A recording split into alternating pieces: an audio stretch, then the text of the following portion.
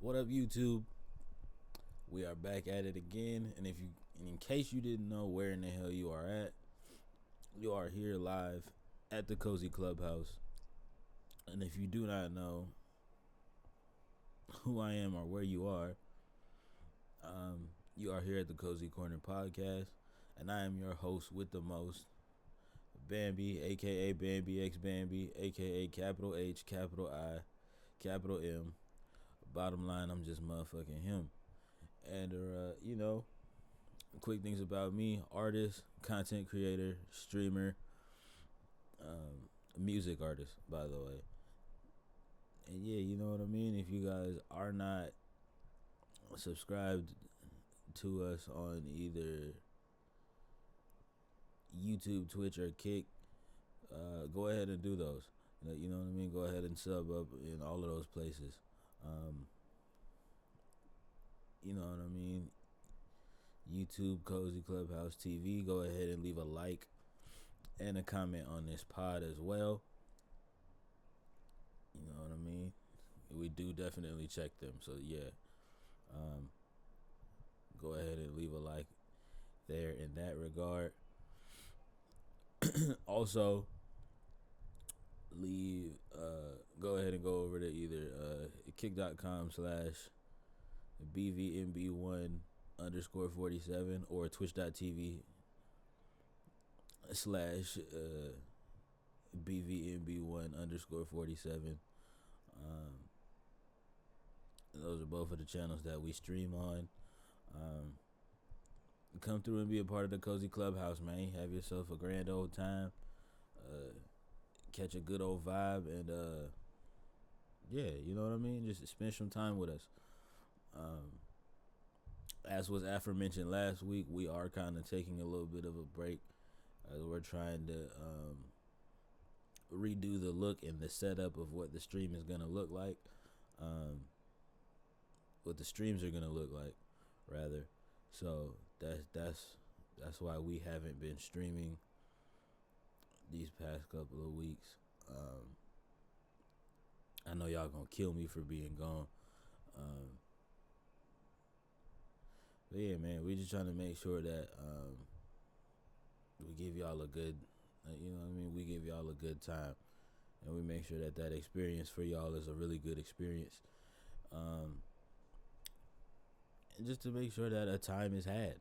You know what I mean? We want to make sure that you guys are having a good time. We want to make sure that every stream that we do is a good, healthy and well worth it and entertaining. Like, you know what I mean? 4 to 6 hours. 6+ hours. That's the goal. We want to do a little bit more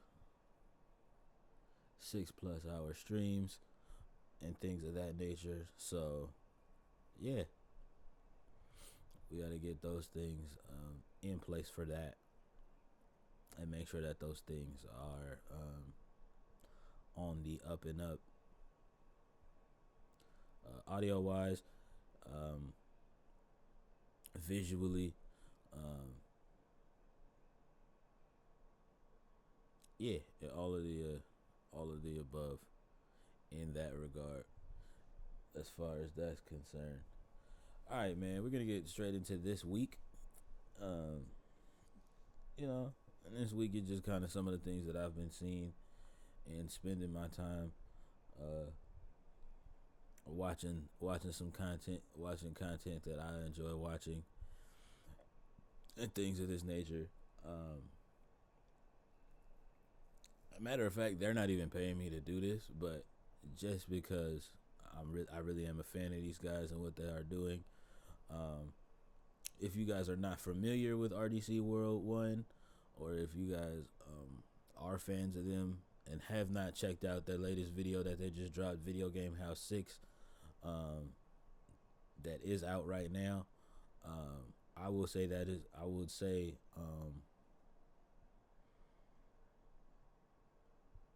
just visually, from a like consumer standpoint,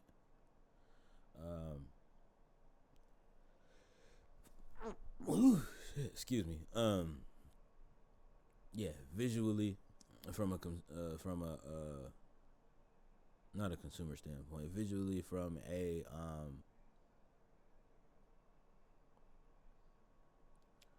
cinematic, you know what I mean? From a cinematic standpoint, best video game house by far, absolutely by far. And yeah, man, the appearances of everybody involved, you know what I mean, from Berlin to Jalan to uh, everybody else in between, man. Just a great and excellent little little visual piece of work that those guys did with that. So yeah, shout out to RDC and you know, W Video as always. You know what I mean? We definitely support y'all guys over here doing that. Now, let's get right on into it. So,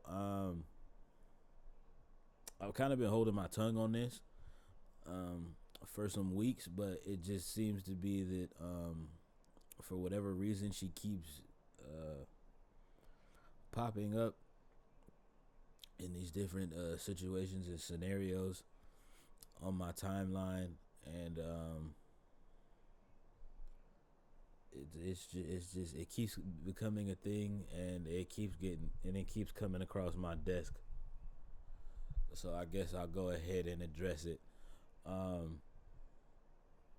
Whatever it is that y'all alleged beef is with Bobby Altoff, you gotta remember that, like, you know what I mean, like, and the reason why I'm bringing this up, let me start there. The reason why I'm bringing this up is because the biggest comment that I'm hearing and seeing is that, oh, she's so overhyped, she's not even entertaining, she's blah blah blah blah blah blah blah, and all of these other things. It's just like, bro, like, y'all gotta realize that it's because of, like, y'all commenting and entertaining whatever it is that she's got going on is why she's being hyped up.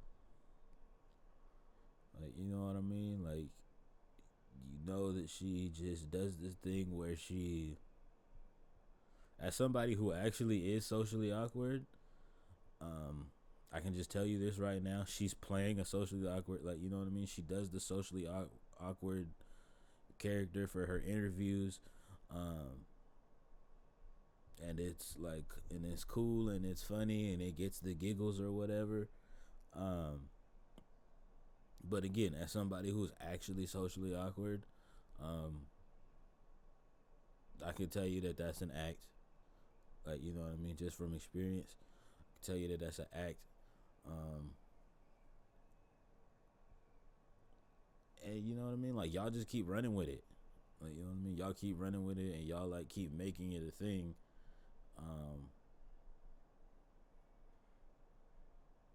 You know what I mean? From her going to the Drake concert and not, you know what I mean? And her acting like she's not having a good time. Probably because the camera was on her, more than likely. And then her going to the club with Suki and her acting like, you know what I mean, like she's not having a good time again because the camera was on her, more than likely. Yeah, man, just don't gas it up, and you know what I mean, and then she'll have to figure out something else to do for real. I'm just saying, if it bothers y'all that much, like, you know what I mean, I don't have no problem with Shorty. Like, you know what I mean? Yeah, I don't have no beefs or no quarrels with Shorty, so that's not my beef. That's not my issue. Yeah, that's not my fight or my battle. Yeah, and that's not my body, or that's not my bag. So I really don't care what she got going on. Not like from like a cynical standpoint of just like, I don't, like, you know what I mean, of like I don't care type scenario. It's just more so of a thing of where it's just like, hey man, what you into, and that's what you into. Type shit. So yeah, there's that on that. And then also I seen a TikTok from, and I'm not even on TikTok, but this has just been floating around on my Twitter timeline. It's just the Jay-Z conversation, the conversation that Jay-Z had with the legendary Kevin Hart. Um, you know what I mean? Talking about how him making money is really really hard. Like, you know what I mean? Him making money is, like, you know what I mean, has become really really hard because of the fact that how a family starts to act when you start to accrue the kind of funds that he accrues. Um, and I've just been hearing so many people like, making the comment of like, oh, like why is he making his cousin sound like a crackhead? Um, you mean to tell me he wouldn't take care of his family, type shit, and all of this other shit that y'all are saying? First of all, Hov has never said that. He's never said that he wouldn't want to take care of his family if he could. He's never wanted to, like, you know what I mean? He never said that he wouldn't want to, you know what I mean? Reach out a helping hand type scenario or whatever. But it's that thing of where a lot of people have to realize is that billionaires and millionaires are who they are because of the, like, you know what I mean, because of how, like, you know, they have gotten to where they are because of the fact of how they handle their money. Like, you know what I mean? Jay-Z didn't go from doing what he did before he was a rapper and then go to sleep and then he woke up, like, you know what I mean? He didn't like wake up this billionaire. He worked hard. He accrued the, like, you know what I mean? He worked hard. He made these. He worked hard. He made the business moves he made. He employed the people that he employs. He put the people in the positions that he put them in, and he's done these things on purpose. Like, you know what I mean? Like, everything, I'm very sure, was a very calculated and delegated plan. So therefore, for any of y'all to be upset at the fact that it's that thing of where his family, like, you know what I mean, like, he has a family member coming around, like, being like, oh, I have this plan, or I got this idea or whatever, and all you have to do, see, that's the problem. That's the problem right there. Why is it that you have all of this stuff, like, you know what I mean, thought out and planned out of what it is that you want to do, but there are no actions on your part already played out? So I'm gonna put all of y'all on game right now, YouTube, for those of y'all that are watching this. Some of the best advice that I was ever given from one of my older male figures was, they're not gonna invest in you if you don't have something worth investing in. So basically, how I interpreted that and how y'all should interpret that is, it's this thing of where we're honestly, we're in a point in society of where we just think that we're just like supposed to sit around and just like wait for these things to happen, and like these things are just gonna like fall out of the sky, and, like, you know what I mean, and then our life like changes forever. I don't know how many of my viewers watching this are religious or whatever, but I will say the biggest thing that I have learned, that there's a scripture that says faith without works is dead. Which means, like, yeah, you can have faith and you can believe that things are gonna happen, but if you are not putting in any, if you are not putting in any work, any effort, if you are not making any steps towards said thing, towards making sure that said thing will happen, then what are you doing? You know what I mean? Then you're just sitting around saying stuff. Essentially, you're just sitting around saying words. Um, which there's nothing wrong with that. It's just, essentially you're sitting around just saying words. Um, and that's not to shit on nobody or make anybody feel like dumb or whatever, but it's just like, hey, bro, like what are you doing? Like, what's the game plan? Like, what is your, like, you know what I mean? What is your goal for the next 2 weeks? Like, you know what I mean? What is your goal and what do you want accomplished by the, like, you know what I mean, within the next 2 weeks type shit. Um, and that's definitely how I have modeled everything.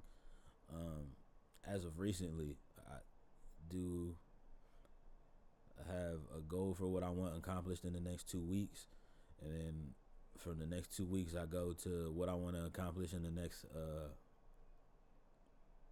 5 months, and then from that, and then you know what I mean, and then the third thing is what do I want to accomplish in the next 5 years, um, and then you know what I mean. So that way, because of the fact that so many people don't realize that I do so many things,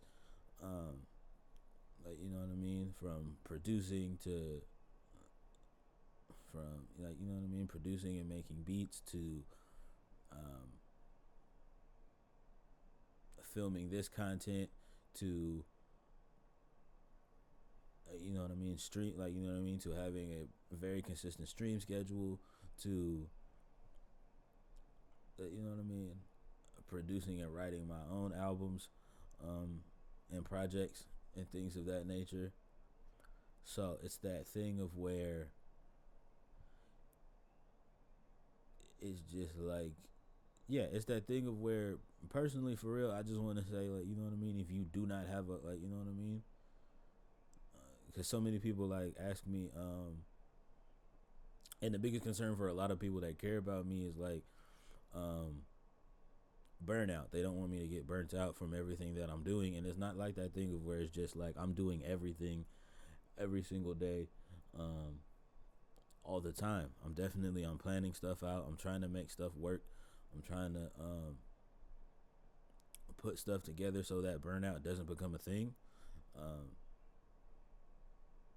because of the fact that I have seen so many of my favorites, that be a thing that like happens to them, and then like they disappear for like 2-3 months because of the fact that they're so exhausted um, from doing everything.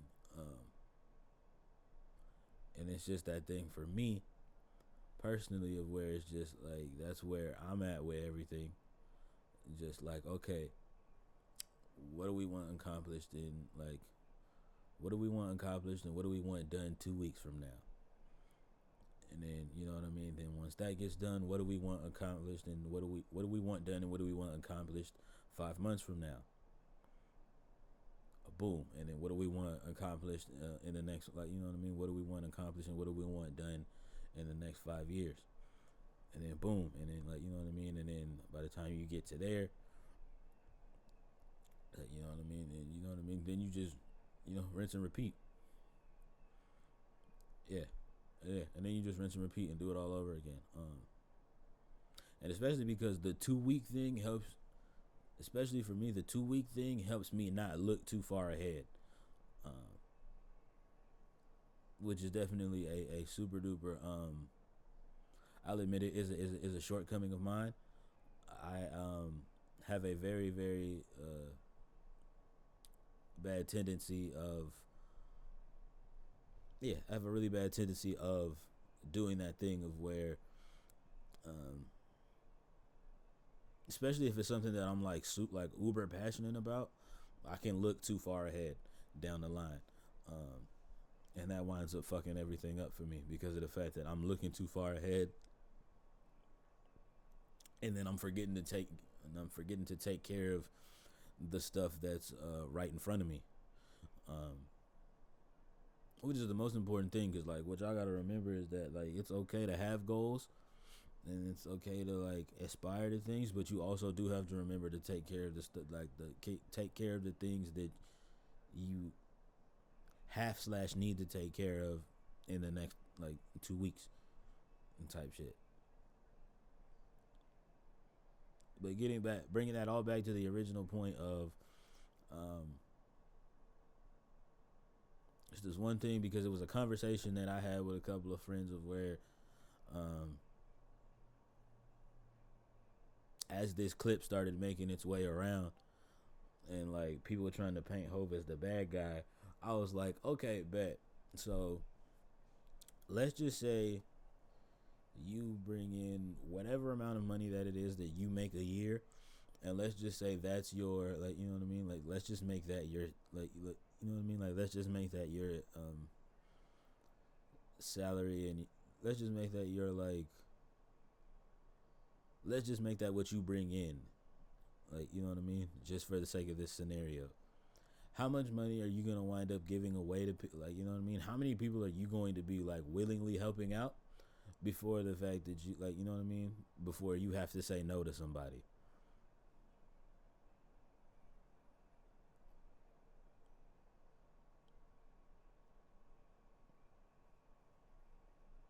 And do note that because of the fact that you say no to somebody, that doesn't make you a bad person. But it's that thing of where a lot of people fail to remember um, that, you know what I mean, probably because of the fact that the amount of money that she makes herself. But, like, you know what I mean, Hove is married to Beyonce, so he does have a wife that he does have to, not have to, but that he wants to provide slash take care of. He does also have 3 children that he needs to raise and, you know what I mean, do the things and take care of. Realest thing that I ever heard, um, you know what I mean, the trap music OG, the Ti, aka Tip, say was, he was like, look, man, I got 7 kids. Which one of them you want me to say no to so that I could help you out with whatever it is that you got going on? Realest shit I've ever heard. And it's that thing of where it's just like, I feel like a lot of people forget that, and a lot of people don't like really like recognize that for real. And now again, while Hove doesn't have as many children as a Ti, that same the same kind of like rule still applies though. And so it's like, which one of his 3 children you want him to say no to so that he can help you out with your little whatever it is that you want him to, with whatever it is that he wants to front you some bread on.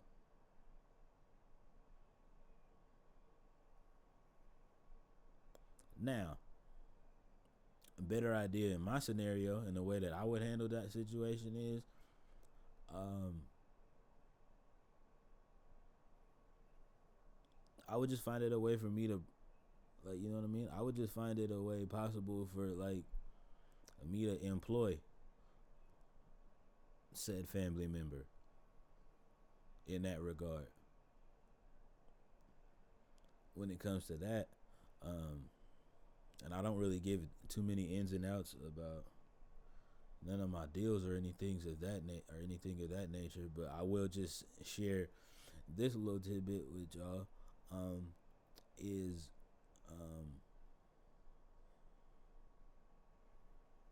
you know what I mean? My sister went to school for accounting, so once I do accrue the right amount of funds and assets, I do plan on bringing her on as the accountant for my business. Um,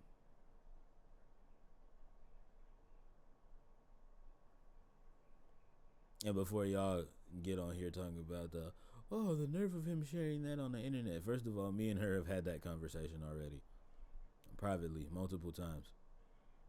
I've said it on multiple different. I've said it on multiple different occasions. I said once I, like, you know what I mean. Once I make enough money and once I get enough stuff in motion and once I have enough stuff going, yeah, that is the goal. I want to have her um, be my accountant because I know that she's the one person that's gonna hold me accountable. Um, She's not gonna let me spend no. Um, she's the one that's gonna help me keep track of stuff. She's not gonna let me spend no $3,000 on a. She's not gonna let me spend no $3,000 on a Birkin bag. Um, just cause Shorty wanted it for her birthday. Type shit. So, yeah, yeah. So like, you know what I mean. Y'all can shit on this billionaire for being like, you know what I mean, for him having that mindset of him being like, nah, bro, I'm not finna. Yeah, we not doing that. But it's really that same thing of where it just like, it's like cool. Y'all clearly have never had somebody that y'all had to say no to like that for real. Then if that's the case, and again, let it not be a billion. Let's just say you have let's just say you racking in 100 million.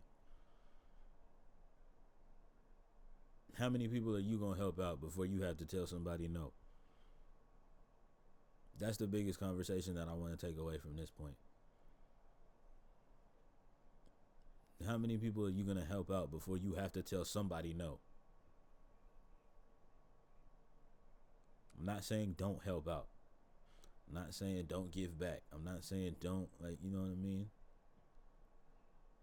I'm not saying don't do the things, but it's just like, let's just keep that shit 100 stack, bro. Like, how many people are you gonna help out before you have to tell somebody fuck nah, bro?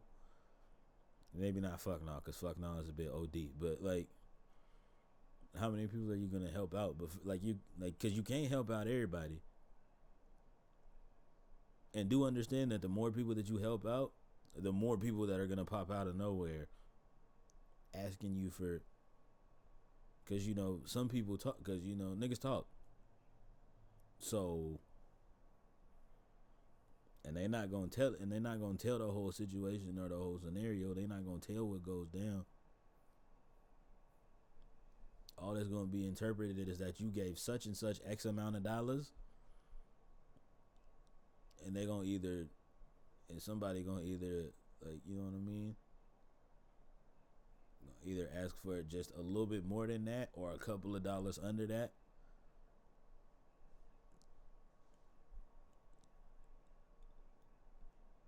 It's literally one of the whole reasons of why so many NBA players and football players have gone broke over the years, because they want to help everybody out so bad.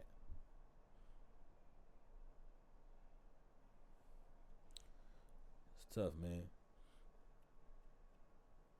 All right, now let's get into something else that I seen on the timeline. So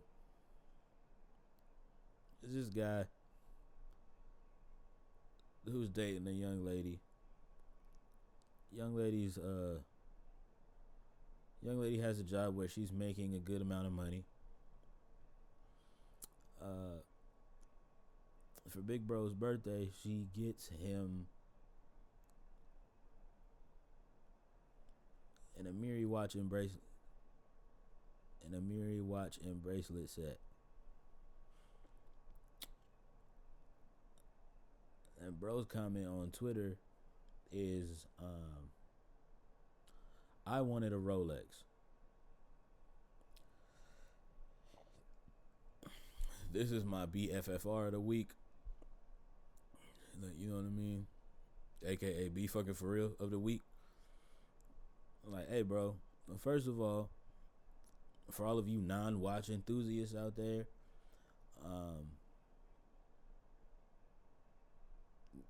it's just the way that so many people are like, oh, it's like that's like the equivalent of saying you wanted an Apple Watch and your girl got you the SpongeBob joint out of the gumball machine. No, it's not. As an actual like watch and like wrist wear enthusiast, it's not.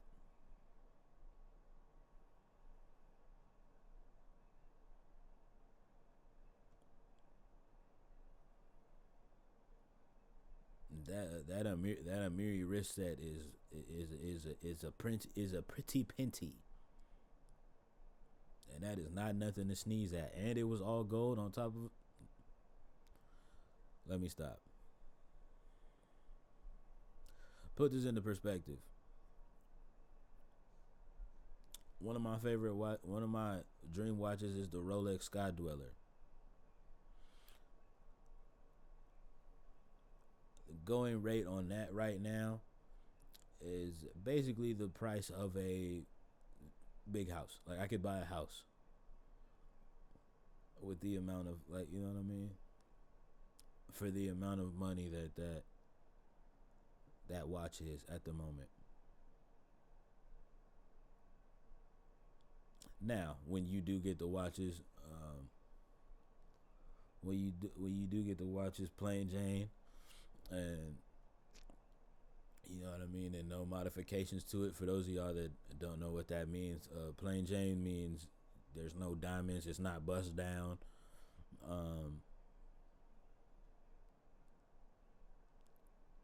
Yeah, it's not none of that. It's just exactly how it is when it comes out the, like, you know what I mean, when it comes out the, like, you know what I mean, it's exactly how it is when it comes out the watch factory. When it's like that, it actually, your watch actually appreciates in value.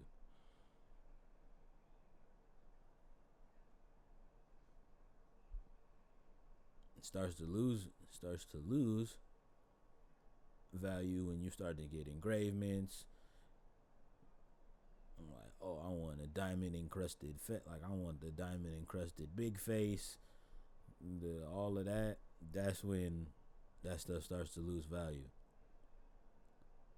Sorry, just got to be honest with you, big dog. Like, it's yeah, it's not, you can't. And I ain't gonna dunk on y'all boys too hard or whatever. But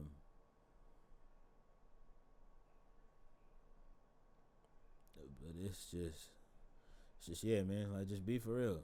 Because again, it's another one of my favorite watch brands is the Nixons.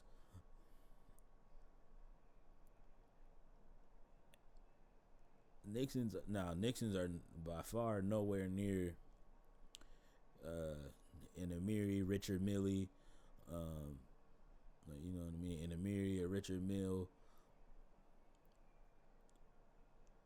like, you know what I mean, an Audemars, a Rolex.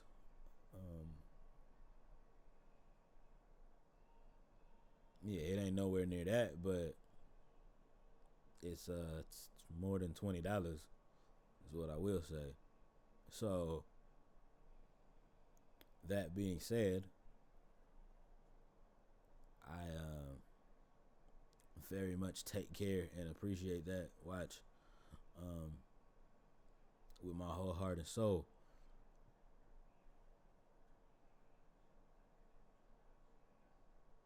A Cartier bracelet set is 3,000. You know what I mean? A Cartier bracelet set right now is going for 3 bands.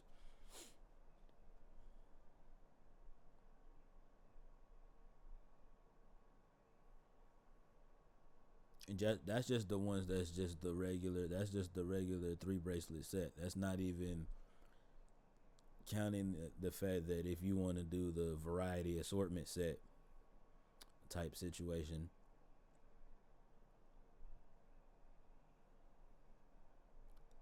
So yeah,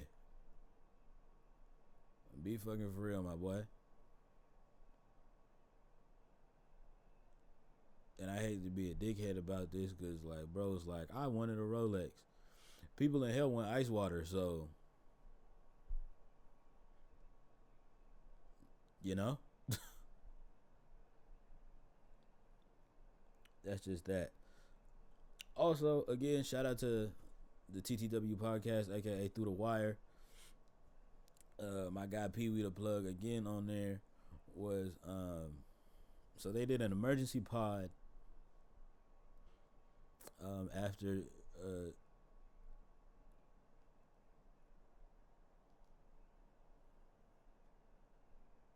no, they didn't do an emergency pod after. They did an emergency pod for the Dame trade. And I watched that or whatever, and then The very next pod they had, Drew Holiday then again got moved to the Boston Celtics, um, and you know what I mean. And the Portland Trailblazers got back. Um, yeah, the Portland Trailblazers got back Malcolm Brogdon and Rob Williams, aka the Time Lord, and I believe a draft pick. Um, yeah, and a 2024 draft pick from the Golden State Warriors. In that deal, and yeah, man, it's this thing of where, as a Pelican fan, um, and saying that very, very proudly, as a Pelicans fan who had Drew Holiday on our squad for very many years, I feel like a lot of people forget that Drew is one of them boys. For real, for real. Elite defense, yes, we know. We know he does that. We know he does that tremendously in a sense, like, you know what I mean, and like, you know what I mean. Elite level defender, um, will defend your best player. Um, like, you know what I mean. Can defend 1 through 3. Um, Again, a tremendous vocal leader, and a, like, you know what I mean, and all of those things. Um, but it's also that thing of that what a lot of people like to forget. Before Zion Williamson came, and before Lonzo and them boy, like, you know what I mean, before Lonzo and Bi and Josh Hart and everybody came, it was Drew. It was Big Drew that was holding us down, and, like, you know what I mean, and trying to make things happen. Um, and was trying to be one of those, like, key focal pieces to help you know what I mean, to help Big AD win a chip in Nolans.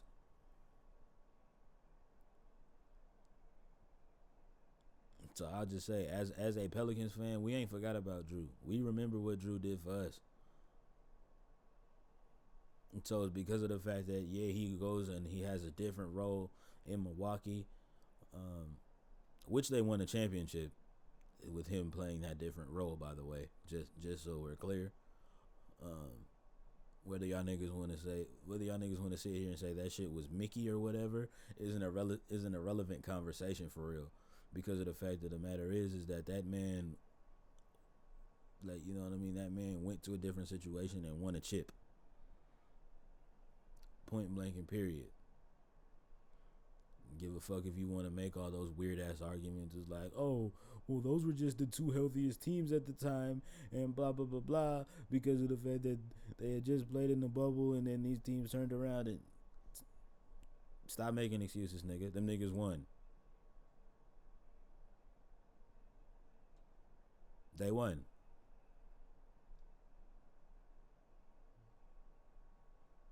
And that's exactly what the Boston Celtics got out of this deal. They got a winner because of the fact that they lost Marcus Smart in the offseason in sending him to Memphis. And they basically get that back, if not a better version of that back, in Drew Holiday.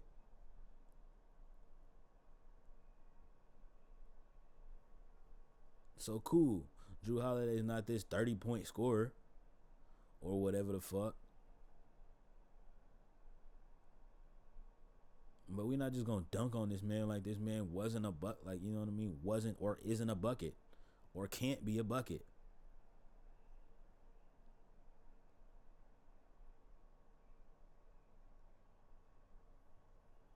So yeah, shout out to my guy Pee Wee the plug again, man. But I'm sorry, bro. I got to dunk on you for that. Drew's a bucket.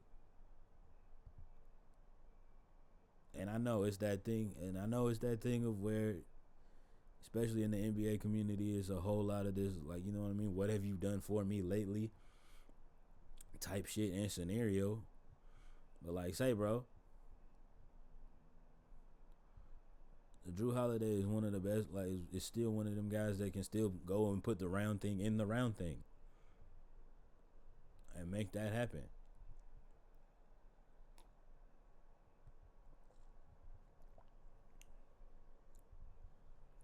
at a very high level. Now, is he gonna give you 20 to 30 PPG a night? Probably not now. Especially because of the fact that he's in yet again another scenario where he does not have to. When he was in New Orleans, because of the fact that that was his role, he had to. And he did that for us.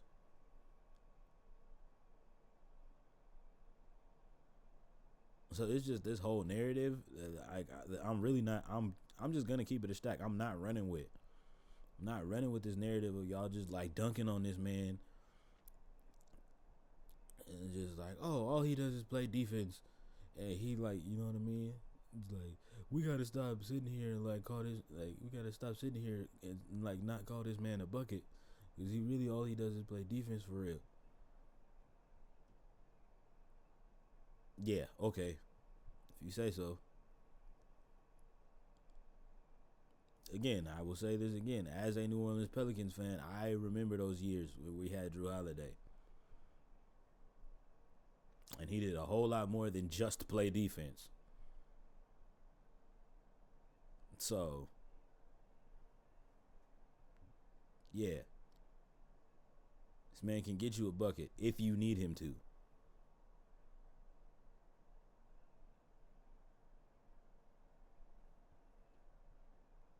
Always remember that. If you need him to. Hear my words very, very clearly. Drew Holiday can get you a bucket if you need him to. Now, in a team like the Celtics situation, I'm going to say this right now, Celtics fans. Drew Holiday can get you a bucket if you need him to, but because of the fact that you have Jason Tatum and Jaylen Brown, it's in your best interest that you would not need him to. Because if it's any of those games where you need Drew Holiday to be your leading scorer, you guys lose games. That does not mean he's not a bucket. That does not mean he will not go and get a bucket if you need him to. Like, you know what I mean? That does not mean if need be, Drew Holiday will not, like, you know what I mean? Go be that dog and put some points up. But the problem is, due to the fact that you just gave Jaylen Brown 300 plus million, like, you know what I mean? You just extended Jaylen Brown and gave him 300 plus $1,000,000.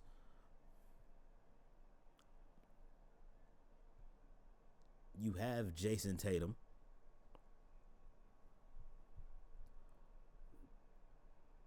You guys bring in Kristaps Porzingis.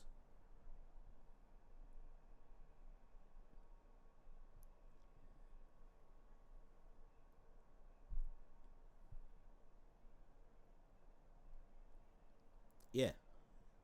The biggest thing for y'all is if Drew has to turn into a scorer for y'all, y'all are in trouble. Respectfully, with love. They're just saying.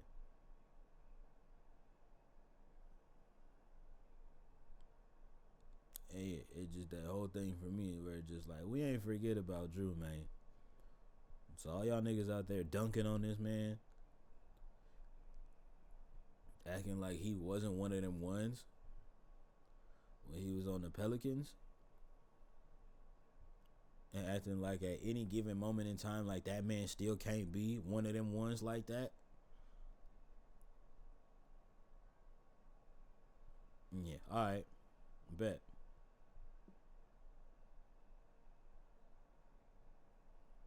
Now, again, you're not going to string together a whole lot of W's that way. That's fair. I could be honest about it. I could be real with you on that. I could level with you there. Yeah, it's not going to get you a bunch of W's. You're not going to string together a bunch of W's doing that. But he'll get you a couple.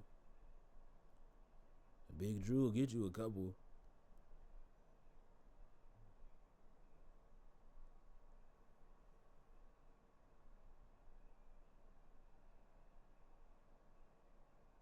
niggas like to forget we went into the playoffs like a year or two after trading AD away, and Drew Holiday was a big part of that.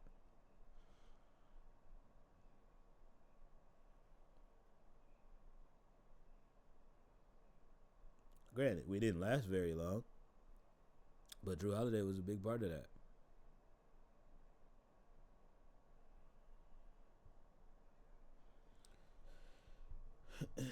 That's just that on that. Oh man, getting into the game, getting into this, a little bit of gaming talk here. Um, another another comment that has flown across my desk. Um,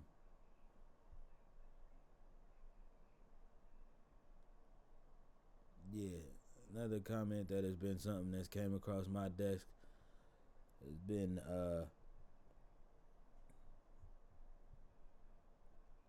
my guy Agent Double Zero.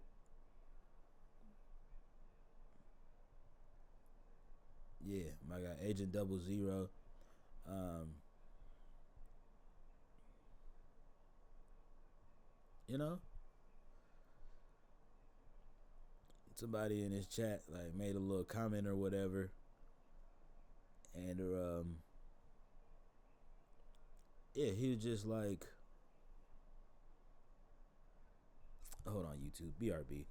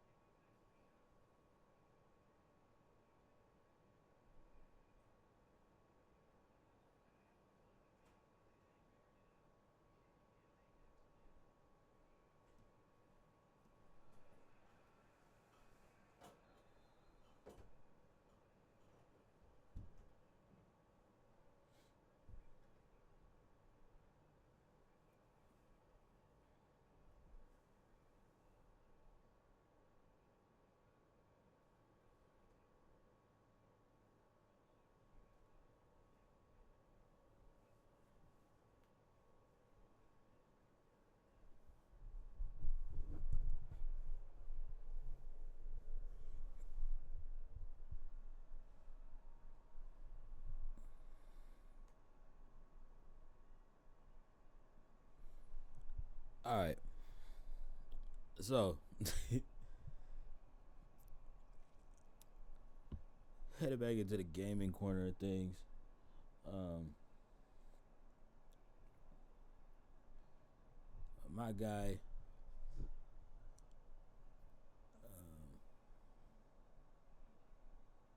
fellow content creator, AMP and AMP Star Agent 00, was on stream.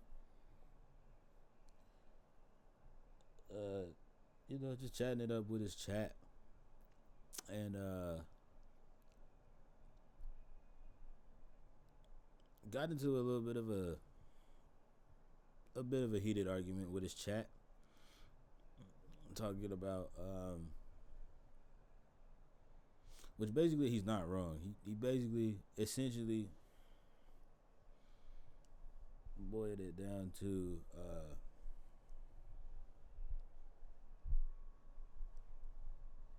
and I know this is gonna rub a lot of people the wrong way.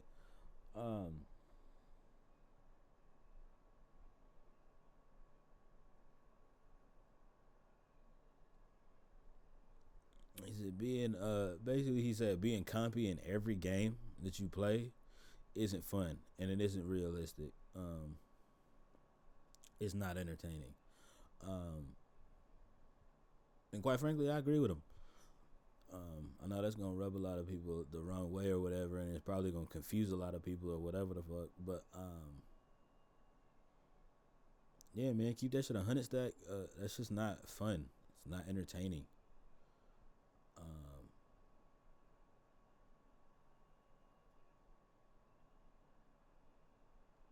Perfect example.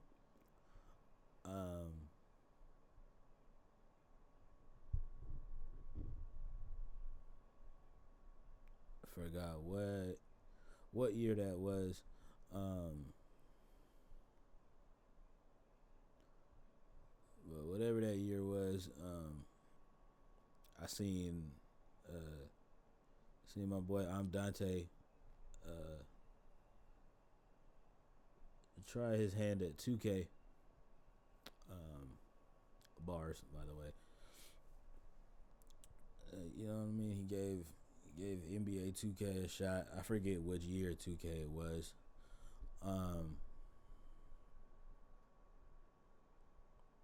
But he did the My Player story, which was his first mistake. Cause I'll be honest, those stories are god awful, and they're trash, and they're horrendous, and they're not worth any time being given to them.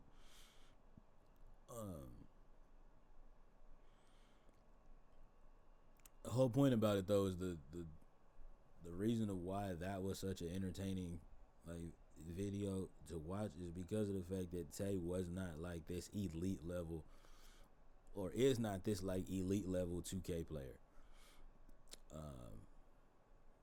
Like, you know what I mean? He's running around there being goofy.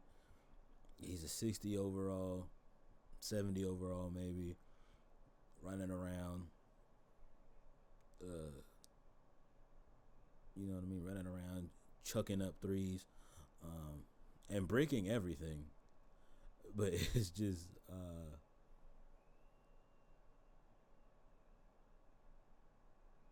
it was hilarious, and it was a good time because of the fact that Tay was just having a good time being Tay.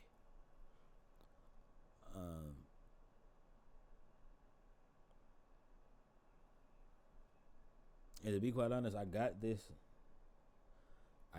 comment.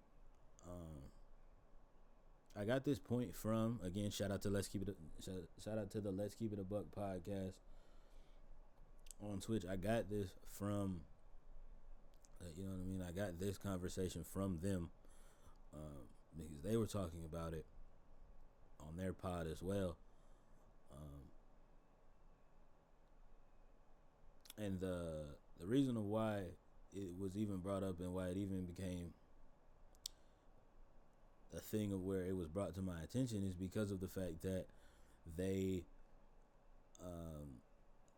titled the pod on YouTube "Being Competitive Killed Gaming."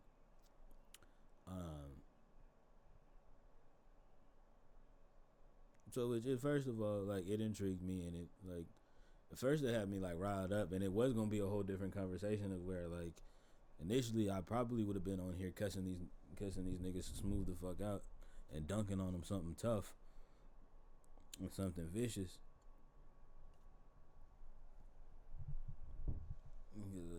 You know what I mean? Because at first, like in my humble opinion, I was like, well, what the? Because legit, my whole thought process was like, well, nigga, you don't gotta be OD, but like, yeah, compete a little bit. Um, ain't nothing wrong with a little bit of friendly competition. Um, so I'll be honest, I misinterpreted that, but that's why context is everything. Like, you know what I mean? Like, I just seen the comment, or I seen the title of the title of the VOD on YouTube, and initially, like, you know what I mean, was already ready to be on go about it. Um, and then it turns out that it wasn't even like that for real. Um, yeah, friendly competition, and you know what I mean, watching things like watching some bros and what they do when they get together and they have their gaming sessions and things of that nature. Um, it's entertaining because of the interactions amongst everybody. Now, all of them don't have to be now all of them are not like these like elite level like esports style gamers or whatever. Um, but they are all a good time to watch. Same thing with RDC. Like, you know what I mean. Them RDC guys they're cool. They're decent at games. Um, but it's entertaining because of the fact that they're just a good time to watch. You know what I mean? Because of the fact that, like, you know what I mean. You know, Mark is gonna. You know what I mean. Mark is gonna say something crazy to Leland. Uh, Leland gonna say something crazy about Ben. And Dylan gonna make some weird ass comment. Um, that's gonna have everybody in the chat saying "Ayo, pause, huh? Wait, what did he say?" type shit. And you know, Dez gonna be Dez.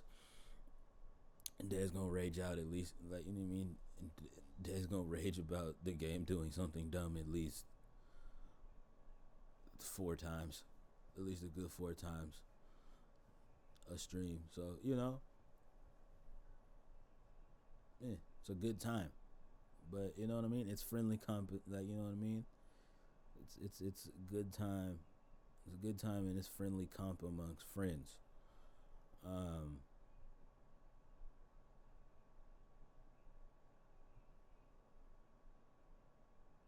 but yeah, man, I think it's that thing of where it's just like, personally for me, I think that shit like just has y'all fucked up, because I'll never forget. Um, one time I was hanging out with my partner. Shout out to my boy CJ, wherever you at. Um, yeah, I was hanging out one time with him and the boys at his house. Um, it was just a little casual COD session in his room. You know what I mean? Like, we were just chilling, hanging out, playing COD or whatever.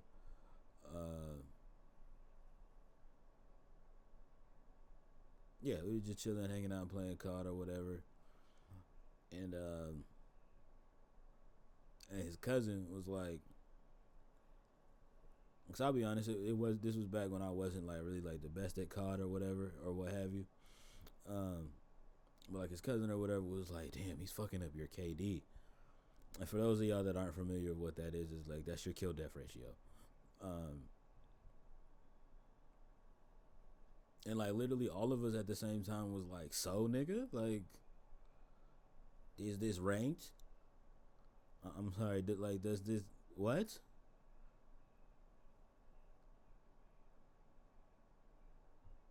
Like literally all of us like proceeded to dunk on this man. We were like, bro, like, don't nobody give a fuck about that.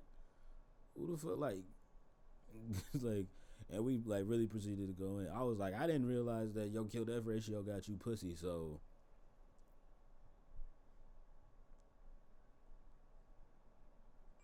It's like, I'm sorry, I didn't realize that I didn't realize that your COD KD got you pussy. So what that mean? Like, what that about? What they gonna do for me? Hmm. What they gonna do?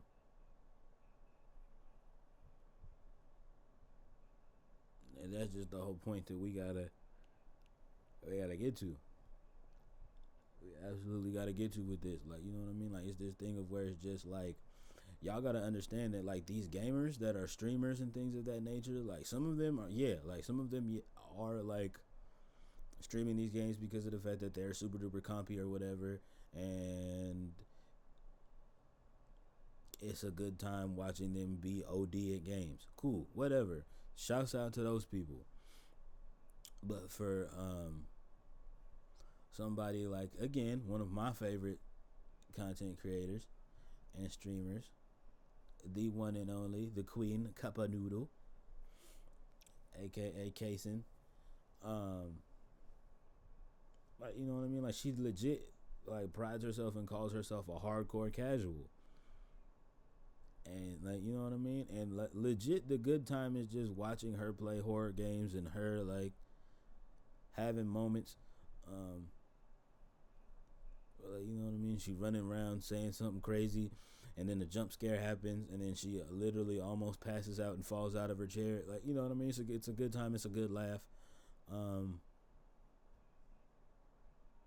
and it's a great vibe. And the whole reason why somebody like me continues to tune in and continues to stay around and stick around, um, and be a very, very active part of the community, and be a very, very active part of the Cupton community, is because, and this is no shot at her, but like, you know what I mean? Legit, watching her get it wrong is the most entertaining part. You know what I mean? Like, watching her get the games wrong is the most entertaining part of it all.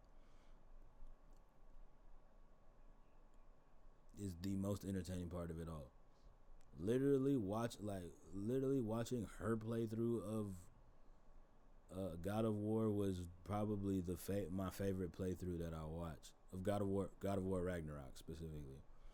Um, watching her do her playthrough um, of God of War Ragnarok was probably the absolute best. Um, was the best one that I watched personally for me, because she wasn't worried about like being compy about it. Like, she was just there for a good time and the vibes. Like, you know what I mean? And watch us, you know what I mean? Just being there with us, giving her a hard time in chat. Like, you know what I mean? That's what it's about. That's what it's all about, man. Because it's also that thing for me where personally I come from that era of playing video games where like you do that shit because you're having a good time, not because of the fact that you're like the absolute best at everything you fucking play.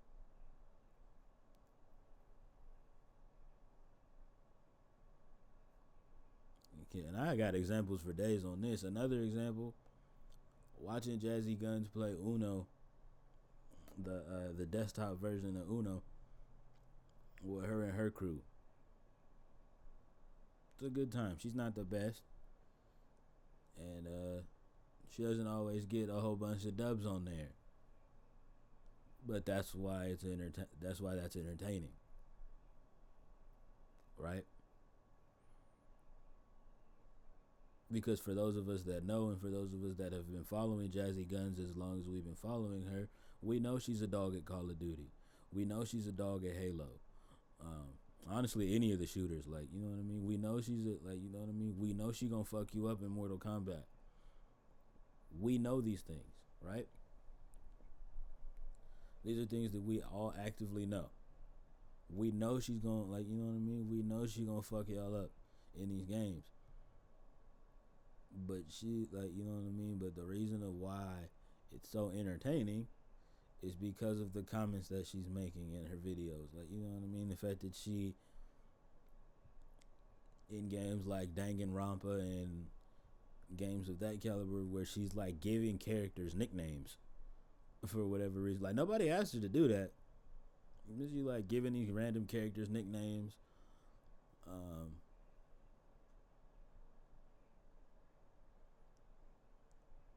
and things of that nature, and like you know what I mean. And then of course the entertaining dynamic of her of her and Dwayne doing the things that they do.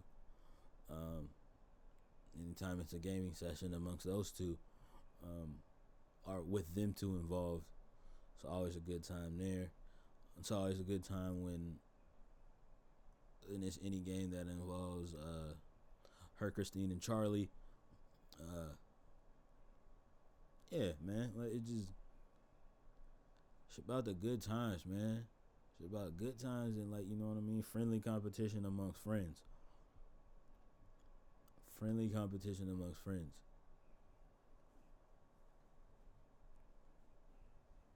Also, again, because you know I got a like I said, you know I got a lot of these. One last example I'll give. I was in an OMGS stream, and her and a couple of the subs were playing some, you know what I mean, we're playing some casual rounds of Fortnite, and this random chatter comes in, and bro is like, and bro like proceeds to like kind of press. I don't know if he was like trying to press Jess or if he was trying to press Jess and the chat. But bro comes in there and he's like, "Oh, crown check. I got 247. Like you know what I mean. I got 247 crowns on this game. Like how many you have?" And literally all of us in the chats were like, literally all of us in the chat was like, "Yeah, weird flex, but okay."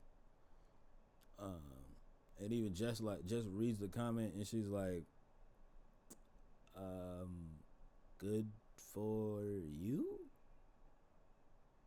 I think that's what I'm supposed to say here.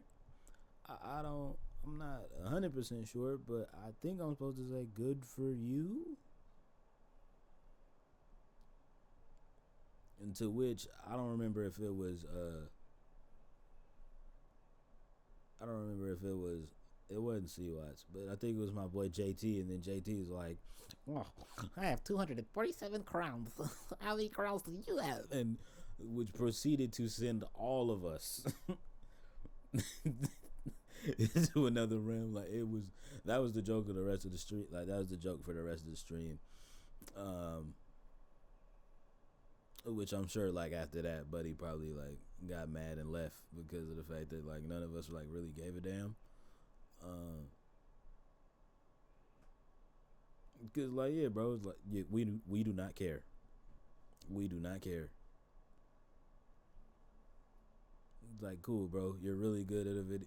Like cool, bro. Like you're super OD at a video game. Cool. I mean, like you know what I mean.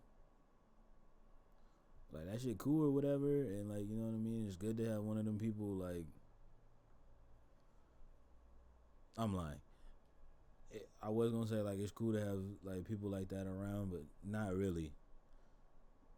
Unless it's just like that's like y'all whole group dynamic of where it's just like, oh, we're only gonna hang around the best. Like we're only gonna hang around the best COD players, the best 2K players, like you know what I mean. Like if that's y'all whole thing, cool. Like go with that, run with that. It's cool. That's cute. It's fine. Whatever. I don't really give a fuck for real. Um, because of the fact that where like I won't say like I wouldn't say that like I'm a hardcore casual. Um, but I'm not like a pro. I'm not like no esports level pro either. Um, I'm kind of like that. I'm kind of like in between. I'm like in that tier. I'm like the tier in between that. Um, yeah, that's where I would put myself. I would put myself like at that tier in between the hard, like you know what I mean, the hardcore casuals and the OD compy niggas. Cause I'm really just here chilling, having a good time, catching the vibe. You might hear, yeah, yes, you might hear me yell at two, like you know what I mean. Like you might see me like playing a My League game on 2K and me yelling that that's a stupid mechanic because I do that a lot because it makes no sense. You might see me playing MK1 or like you know what I mean or Tekken 8 and being like this is fucking stupid. This makes no like that makes no sense that like you know what I mean that you block that and that does that and like, you know what I mean. It's like this is dumb. You know what I mean? Like you might hear me raging out about that. And then in Call of Duty, I just never turn my mic on because of the fact that like I don't care what you niggas are talking about. Now, unless you say like now, unless like you know what I mean, we're in there and you want to decide that you want to try and be toxic and say some racist shit, and then I'm gonna tell you about your mama and how your mama a hoe, and you know what I mean, and how she had sex with your uncle daddy.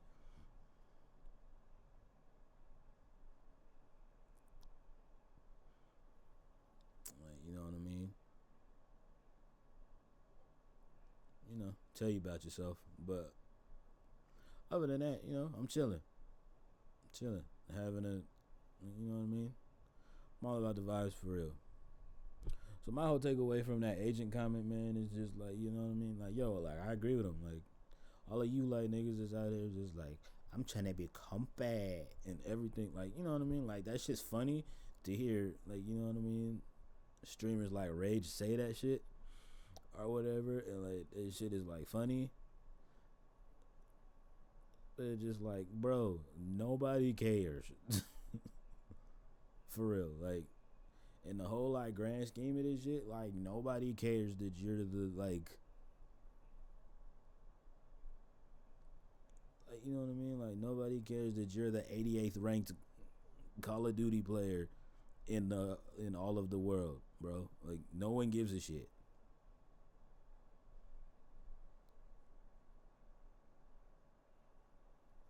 No one gives a shit. No one gives a shit that you're the 69th ranked like Mortal Kombat player in the entire world. Like I'd give less than a damn. Like I just play fighting games because it's really fun to punch shit, to punch and kick shit. That's legit it. I play 2K because 2K is one of my favorite. Like because basketball is one of my favorite sports ever.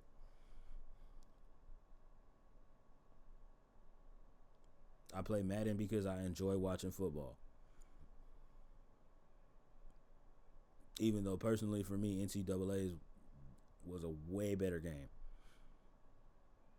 and it was way more, and I had way more time invested in NCAA than I ever did in Madden. Unless I was really, really like invested in seeing like what kind of pro career, um, like you know what I mean. Unless I was really invested in what kind of pro career um, some of my college athletes were going at, like you know what I mean.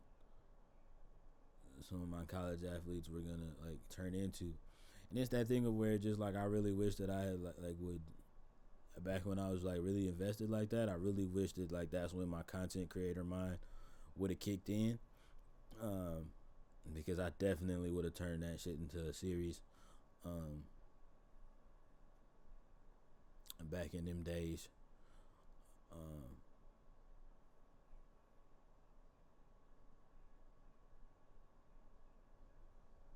Supposedly they're supposed to be bringing NCAA back, so I still might do it if that's the case. Um, just because, yeah, man, that shit was a good time. She was a good time. That shit was fun. Um, yeah, it was a whole vibe. It was a whole vibe, and but I get it for the same thing of why, like, you know what I mean, or why I get why college hoops was like that, and where they were just like, yeah, I get why college hoops was like that as well. Um,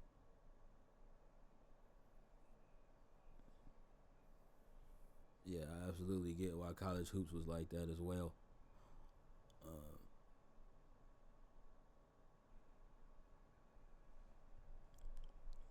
with the whole NIL situation, and like, you know what I mean. Like, you're using these kids like likeness and everything.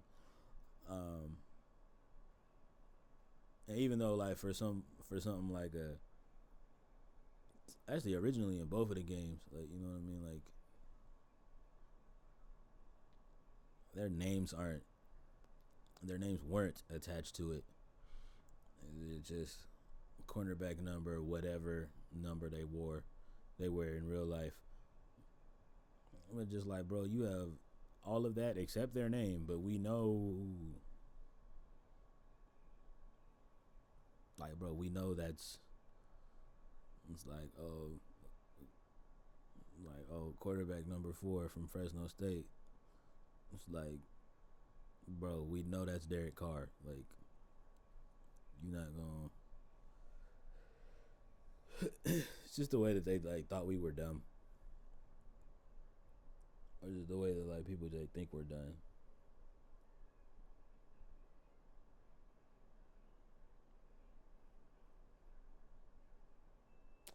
Ah, so I don't know if you guys have seen this on the news or not, but there's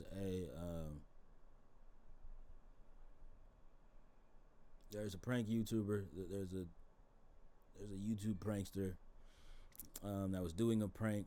I don't know in exactly what city or whatever. But yeah, there was a YouTube prankster that was filming and doing a prank, and exactly like I thought was gonna happen, they winds up pressing the wrong individual. Um, Runs up on bro and bro shoots him. I have been saying this for so long, um, and I still stand on this now. I've never yucked anyone's yums, and I'm never one to like shit on nobody on how you get a bag or whatever. But the prank videos for me are something that I have never consumed um, on YouTube for this specific reason. For this very specific reason, cause it's just that game. It's just that thing for me where it's just like, yeah, that shit is all fun and games until you fuck with the wrong motherfucker, and then now you fucked around and like, you know what I mean. Now you done fucked around and like in this instance, you done fucked around and now you done got popped. Dude survived, but it's just like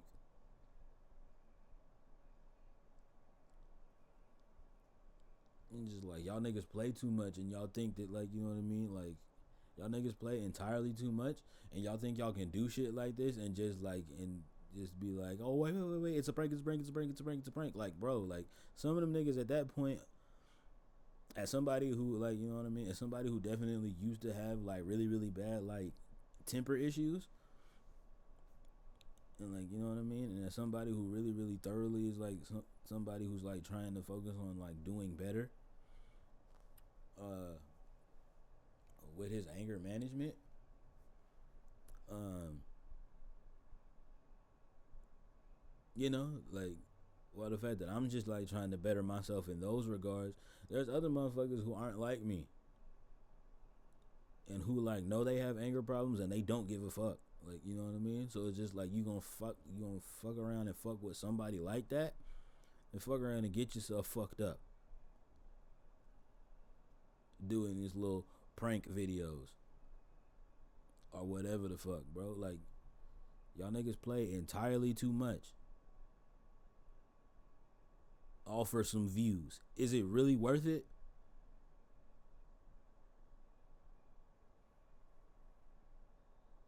And I really want to ask this YouTube prankster that this situation happened to.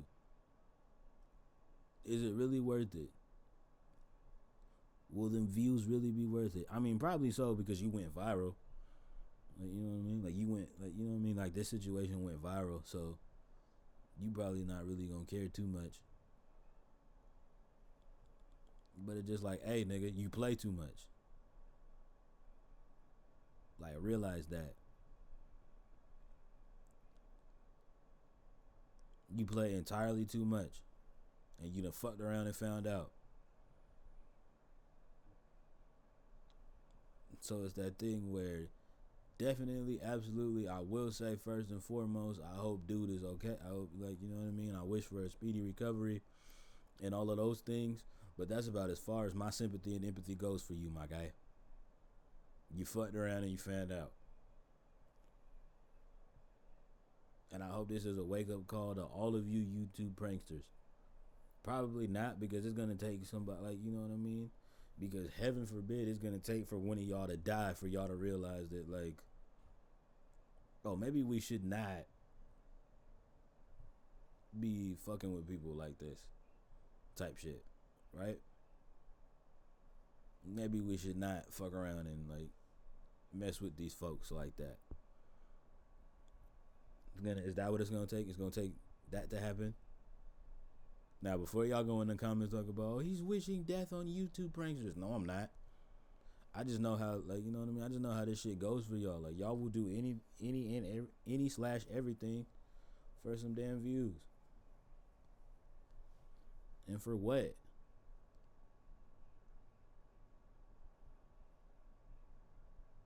To possibly, like, damn near, you know what I mean? Nah, I'm cool off that. But just know, like, that's just one bit of content that I have never ever played with in any regard. And even if it's been like some of my favorite content creators that have done it, case in point, I've watched damn near every single video that Dwayne and Jazz have done except for their prank videos, because it's just like, I don't play that shit. Like, you know what I mean? Like the fake cheating pranks, the pranks of any kind, like, I don't play with that shit. Because it's that shit of where it's just like, there's other ways where you can make jokes and, like, be goofy and be silly on the internet. It's been proven. And none of them involve pranks. Unless it's a damn skit. Then in that regard, yeah, that shit cool. Because it's a skit. This shit ain't real. But that's the damn problem, y'all. Anyway, I done gave this shit too much light. Now, for those of y'all that are unfamiliar, the NBA Media Day was earlier this week. And of all the Media Day things, I mean, we're going to talk about it a little bit here in a second. But of all of the NBA interviews that I seen, my guy D Rose, for those of y'all that don't know, he is in Memphis on that Grizzlies team. And if you guys do not know, that he did go to school out there in Memphis. He went to college in Memphis. So, you know what I mean? He's kind of like a back full circle moment in those regards. For him, you know what I mean? He's back in his old college town.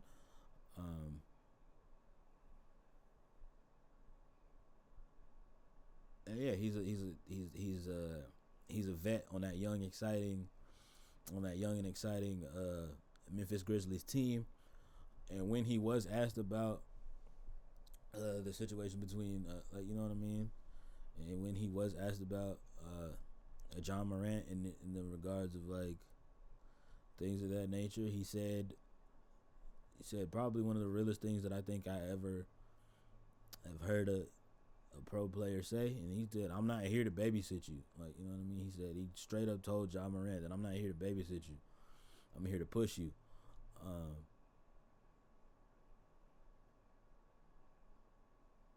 And I've been seeing, like, the weird reviews on that.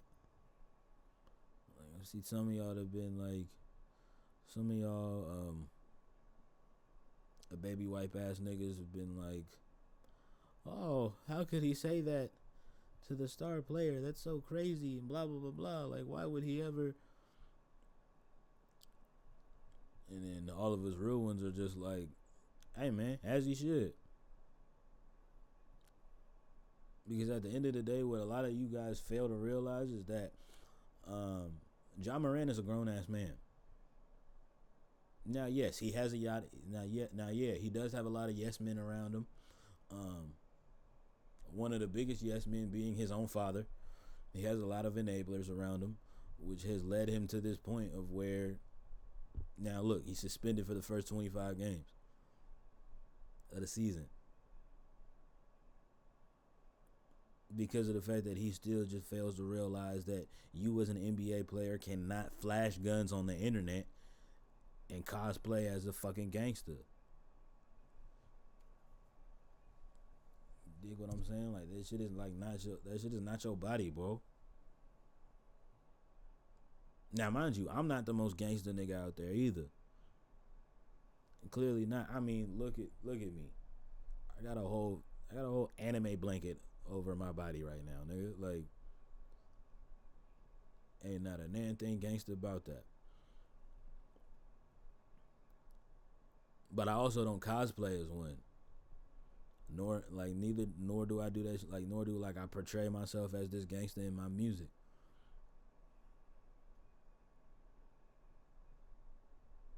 Just like, you know what I mean. It's not what we're doing over here.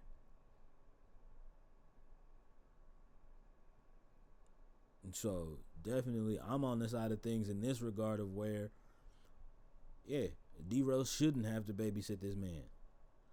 This nigga's a grown ass man. Give a damn if he's the star of the team or not. The nigga's not here to hold that nigga's hand. That's the whole fucking problem right now in the NBA. Personally, is there's too many niggas enabling these young niggas to just do whatever the fuck they want, and nobody's holding these goofy ass niggas accountable when they do dumb shit.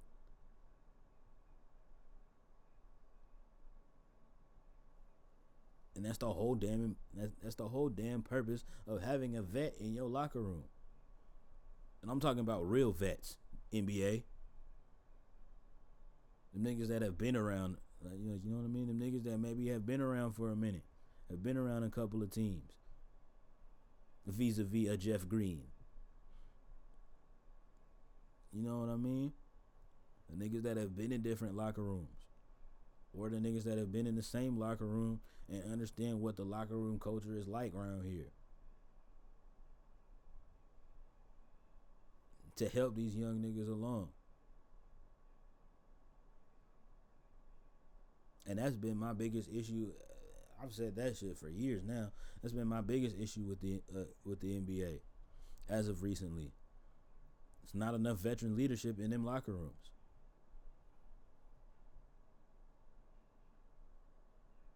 And I don't want to hear, oh well, they got some 29-year-old. That 29, that nigga still don't know shit at 29.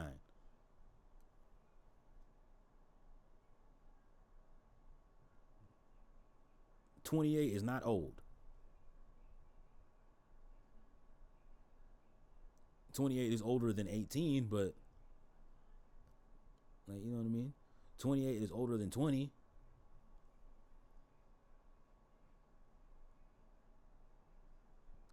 But at 28, that nigga still don't know everything.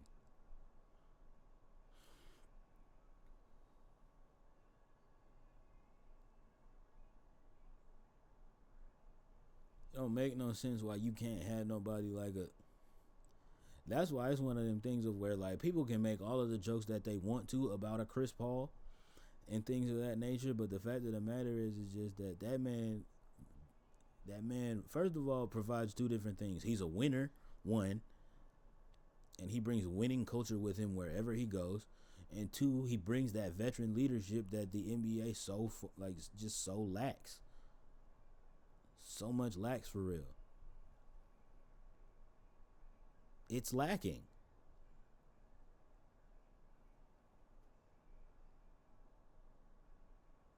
It is lacking. And I will straight up say that shit. That shit is lacking right now.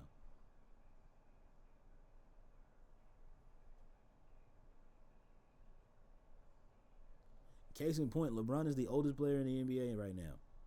And the only reason why that's the case is because Udonis Haslem just retired. Before that, it was UD.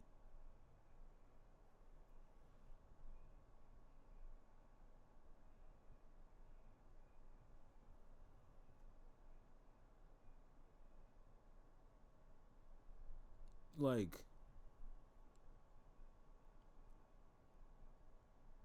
and it's that thing of where it's just like I'm not shitting on Bron being the oldest player in the league.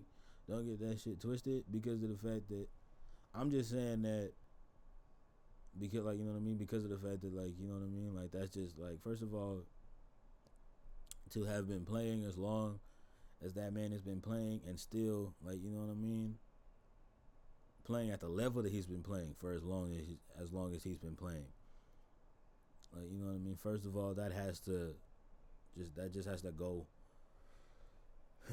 without being said. Yeah, that just has to go. You know what I mean? That just can't go unlooked at or unacknowledged.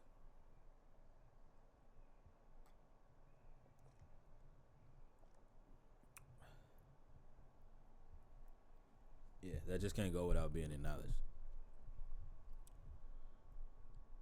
But it's that thing of where you need a veteran like this in your locker room. You need somebody like a Derrick Rose that's gonna be like, yeah, nah, give a damn if he the star of the team or not. I'm not here to hold this nigga hand. I'm here to make sure that this little nigga get better. Point blank and period.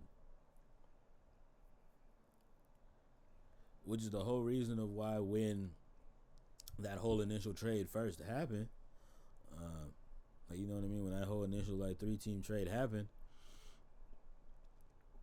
um,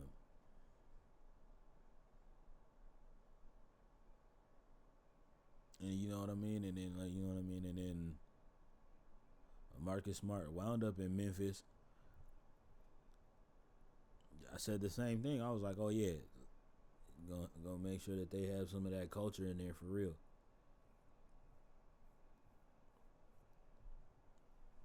And by that, and by that, and by that, I just mean the last of a dying breed. Like you know what I mean. Them boys is gonna go out here.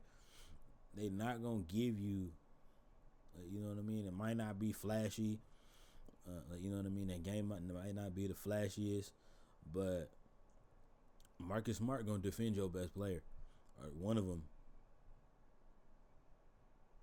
He gonna play like a dog the whole game. He gonna like you know what I mean. He gonna dog your best like you know what I mean. He gonna dog your best player the whole entire game. And if not the whole entire game, damn near it. That's what the Memphis boys needed. Because it's cool, because like, you know what I mean. Because that whole shit was cool or whatever, and then it's just like, oh, we ain't worried about the West and da da da da da. And it was that thing of where it's like they said that, and then like a couple weeks later, then Unc, you know what I mean, Shannon Sharp, shout out to the Club Shay Shay podcast, like you know what I mean. But Unc Shay Shay was like, the Memphis Grizzlies sure do talk a lot for a group that hasn't won anything, and that's just the like you know what I mean. That's just the biggest fact of it all. Like, yeah, man, them niggas is talented. Yeah, they're exciting to watch. Yeah, cool. They're like you know what I mean. Like you know what I mean. They don't have no problem being like the little villains of the NBA or whatever. But it's like also that thing of where it's just like, hey nigga, like be the villains of the NBA, but like also like make that shit worth it. Like them niggas haven't even sniffed the conference finals yet. Doing a whole lot of chatting for real. Like a lot of you internet niggas just chatting. Ain't done a goddamn thing but chatting your head off. Shit crazy to me. So yeah, I think it's good that they have somebody like a D Rose there, um, in that locker room. Um, and I ain't mad at the comment. I absolutely love it, to be quite honest. because I think that that's exactly what they needed in that locker room. They needed an adult in the fucking room.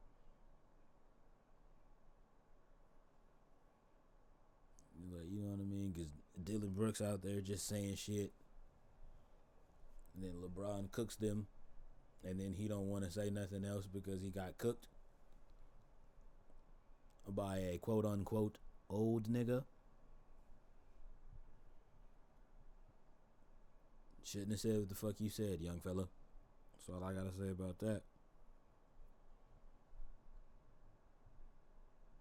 Shouldn't have said what the fuck you said. That's that on that, man. Now, NBA Media Day as a whole. Rolling right into it. First of all, so many people.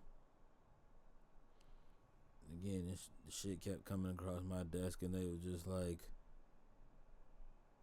"Oh, did you see Jimmy with his little emo boy, with his little emo sad boy haircut?"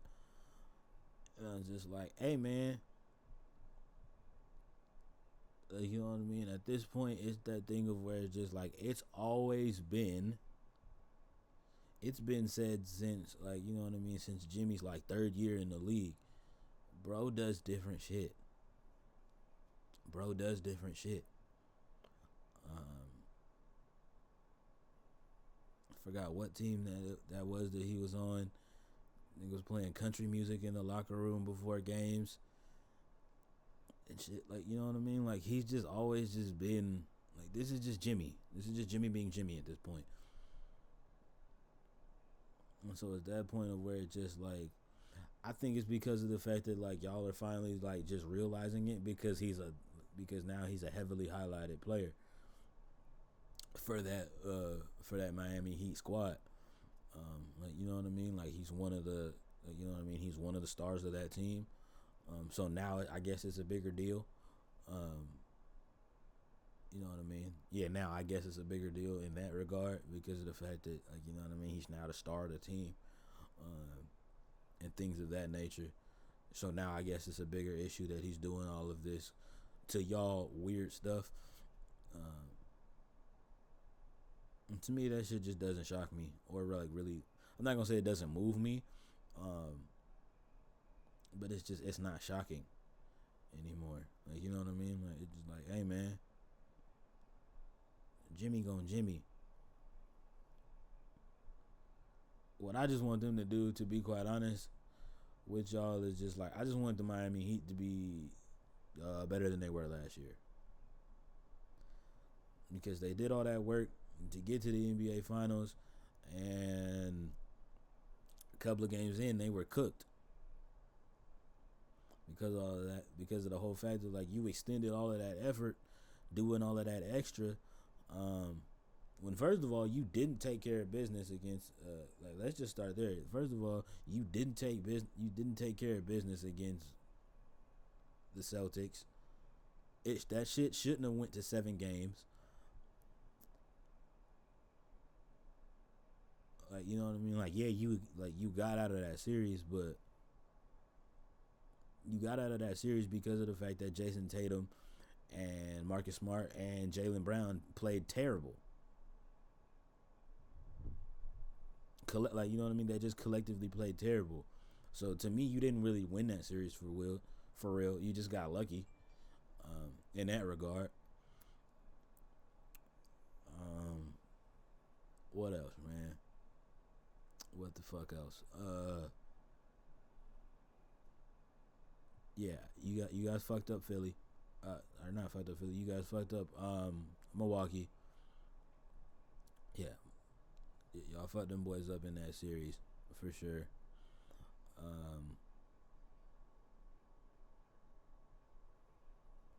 And in New York, I mean, okay, if you want to, like, you know what I mean, if you want to puff your chest out about beating that Knicks team specifically, okay, I guess go off, sis.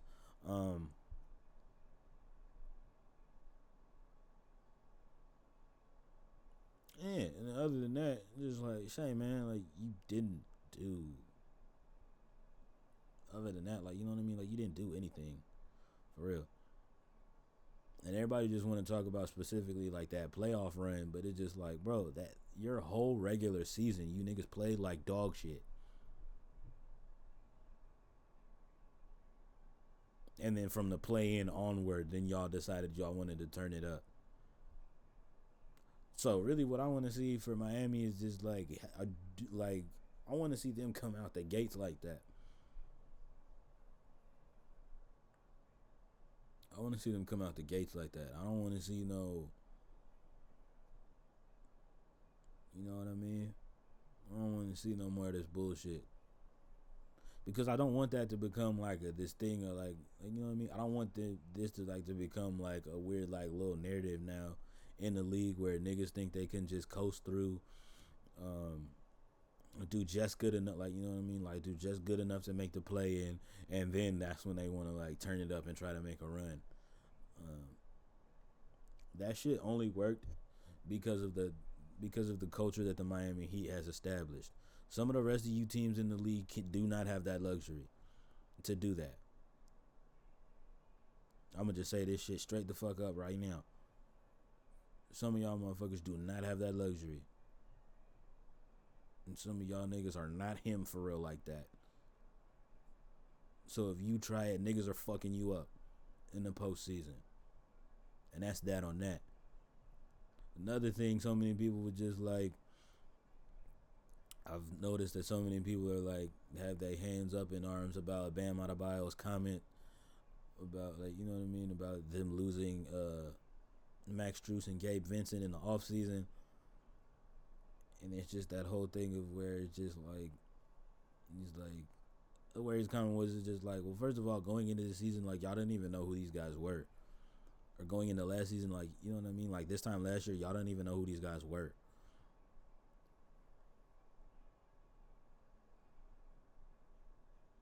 So, you know?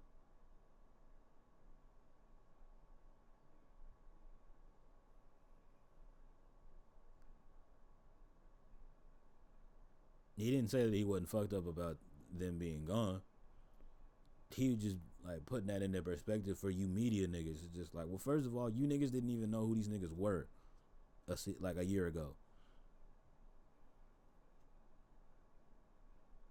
So, you know, so it's just like take that with however it was. Like, you know what I mean? So take that with however it was that you know, and take that however it is that you want to take it, for real. In that regard. And then another thing, um, so last pod I called out Zion Williamson. I wanted him to be healthy this season.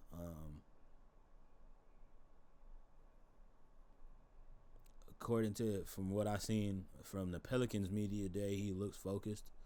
He looks locked in. Um, I mean that shit not gonna mean nothing to me until like he gets there. He gets out there on the court, and actually plays more than 20 fucking games. Um, I need at least a 60. I need a 60 plus game season from this man. Point blank. Period. Um, because of the fact that as a Pelicans fan, I know how good of a team we are. Like, you know what I mean? I know how good of a ball club we are with that man on the floor. Um, and it's just that biggest thing of where it's just like you were the again. I will say this shit again, like I said last week. You are the biggest, like, you know what I mean. You are the most hyped player since LeBron James. All right, my boy, I gotta see it because LeBron came out the gates swinging. You not so much. You not so much. You not so much, my boy. And it was that thing where it's just like, oh, he's got to change his diet. He's got to do this, that, and the third. He's got to whatever. Nah, this nigga just need to play. Fuck all of that. I don't give a fuck about none of that other shit. Young fella just need to be on the floor and play. Fuck all that shit.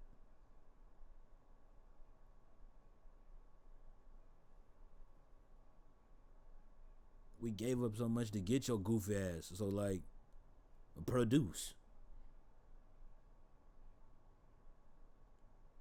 Because it's just to that point of where literally everybody else, all of his other peers in his draft, like, you know what I mean, all of his other peers in his draft class are out producing him to this point.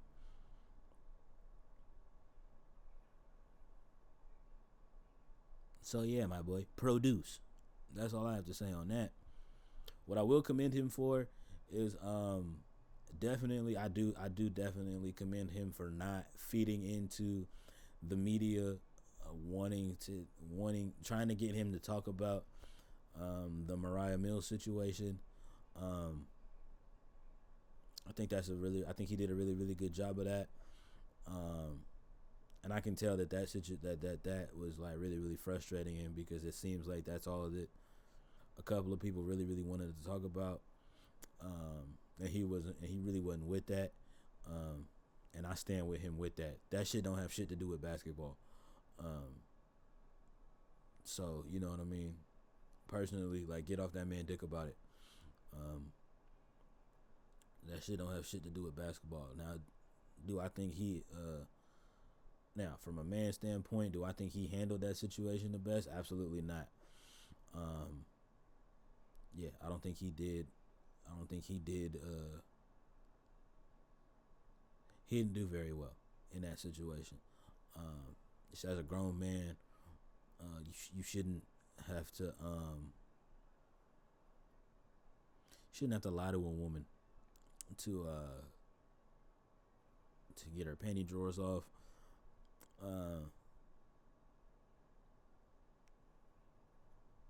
Yeah, it just, like, you know what I mean. Just in that regard, I think that shit lame. Um, as far as that's concerned, um, yeah, as far as that's concerned, I just think that shit mad lame. But other than that, um, you know, I just want to see you play ball, bro. It's really all it is. As somebody, again, who is a, like, you know what I mean, like, you are the best player on my favorite team. So yeah, I just want to see you play ball, bro.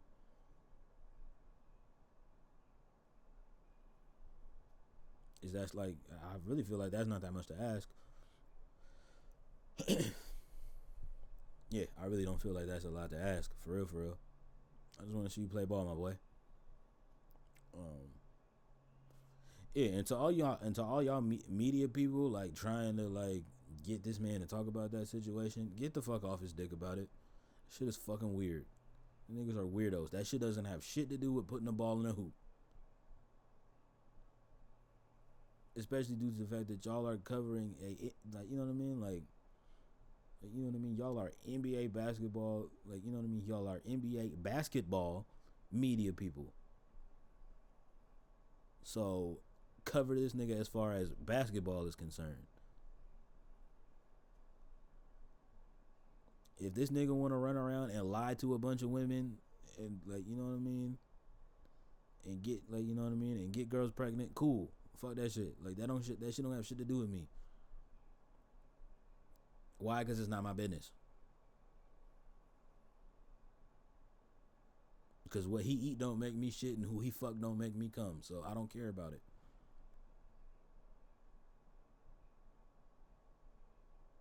Not, I don't care about it, because again, I've already said that, like, you know what I mean, like, I think, you know what I mean, like, you moving that way is like mad weird, and I've already said of how and why I don't fuck with it. As far as that shit is, as far as that, like, as far as that whole situation is concerned, but, like, I've said my piece on that shit already. So again, as a grown ass man, now it's just to that point for me where now I just want to see you do your job.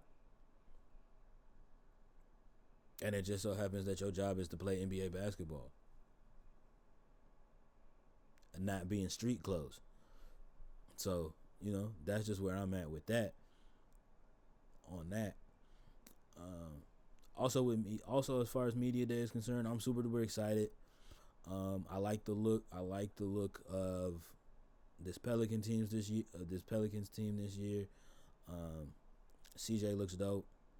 I really like CJ's look. I like his focus. I like how focused he looks heading into this season. I'm excited to see second year Dyson Daniels and what that looks like for us. Um, I want to see what Jordan Hawkins looks like.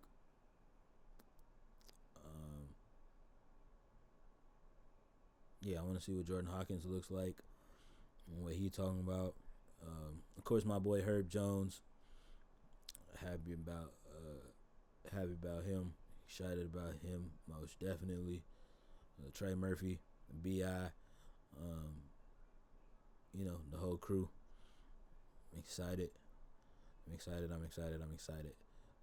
Shout out to Coach Willie Green as always. You know what I mean. You're doing a real good job with that squad, man. I'm just high key and fortunate that you're in a situation of where, like, you know what I mean, you're having to deal with your best player not being healthy. And I know your goal is to try to make him the best basketball player. You know what I mean? I know your goal is to try to make him the best basketball player he could possibly be. I just know in that regards it's really, really hard to do that when he's not available.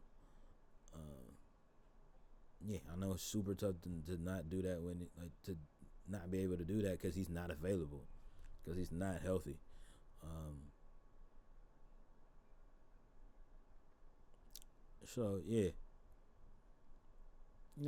Shout out to the Pels, man. I'm excited for you. I'm excited to see what y'all do this year. I'm really, really, really, really, really, really, really excited on that.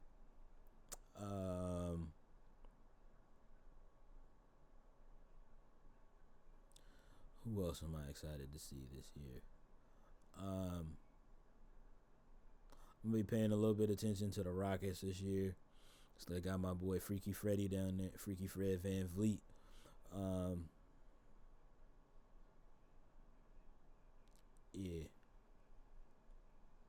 And Dylan Brooks is down there too, so that's gonna be interesting to watch. It's gonna be another good, exciting situation. Going back to my point about having some adults in the room, I think that's gonna be really, really good to see. You know what I mean? It's gonna be really, really good to see the Rockets look like an actual NBA team and not just a glorified AAU squad. They got an actual coach now in Ime Udoka. Not the shit on bro that was there. I don't even remember that coach's name. For real, the coach's name for real. But I just will say, just personal opinion. I don't want to. I didn't like it. I wasn't with it. It was just professional AAU ball. It's that same shit with the Hornets. I don't like. I like some of the players on that squad, but I don't fuck with this.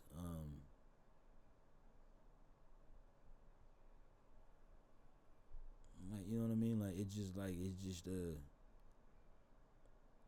you know what I mean? I don't fuck with just this whole having a group of young boys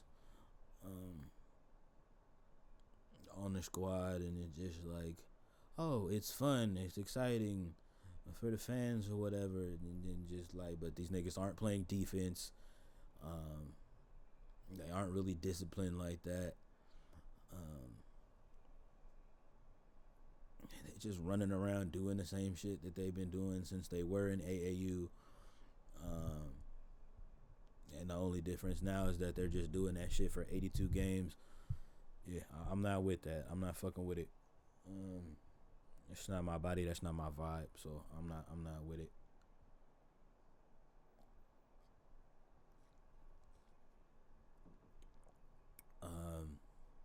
Just because I want to see y'all boys do better, man.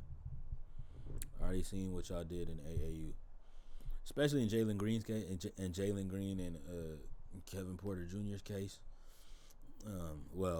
Kevin Porter Jr., you have your own shit that you got to deal with, buddy. just professionally speaking on that, or personally speaking on that, like you got your own grown man shit that you got to deal with. Um, and yeah, Jalen Green, me and you being from the same city, I just want to see you do well. Um, I want to see you you know what I mean. I want to see you reach all of the heights that you possibly can reach. Um, and I just don't think that that's gonna be possible. I just knew that that shit wasn't gonna be possible with a whole coaching staff just coddling you. Um, so yeah, you know, now you got a winner in Ime, um, that's gonna come through, and that I know is gonna get y'all boys right. So I'm excited to see what y'all are gonna do. Um, and also because I mentioned the Miami Heat earlier, but speaking to that other team in Florida, in Orlando specifically, I want to see what y'all are gonna do, man. I liked what I liked the output of Wendell Carter Jr. last year for y'all. I want to see what second year Franz Wagner hitting on. Um, I want to see what second year Paolo look like. Um, yeah, man, and I really want to see what my young boy Anthony Black gonna do for y'all, man. Um, Cause he was really really good in college. Um, he was definitely more of a system player in college, so I definitely want to see um, how he can take his game to another level now that he's in the pros. Um, yeah, and now that it's just a different scenario, and now that it's just more so a different scenario for him. You know what I mean. I still want to see what my guy Jalen Suggs can do. Um, yeah, I'm a really huge Jay Suggs fan a lot, so I really really want to see what he does out there in Orlando. Um, Also, my guy Markel Fultz too. Markel Fultz. Sorry, not Fultz. Fultz. Um, yeah, man. That's my only one thing for y'all. I'm gonna need y'all to figure out what are y'all gonna do with that guard situation. Um, because um, we've already seen how that turned out in Phoenix, having a fucking influx of guards um, on the roster. Just it winds up not panning out the best. Um, yeah, it just winds up not panning out the best. And yeah, man, I just want to see a little bit. I definitely want to see how you guys are gonna figure that out. Um, I know Cole Anthony is up to get some bread, and I'm very sure he's gonna want it. Um, I'm very sure he's gonna want it. He's probably gonna want a more prominent role as well. And I do not see that happening with him being in an Orlando Magic jersey.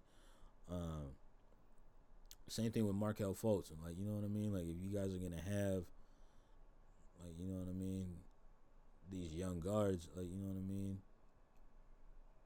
like, you know what I mean. If you guys are gonna have like this, just cesspool is not the word I want to use, but if you guys are gonna have like just this fuck fest of guards, y'all are gonna have to figure something out, and niggas are gonna wind up being the odd man out in certain situations in this regard.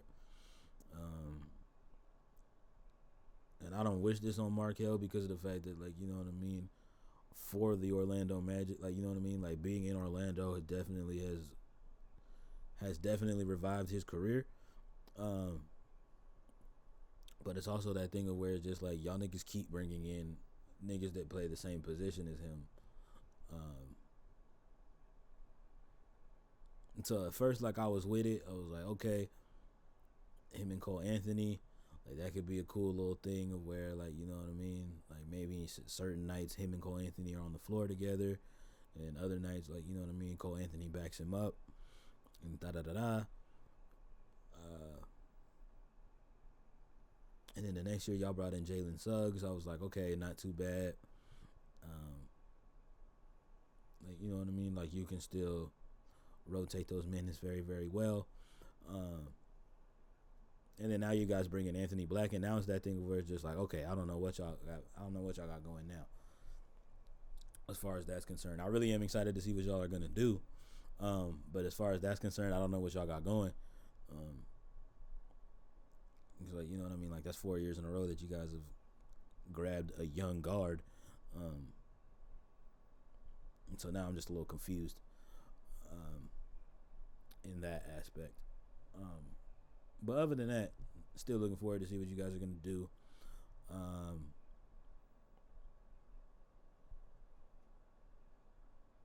I'm kind of excited to see.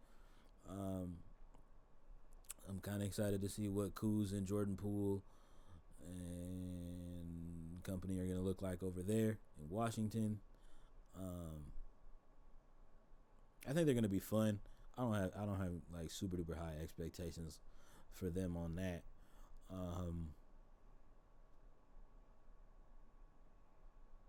But yeah, that's just that on that. I kind of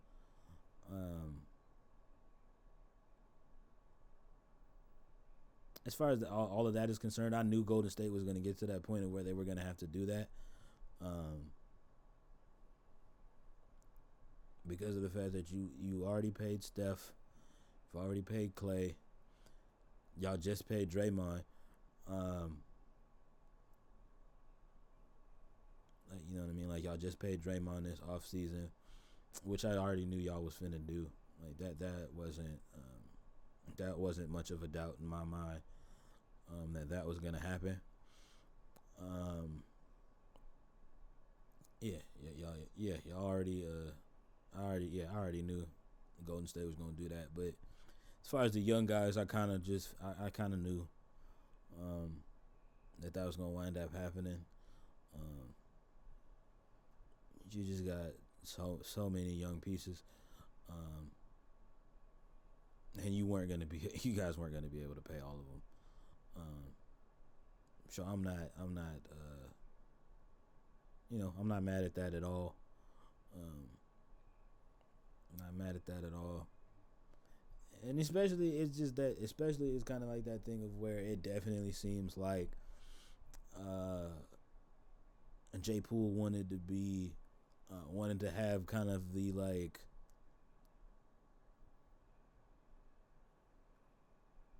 I don't want to say creative freedom because he's not an artist. But he definitely, especially last postseason, it definitely kind of showed that, you know what I mean. Jordan Poole wanted to have the same kind of liberties that Steph and Clay have in that offense. And it was made very apparent that Steve Kerr was like, that's not happening. Due to the fact that you are not anywhere close to either one of those guys. So now he's in a new situation of where he gets to have his little offensive freedoms, and definitely develop in that regard as far as that's concerned. Yeah, man, I'm excited for him. I can't wait to see what he does over there in DC.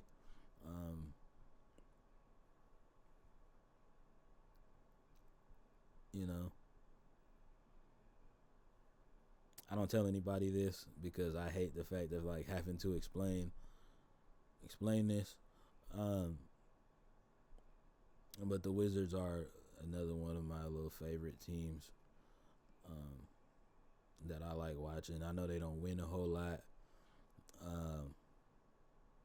but it's more so because of the whole DMV area,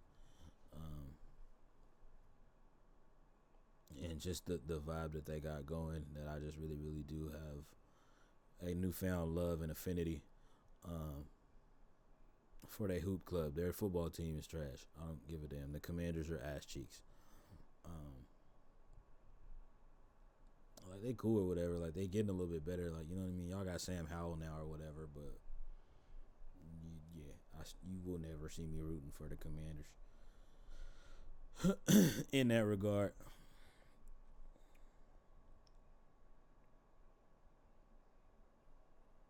Ah, so now on a local front. So here in my part of Cali, um, we have this thing every first Thursday. We have these things every first Thursday of the month called Art Hops that happen, and basically it's this thing where in the downtown area they just get all of the artists together, food vendors, um, and it's really just like it's like a night market with a lot of like live events, and again all like, you know what I mean, all encompassing art is highlighted, and like, you know what I mean, all encompassing local art is highlighted and established. um the reason why I'm bringing that up is because of the fact that I have missed the last two. um not for like anything, like not for like any reason of like I didn't want to be out there or things of that nature. It just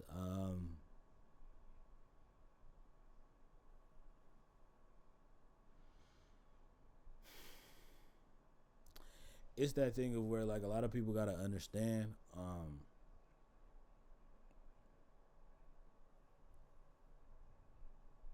a lot like my boy, shout out my boy Groovy Slim of the group PCHT, um, and the band Fat Boys Paradise.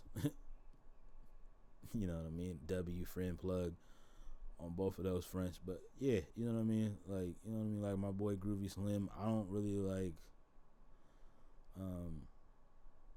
see/feel the need to be outside that much like that. Um Again, it's not because I don't want to. It's just the biggest thing for me is where it's also the way my social anxiety works. Um,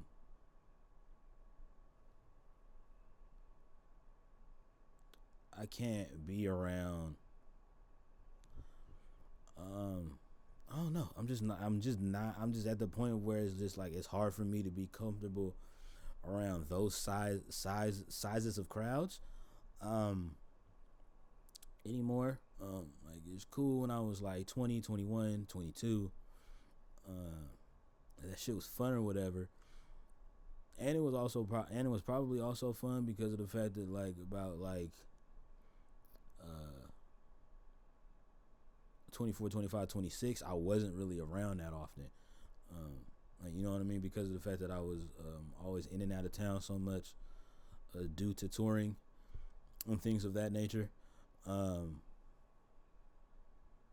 so it just like when I was home and I was out, like, you know what I mean, like it was like an event because it was just that thing where it's just like, yeah, man, you know, like, you know what I mean, we're here in town for the next couple of weeks, and then I'll be gone again for the next however many months, type shit. And then like, you know what I mean, it was that thing where like it just kept happening for like the next 3 years. Um, but now it's just that thing of where it's just like, um, again, it's not that I don't enjoy art hop. It's not that I don't love it. It's not that I don't. It's not that I don't like being out and performing and things of that nature. But it's that thing of where you also have to understand is that crowds of that size really just ain't doing it for me for real anymore. And it's also really that thing of where like for real, it's just like I want it to I want it to mean something every time that I'm out and every time that I'm going out, in that regard. Um, like, you know what I mean? Like if it's not to like see my boys the Thornberries do their thing, um,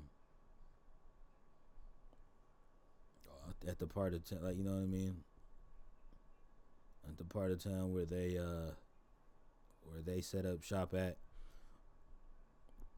you know what I mean, in their partnership with Cloud9 Productions, Um,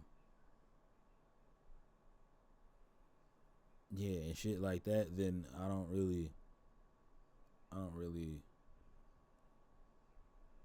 um, really feel the need to be out like that. Um, Again, just not like shitting on nobody, but it's that thing of where it's just like it's that thing of where it's just like I already know like how y'all are moving, how a lot of y'all other the people who host these art hops at these other spots are moving. Also, shout out to the alley as well. Let me not forget them, um, because it's always a good time. Moving and performing with the alley. Um, you know what I mean? It's right there in that alleyway leading to the baseball stadium. Um, yeah, and that's always a good time right there, buddy. Yeah, sure, ski. But most definitely, it's that thing of where for the rest of y'all, um, I know how y'all move. Like y'all go and y'all reach out to the most popular guys, um, which is cool. There's nothing wrong with that. Like, you know what I mean? I'm not shitting on y'all for that, but it's that thing of where, um,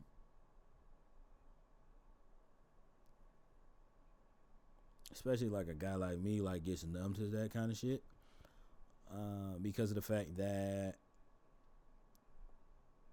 like y'all just like y'all are kind of bringing like the same 16, 17 people through.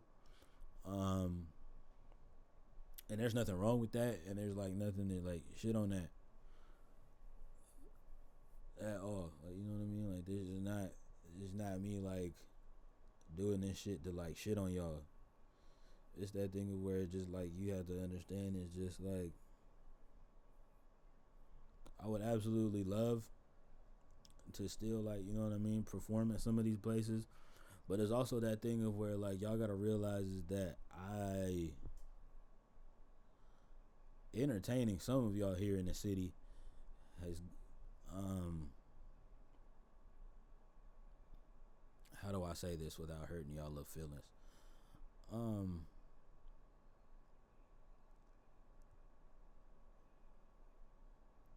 Trying to entertain some of y'all in the city has become probably one of the more difficult things um I've ever had to do.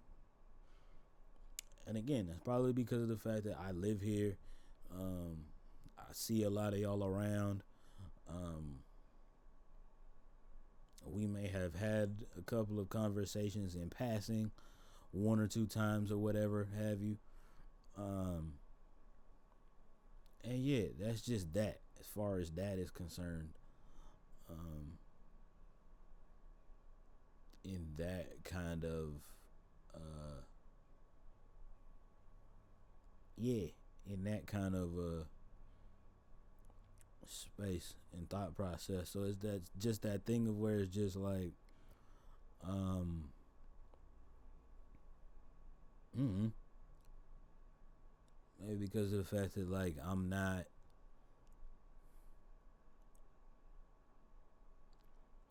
like any of these out, like you know what I mean. I'm not any of these out of towners that y'all will go and pay top dollar to see.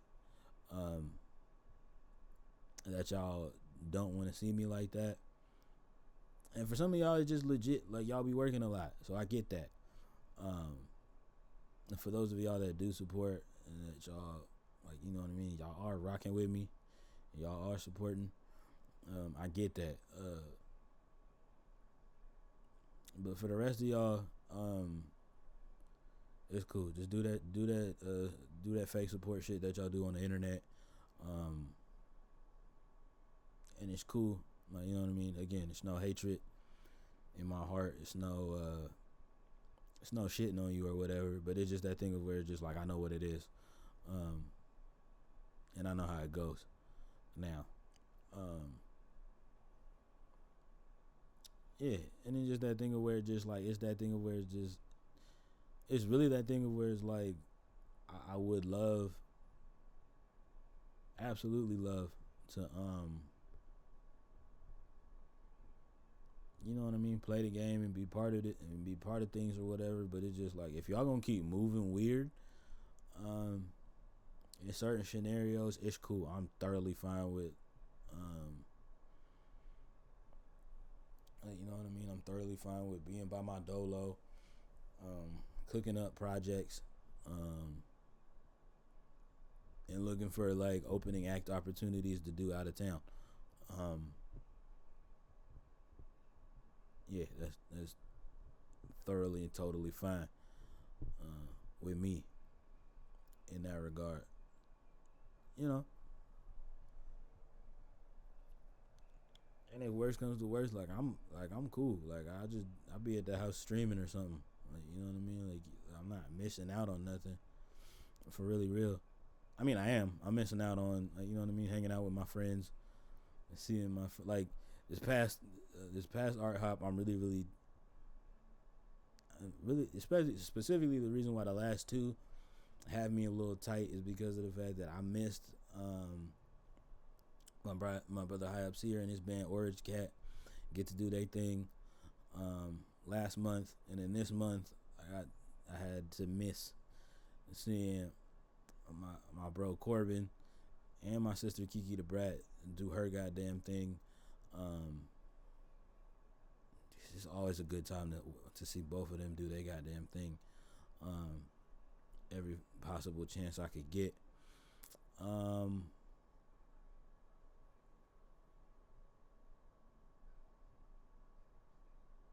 but yeah, it's also that thing of where it's just also tougher because of the fact that I'm not close. Um, you know, I'm not centrally located. I'm not perfectly located like I used to be.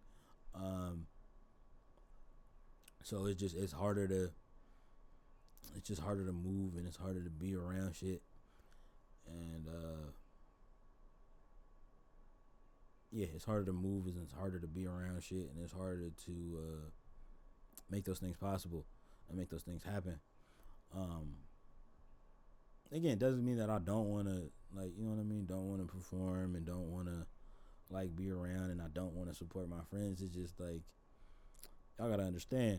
First of all, getting out there now is getting out there now is a mission, and the even tougher thing is getting back home. Because again, first of all, like I'm not this like nigga that's just like you know what I mean. Like I'm not this nigga where it's just like um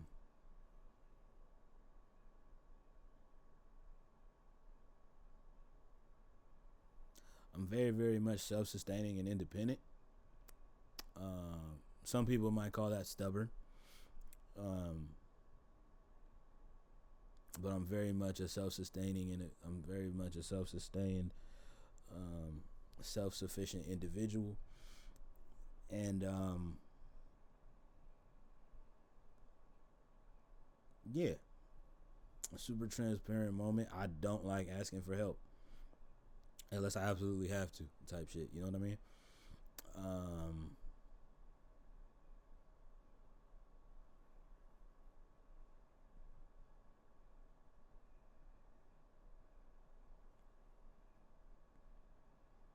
yeah, I don't like asking for help. I'm sorry.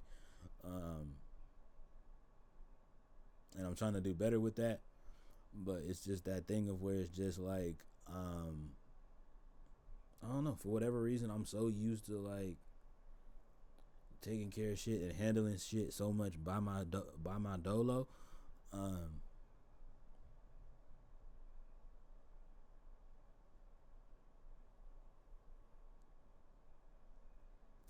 it's just that asking for help, like feels like trying to climb Mount Everest for me. Um, yeah, it's just that thing of where just like I exactly would rather um, walk X amount of miles to the homie's crib. Well, that's unfortunate. I would rather walk X amount of miles to the homie's house. Um, yeah, I'd rather like walk X amount of miles to the homie's house than you know what I mean? Then be like, oh, somebody like be like, oh, anybody want to shoot me some money for a Uber or whatever the fuck? Yeah, I don't know. I don't. Yeah, nah. It's weird like that. It's weird like that. I don't know. No, that's weird like that. It just, yeah, it's just a lot. So, forgive me.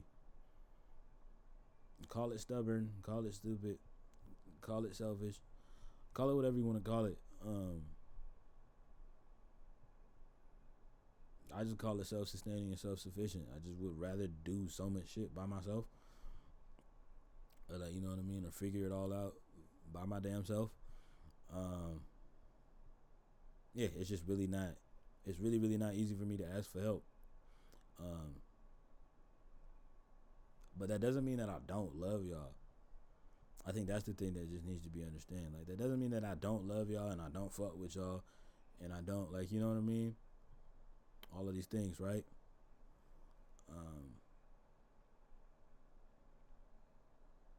Because it's just that thing of where it's just like instantly I will help 1,000 niggas figure out whatever it is that they want to figure out and make, like, you know what I mean, help them make shit happen, whatever it is that they have planned out, and so that it happens, like, so that it's the biggest thing possible. um but when it comes to something that I am putting together for myself, I will do all of that shit by my goddamn self, because I don't like having to depend on nobody. um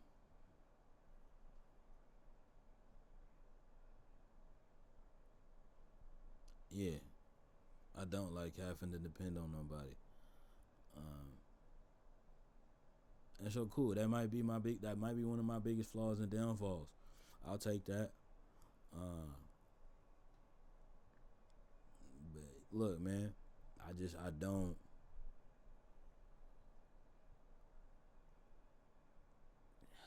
don't know. It's just weird of having that need. I don't know. It's just something about like needing to depend on somebody else to do some shit.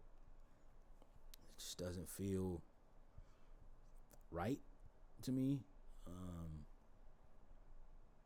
and again, this is not me shitting on my friends or whatever. It just, y'all gotta understand, like, this is the shit that's happening up here with me. It don't got shit to do with y'all. It's nothing you did. It's nothing y'all said. Like, you know what I mean? It's not that y'all breath stank or nothing crazy like that. It's just like, hey, bro, like, what you gotta realize is that there's a whole like bunch of shit going on up here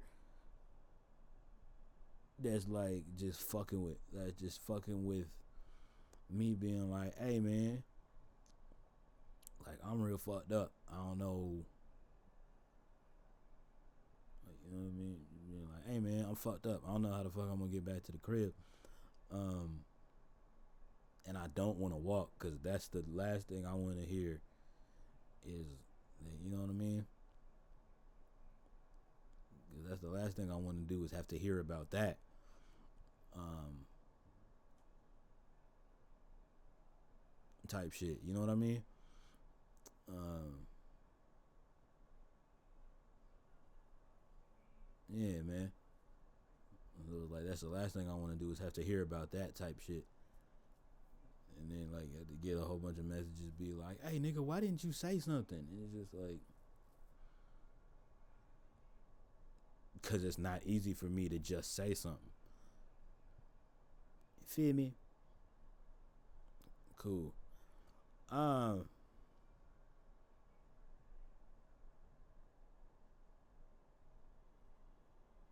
Real quick, moving into the next topic of things. Um, it's not me shitting on anybody that like has aspirations or might have dreams to become like hood famous or be like the next hood superstar. Um,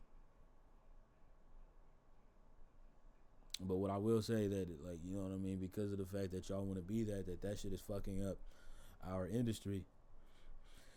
Um, and if you don't believe me, well, case in point is look at the situation right now with Sexy Red that she has going on. Um, you know what I mean? I tried to ignore it. I tried to not discuss it. But it's just too much shit back to back now that's going on. It came across my desk that I kind of can't ignore it. Or not ignore it, but like that I kind of can't not avoid speaking on it.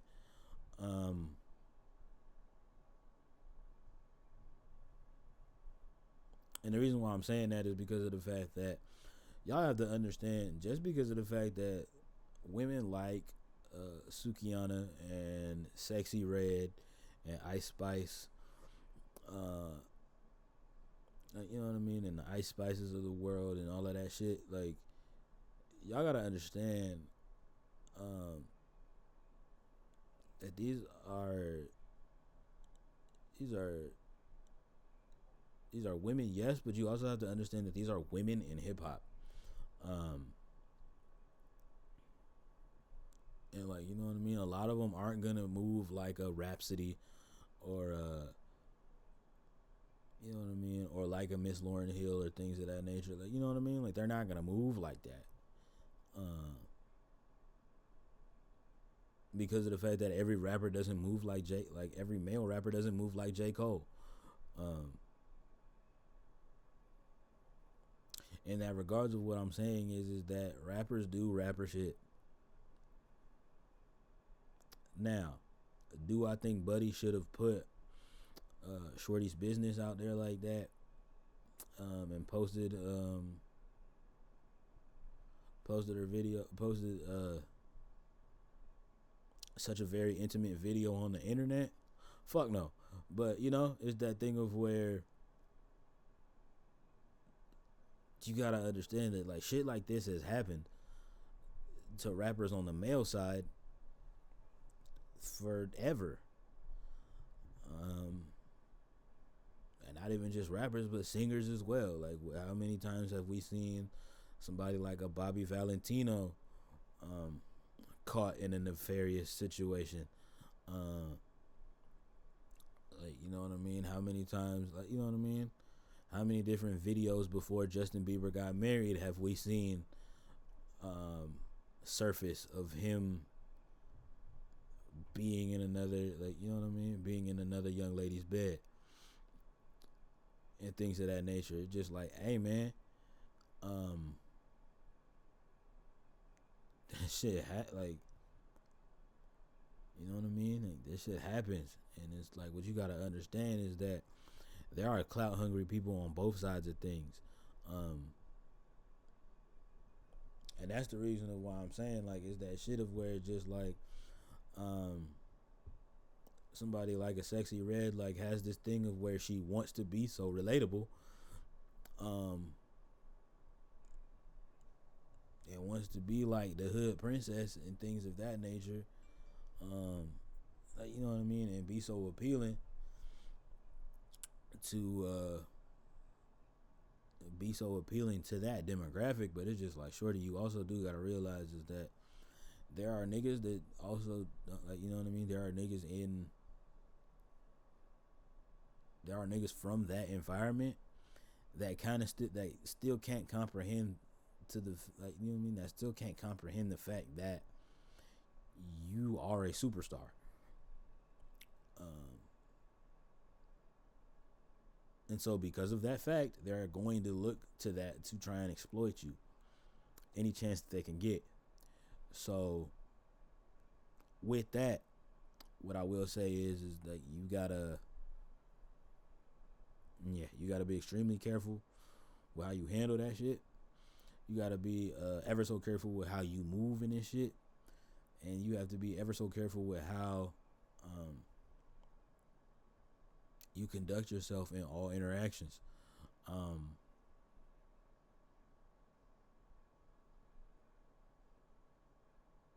yeah, you got to be careful with how you conduct yourself in all interactions. I've had to do that. I had to do that shit my damn self. You know what I mean? Um,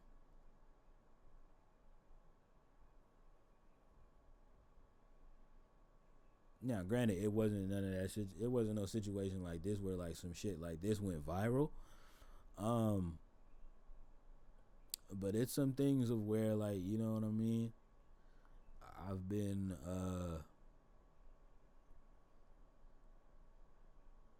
yeah, it's just some things for me where like I've been on a couple of Snapchats half naked, and wound up in a couple of group chats. Um,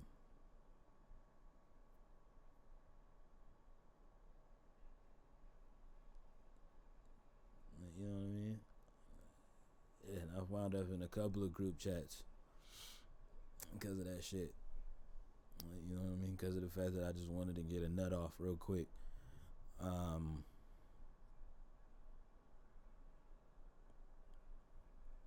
I mean, like, yeah, I'm just going, you know what I mean? I'm gonna just lay down and get a little bit of quick rest in before I gotta get back up and do it moving again.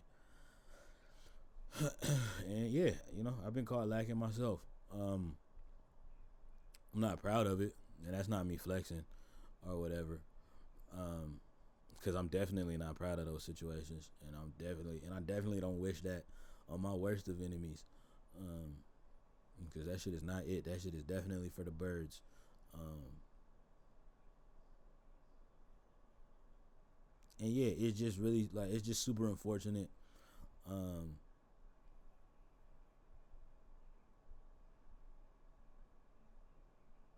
yeah, it's just super unfortunate that it's just super unfortunate that Sexy Red is going through that and it has to go through that. Um, you know what I mean? It's just growing pains as an artist. Um, Honestly, and as far as her little comments on the Theo Vaughn podcast, I mean that's whatever. I don't expect. Uh, as far as the people that know me, like Shorty has a song called Pound Town. I'm not looking for her um, to have very like sound or solid political views and values. And that's not me shitting on her because of that. Like you know what I mean? Like she has a song called Pound Town and another song called Ski. I'm not looking like that's not who I'm looking for.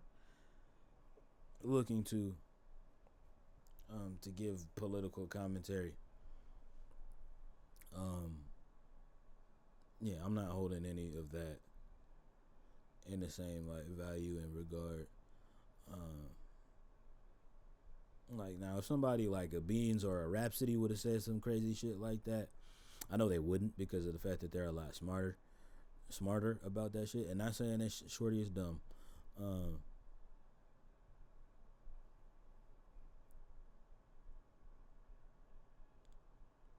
it just yeah. The whole point is I'm not looking for her for political like views and advice and shit like that. That's just the whole thing. Like if I could be quite honest, like I'm not looking for Shorty. Like I'm not looking at Shorty for that. Um, I'm looking for her to make the kind of songs that she makes. Have the girls all turned up in the club, screaming, screaming that shit. Like you know what I mean? Like to have like you know what I mean?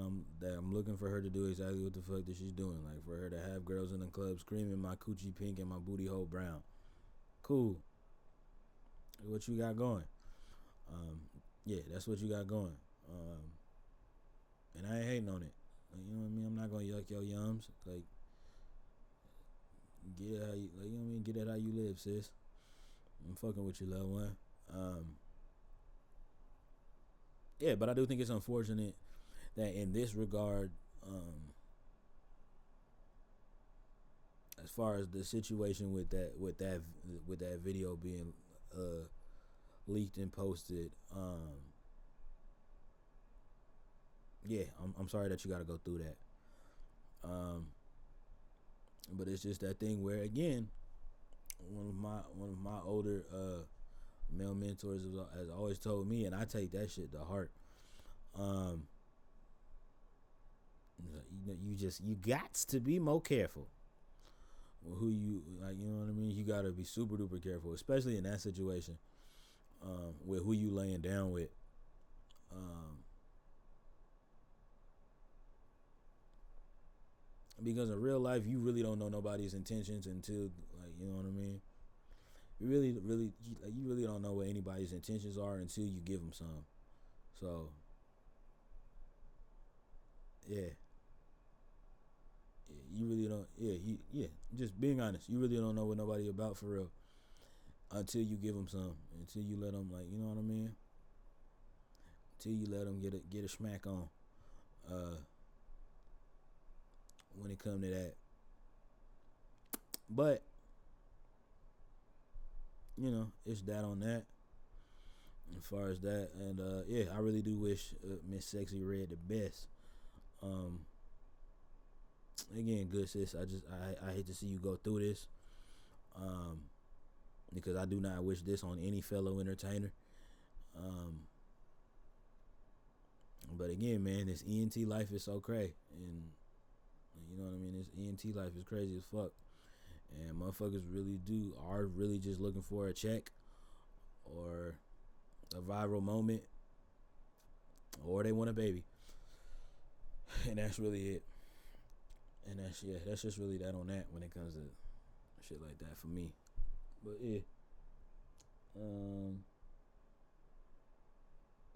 yeah, sports corner, getting into it. Let's move right on into it. So, Indianapolis Colt running back, and I mentioned him last week. Uh, but Jonathan Taylor and the Indiana Colts sit down and finally come to an agreement as far as his contract is concerned. Um,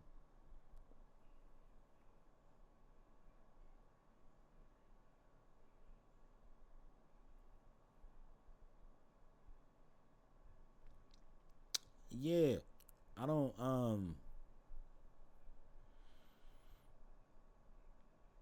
This whole situation is a little confusing. It's a little weird. I'm gonna just be honest with you. It's a little weird. Just because of the fact of like how he has moved the entire way of getting it done. Um, Now again, I think it's really really dope because of the fact that I do think him and Zach Moss are going to be an exciting little 1-2 punch combo in that backfield for the Colts. I just the way he went about getting this deal done, I think it's a little bit weird, especially because of the fact that, like, you know what I mean, like, this is you coming off of your rookie contract, um, and again, I understand you wanted a big payday, um, you wanted to get your bread, and nobody's like shitting on you about that. Um, I just think in the means that you went about it was kind of weird. Um, and this is not me shitting on player empowerment and things of that nature because first of all, like, that's stupid. Like, I definitely think, like, you know what I mean. I definitely think, like, if a player wants to get paid, especially a running back, like, you know what I mean, especially like as far as like running backs and their again, we talked about that shit last week. Like, you know what I mean, as far as their like lifespan, uh, in the NBA, in the NFL, their lifespan in the NFL is very much short lived because of the amount of contact that they take and things of that nature. Yeah, they should definitely be paid and compensated accordingly. Um, but again, my boy, um, it's not so much of the fact that, like, you wanting the result that you wanted. It's the actions that you took in getting said result that you wanted. Um, Again, I'm not gonna shit on you. You still one of my favorite running, like, you know what I mean. You still one of my favorite backs right now in the league. One of my favorite young backs at least. Um, it just, yeah, bro. Like, I don't know. I'm not really with um not with the way that you went about that shit. Um, and I know, again, for all of you hardcore football fans, who the fuck is this guy? Like, you know what I mean? Like, you know what I mean? Who the fuck is this guy? He ain't even in the league. He ain't even no running back. What the fuck is he talking about? Like, is that what the fuck is he talking about? Like, you would do. First of all, for those of y'all saying that, you obviously don't know me. Hi, name's Bambi. Nice to meet you. First of all, second of all, yeah, no, I wouldn't do that. I wouldn't move like that. I wouldn't move how James Harden is moving. As far as the wanting to, like, you know what I mean, him wanting out of Philly, and that whole situation is just a whole nother like, weird ass fucking thing. To be quite honest and be quite fair, like that just like the way he's handling that shit is weird. And this is the third time he's done it. He threw a tantrum, like, you know what I mean. He threw a tantrum to strong arm his way out of Houston. And then he did it again when he wanted to strong arm his way out of Brooklyn to get to Philly. And now he's doing it again. So yeah, just real quick things on that. It's just like don't any young professional, like any young aspiring professional athletes, or any advice from a nigga like me, don't move like that. That shit weird. Don't move like that. I'm telling you. Because like, yeah, it's cool. Because again, like as we've seen, yeah, it's cool the first couple of times. It's gonna get you what you want. It's gonna get you, like, you know what I mean, your desired result is, which is like, you know, you want to be in a new situation. Yeah, you want to be in a new situation. You want to be, you know what I mean? You want to be in control of your own business. Like, nobody's shitting on you for that, especially not over here on this end. We are not shitting on you for wanting to, like, be in control of your own business and take care of your own shit, and things in that regard. But it's the way that you're going about it, that you have to be mindful of, because in the way that you go about it and you handle shit like this, I'm gonna be 1,000% honest with you. That shit will fuck your relationships all the way off. Business wise, that shit will fuck all business relationships off for you. I promise. I wholeheartedly promise. That shit will fuck. That shit will fuck you up. I'm gonna keep that shit a whole 100 stack with you, my boy. That shit will fuck you up. And I'm being dead ass honest about it. Like, that shit. It's not gonna look good for you, my boy. Business wise, it just, like, you know what I mean. After a while, like, that's gonna be like, that shit follows you. That shit follows you. Trust and believe. That shit follows you. You might not think it does or whatever, but like, that shit follows you. And like, you know what I mean? It's that thing of where, again, like, even in Jonathan Taylor's sense, he's got to realize that shit, like, you know what I mean? Like, yeah, you got the deal done, but if, like, you keep, like, if this, like, if every time a renegotiation comes up and this is how, like, you handle the situation,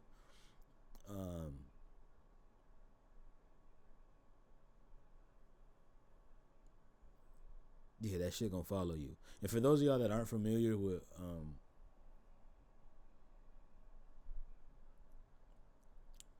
what the situation is he asked for an extension in the off season, didn't get it.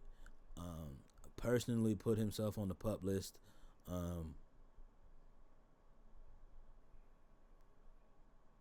Which is basically like the football equivalent of like IR.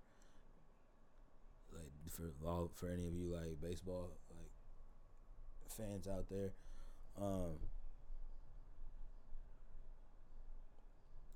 yeah. For any of my like baseball followers and watchers out there,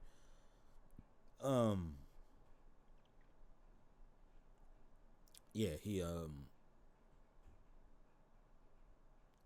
didn't put himself, but he asked himself to be put on the PUP list, because of the fact that they couldn't come to a deal. Um, and then all of a sudden, we're in what, week 5, 6 now? One of those. I believe we're in week 5. Um, yeah, because college football just finished week 6 yesterday. So yeah, we're in week 5 in the NFL, and then all of a sudden this week, then he comes back out and says he's ready to commit his future to Indy.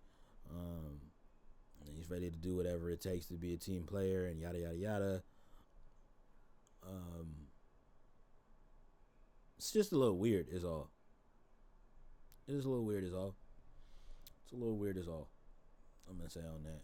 It's a little weird. It's a little awkward. Why specifically now? Type shit. All the kind of questions that I have in those regards. Like, you know what I mean? Like, why now? Like, you know what I mean? Like, why? Indy's business side of things, why'd you give him the deal? After all of that, I don't know. I wasn't there, so I don't know what I don't know what exact like conversations were had in that regard. And vis-a-vis, I'm just saying, like, objectively, outside looking in, kind of looks a little weird. Um, Looks a little funny as all. Um, but I mean, biggest thing is, like, I'm happy you got your money, big dog. Um, can't wait to see you come. Like, can't wait to see you get out there and ball. Um, yeah, can't wait to see you get out there and ball and do your damn thing. Because again, still a huge fan of you. Um, and again, I think you and Zach Moss in the backfield are going to be a hell of a tandem. Um, yeah, yeah. So yeah, that's that on that. Moving into the WNBA Finals talk. Um, any of you newer subs and newer people coming through watching this, if you do not know, I am a huge um,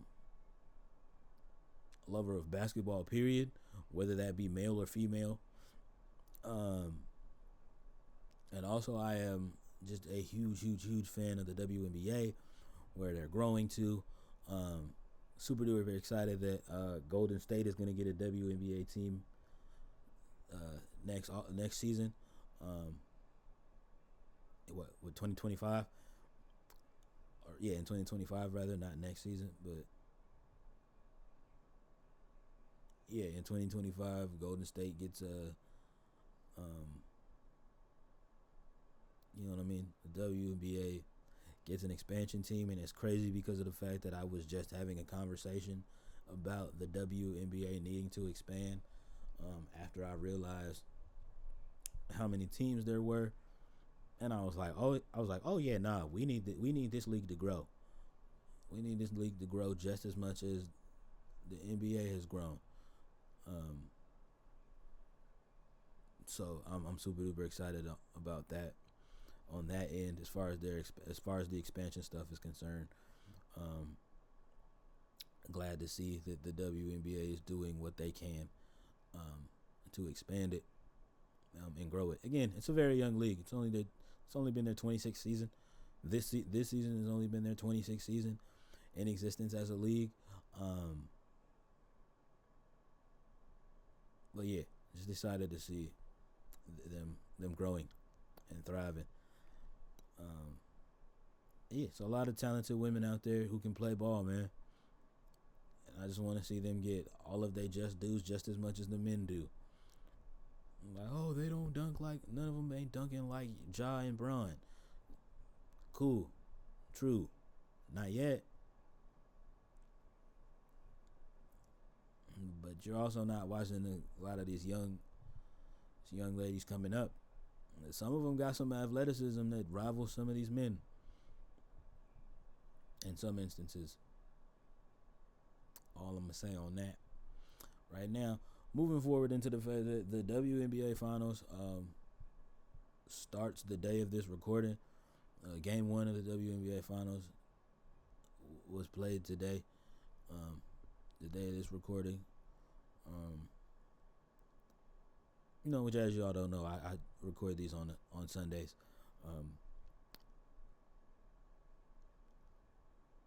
But yeah, um, so yeah, the WNBA finals tonight. WNBA finals started today. The Las Vegas Aces and the New York Liberty go head to head.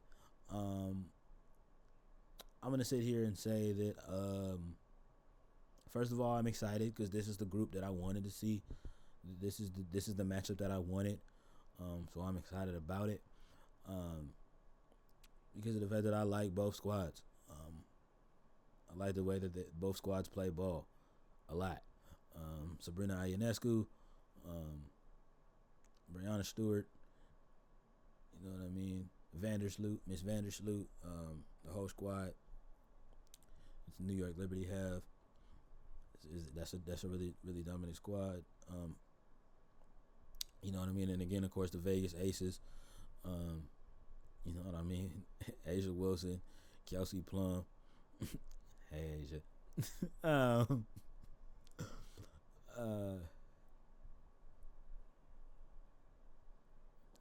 yeah, Kelsey Plum, Chelsea Gray, the point guard. Man, I really wish Candace Parker was playing. Kia Stokes, that whole crew. Yeah, man, I'm excited. Both teams are really really well stacked, well put together teams.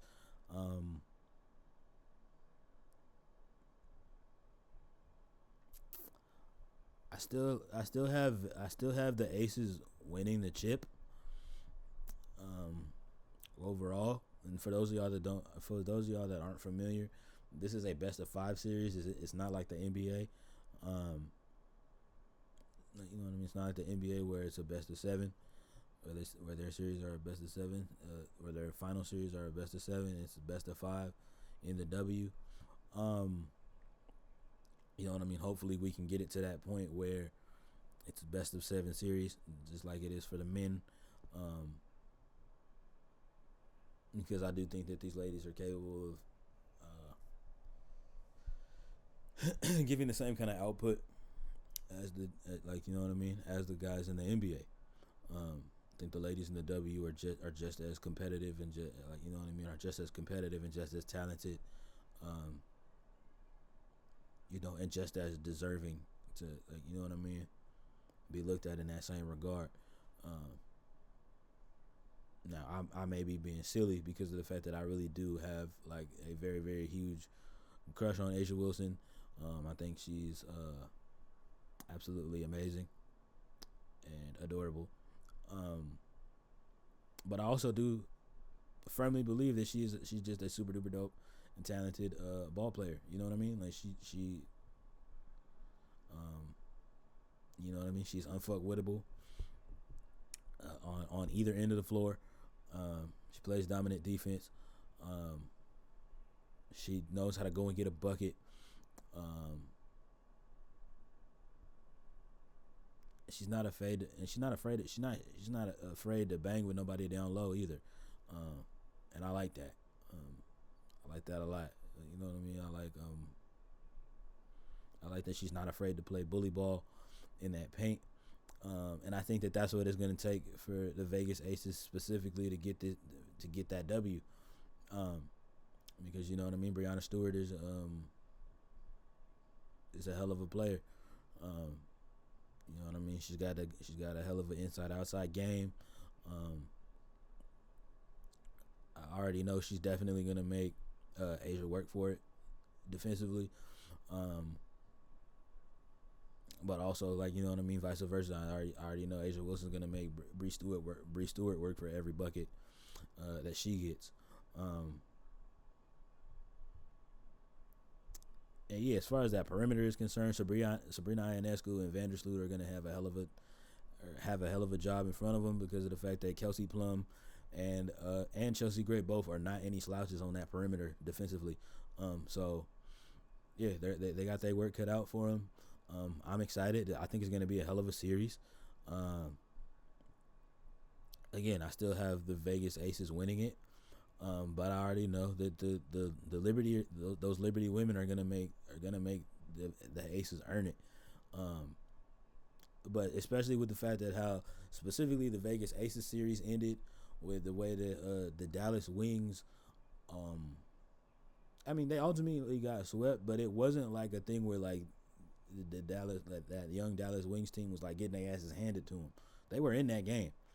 They were actually up in a couple of. They were actually up for a cool little minute. Um, they had a couple of points in that game. They were actually like they actually had control of that game. Um, um, and I think that was exactly the scare that the Vegas Aces needed to get shit done. Like you know what I mean, to be able to like come into this series, and is the reason of why I think they're gonna get shit done. Um, you know what I mean? I don't think they're gonna play with their food like they did in that like you know what I mean, like they did in that closeout game against Dallas. Um, and you know what I mean? I already know Coach Becky Hamlin was on their asses about that shit. Becky Hammond, I'm sorry. I already know she was on their asses. And she gonna have them come out and do exactly what the fuck it is that they need to do, so that they're able to take care of goddamn business. Because it's that time too. Now it's winning time. Now you guys are in the finals. Um, you did all that work all season to get back to this point. Now it's time to do it. You know what I mean? Now it's time to be a winner. Um, you know what I mean? You guys showed all season long that you guys were winners, and are winners. But now it's that time. It's that point. It's that point in the season of where it's like, yeah, now it's time for winners to be winners. Yeah, and that's really all I have to say about that, for real, for real. In that regard. All right, going back into college football. You know what I mean? My LSU boys. You know what I mean? Shout out to the city of Baton Rouge, as you already know. Um, you know what I mean? Biara, forever in the day. You know what I'm saying? Um, you know what I mean? Uh, you know what I mean? For those of y'all don't know that's my hometown. You know what I mean? For you new subs, that's my hometown. So, um, yeah, they LSU gets a good bounce back on Missouri. Um, that defense showed me something. That defense showed me that they can bounce back, um, and that they actually can play defense. Again, I know we lost a lot of defenders last year to the draft and to graduating and things of that nature, and a couple of them went to different schools, and the portal went to different situations via the portal. Um, but it's cool. It's cool. You know what I mean? I think Jaden Daniels is a really really good quarterback. I think he's really really good. I like him a lot. He's exciting to watch. Um, yeah, the LSU's offense isn't the part that worries me. It's again as a guy who's a huge fan of defensive football. It's that defense that has always worried me. They've worried me all season long. Um, they've worried me all off season long. Um, and rightfully so. They have worried me all season long up until this point. Um, but you know what I mean. Definitely a W bounce back in that regard. As far as losing a game that I definitely think you guys shouldn't have lost last week, and losing to Ole Miss. But definitely a W bounce back coming back this week, and bouncing back against those Mizzou Tigers. Yeah, and they're still one of my favorites to make it out of the SEC, to make it to the SEC championship. Now, if we run into Alabama, we're fucking cooked. But other than that, I think they have a good chance to make an argument for the college football playoffs. Should they make it back? Should they make it to the SEC championship? Yeah. Should they make it to the SEC championship? I think they have a good chance to make an argument for that. To make an argument for that. But you know, outside of that, you know, outside of that, there's really not much to that. Uh, Also, Kansas versus UCF yesterday, 51-point domination. Uh, you know, Jason Daniels is still not back. Uh, or Jacob Daniels rather. I'm sorry, my fault. Still not back for them. Uh, but you know what I mean. I think Jason Bean did a really good job being in there, taking over the reins. Um, and you know that running game. Uh, that running game, I definitely will say, it did a whole lot. What I am concerned about though is that their defense, they had a lot of key defensive guys um, go down um, in this game. Um, and like you know what I mean, in the first half they were definitely dominating. Um, but UCF kind of came back and made some noise in the second half, um, which is just really really concerning. Which lets me know that defensively, you know what I mean. That defensively, KU still has some work to do on that defensive side of the ball. Like you know what I mean, on that defensive side of the football, um, especially with like a lot of guys going down, getting hurt in this game. Uh, that's also concerning as well. Um, but again, congratulations to y'all on getting a W. Um, After losing a game that you guys should have won last week. But again, when your main starting quarterback isn't there, it's really really hard. Um, yeah, it's really really hard. But you know, shout out to Highsaw and McDuffie and Big Neil back there in the running game, kind of.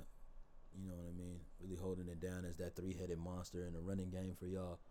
Um, it was really, really exciting to see. Really, really exciting to see in that regard. Also, onto the Red River rivalry. Oklahoma and Texas played yesterday. Um, for those that aren't familiar, Texas was up. Oklahoma comes back and wins it at the last second, and everybody wants to blame the whole you know what I mean, the last play of the drive with the whole Oklahoma sends somebody in motion, the linebacker miscommunicates, um, Oklahoma goes down and scores in the closing seconds. Um, my thoughts on it: Texas showed me exactly who the fuck they are. Um, you know, I wasn't gonna shit on them because of the fact that they were you know what I mean. I wasn't gonna shit on them because of the fact that they were 5-0. But I also wasn't like super impressed with the fact that they were 5-0 either. Um, and I think finally having an opponent like the Oklahoma Sooners to to definitely show um, that, you know what I mean, to definitely show and like kind of prove me right in an instance, like you know what I mean, to show me right in that instance. I'm not gonna say like makes me happy because it's like that thing of where it's just like, cool, y'all were undefeated up until this point. You know what I mean? Nobody was taking that away from you, but it's just that thing of where it's just like I was not sold on them being one of the. They definitely are not one of my top 4 teams in the nation. Come postseason, and I'm just saying that right now, they're not one of my top 4 teams in the nation. I don't think that, like, you know what I mean. I will say this right now, and if that makes you feel away, Texas fans, okay, whatever. Yeah, they have not been playing they have not been playing the level of football that I think they've needed to play to be considered as, these top tier, as one of these like top tier playoff football teams, especially in regards to the fact that Georgia is still playing great football. You know what I mean? The Georgia Bulldogs are still playing really great football. Michigan is still playing extremely great football. Like, you know what I mean? So many other teams. I mean, Bama, regardless of the fact that they had a tough loss or whatever early in the year, they're still playing really, really good football. But that's just a super duper dominant program. So like that goes without saying. Which I'll do a little bit more talk. Which I'll do a little bit more SEC talk a little bit later on that. In those regards. But yeah, and Texas just showed me that they were not a really good ball. That they're a good ball club, but they're not a great ball club. Like everybody's been saying, in that regard. Also, Ohio State played Maryland and continued their undefeated streak. I'm just gonna say this right now, and this is probably gonna make me come off as a hater or whatever. But this Ohio State football team pisses me off this year. It's not like they're playing bad, but it's also not like they're playing like absolutely incredible football either. Now, again, shouts out to guys like Marvin Harrison Jr. doing your goddamn thing, and things of that nature. But it just like, and again, shout out to Coach Ryan Day for, like, you know what I mean, coming in and taking over that Buckeye program and really, really keeping your prominence and dominance going in the Big Ten. But yeah, I don't know what it is about this team this year specifically, but I'm not fucking with it. I don't fuck with them. And that's not the shit on them, because they're cool, I guess, sort of, in a way. But yeah, man, I'm not fucking with them. I'm not rocking. Not rocking. I'm not rolling. I don't like it. Yeah, I don't like it, and I'm not really with it for real.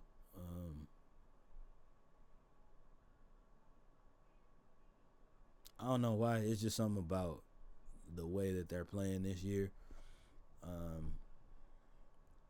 It really isn't like all that to me.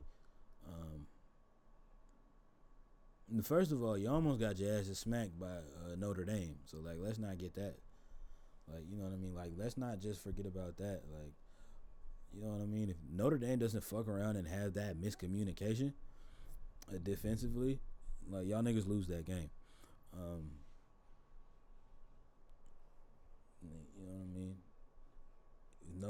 If Notre Dame actually like has a decent enough goal line defense, like, you know what I mean? If Notre Dame doesn't display the fact that they struggle with goal line defense this year, y'all lose that game. Just saying.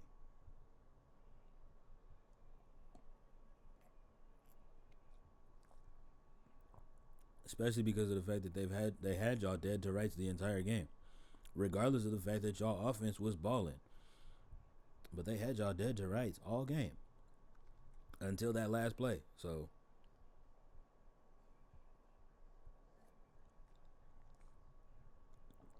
that's that on that. Also, getting into some Cali teams, because again, y'all know I'm based here in Cali. UCLA, man, gets the dub against Washington State. You know, despite the fact that they struggled early in that game, they still pulled out the W. And I definitely just gotta credit a lot of that to Coach Chip Kelly and that offense. You know what I mean? That yeah, that offense, man. I mean, we seen it when he was at Oregon. Um, we didn't get to see him really, really do his thing um, that much in the pros as a head coach, um, which is why he left Oregon um, to go coach in Philly. Um, and yeah, in that regard, I just really, really don't think that was like a really good move. I think what Philly should have did was bring him in as a coordinator um, or something first, and not just like spring him straight into the head coaching job. Um, because coaching college students and coaching pros is like coaching student athletes and coaching pros is like two different things. And especially with the kind of like system that Chip Kelly runs, um, which we all know is very, very much a run heavy, up tempo, style of football, rather. Forgive me. Yeah, it's a very, very like up tempo, run heavy style of football, um, and things of that nature. And so it's just it's not really ideal um, for something to do at the pro level, um, because of the fact that it's not realistic. You can't.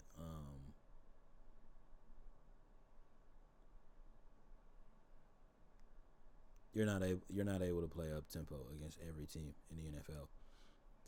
It's just not realistic. Um, yeah, it's just not realistic. But nevertheless, um, I believe they won 25-14, if I'm not mistaken. Yesterday, something like that. I do know that they put up 25 points in that W. Um, they either won like 25-14 or 25-10, some shit like that. Um,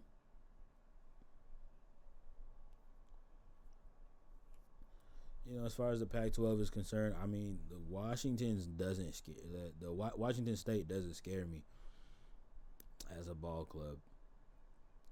Um, so if I'm any other team in the Pac-12, I'm not worried about them in that regard. Um, that's a beatable team. Um, that's a beatable team. I'm not gonna shit too much on Washington State, but there's that. Um, and that's just that on that as far as that's concerned. Um, Also, the Fresno State Bulldogs went to Wyoming, and their undefeated streak against Wyoming was snapped. Um,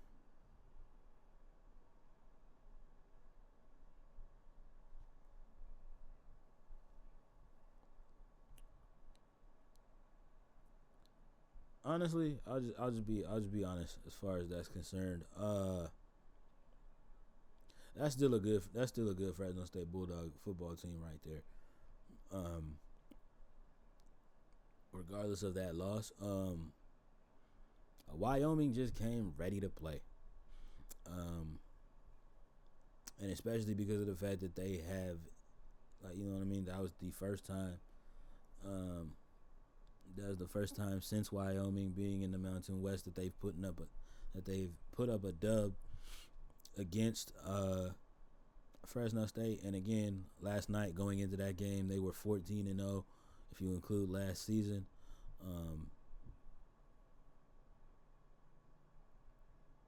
You know what I mean? And Fresno State was a heavy favorite to win that game. And I'm very sure those Wyoming boys knew that coming in. Um, and the reason why I bring that up is because of the fact that them Fresno State boys also should have known that coming in.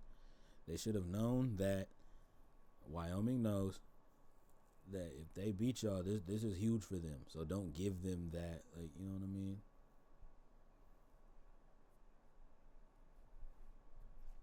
So don't give them that, like, you know what I mean? Don't give them that.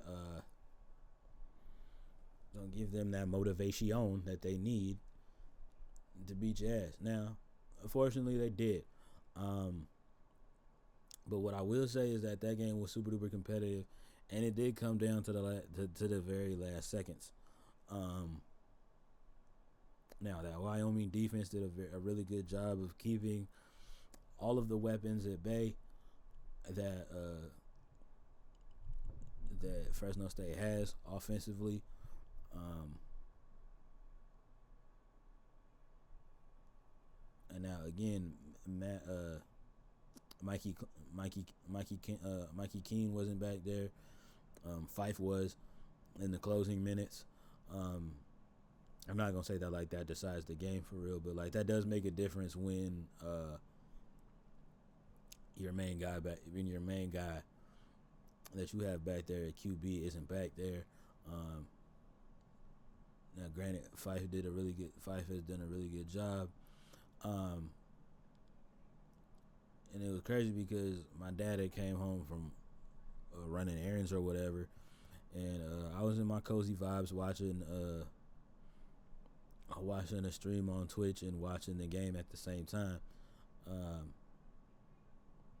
type shit. That's just the kind of shit that I be on, because I don't really I don't care. Like I don't care about commercials. Don't bother me. Um, but I'm not gonna sit there and watch them because of the fact that commercials on TV kind of play the same 6, 7, 8 commercials. Um, Damn near all day. Um, depending on what program is on. For real, for real. So it's just that thing for me where it's just okay, well, while that shit is on commercial, I'll just watch what's going on the stream real quick, and then you know what I mean. Maybe the stream, maybe whoever stream I'm watching is in the middle of transitioning some shit or whatever the fuck, and then I'll go back to watching it. You know what I mean. And I'll go back to watching it just type shit. That's just what I really be on. And I really more so in a lot of chats. I don't really be chatting like that. I be just lurking a good majority of the time. When I'm just more so on that vibe of where I just want to chill. Where I just want to chill and hang out. Especially if it's just stuff going on. Because there's been times where I have came into a lot of chats where it's just I'm not really feeling it today. But I'm still happy to be here regardless.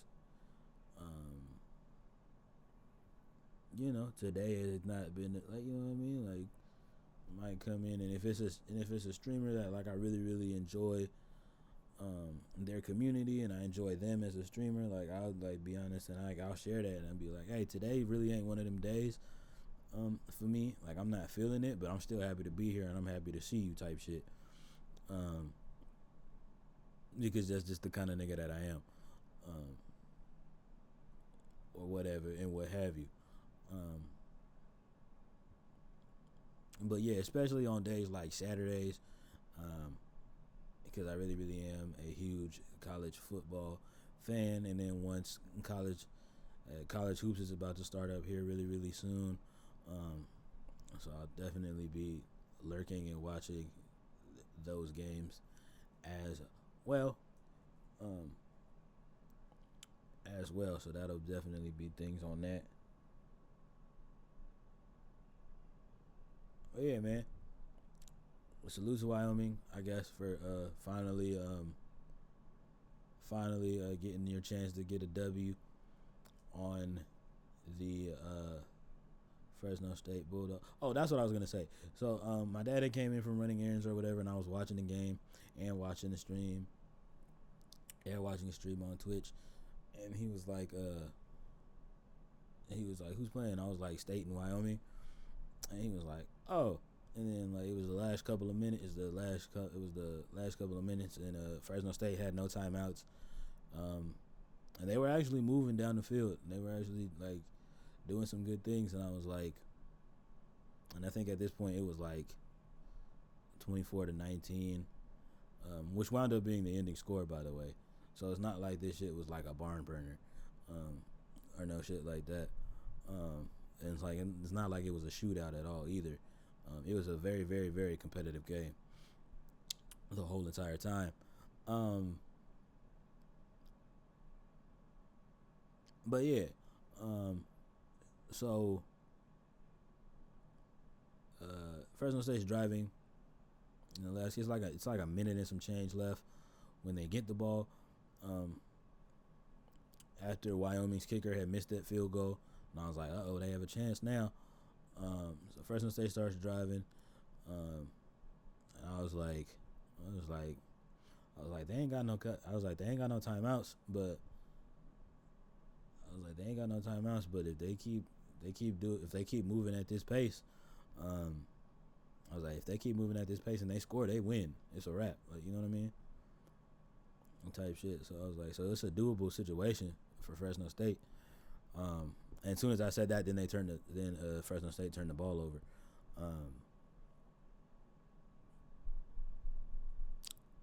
Yeah, I'm not gonna sit here and say I jinxed them or whatever, but it's that thought process where also as well,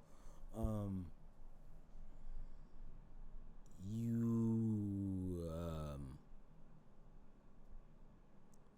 I think it's because of I personally, and I'm not saying that this shit is true, but I feel like because of the fact that I said that, and then also the commentator said that, and I feel like the Fife, the quarterback that was in at the time, I probably knew that as well, and I probably started and probably pressed himself a little bit too much, and was trying to force himself to make a big play in that regard. And as soon as he did, because of the fact that he tried to press too much, the defensive end for Wyoming kind of reads the play, gets the pick, and Wyoming winds up stealing this game. Now, again, Mikey Keaton not being back there was a huge difference. Eric Mills did not play the best game all day. And Jalen Moss was balling.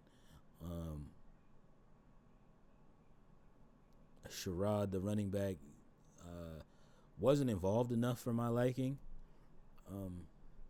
All day, wasn't really involved. I know, and now again, I know that Fresno State's offense is that kind of offense where they kind of throw the ball a lot more than they run it. But I don't know. It's just in that regard, I would have liked to seen Sherrod to be a little bit more involved than he was. But yeah, anyway, you can't win them all. I know for Fresno State, they would have probably loved to. In this regard, I still think that they're good enough to win the Mountain West as a whole. I don't think this like totally fucks them off. I know it probably does as far as the top 25 is concerned, ranking wise, just because of the fact of where they're from and the kind of school that they are, and like, you know what I mean. The not the kind of school that they are, but just where they're from and the conference that they're in, and the level of competition that they play against. I'm pretty sure that definitely does hurt their chances as far as the top 25 goes, especially because of the fact that Wyoming wasn't a ranked opponent.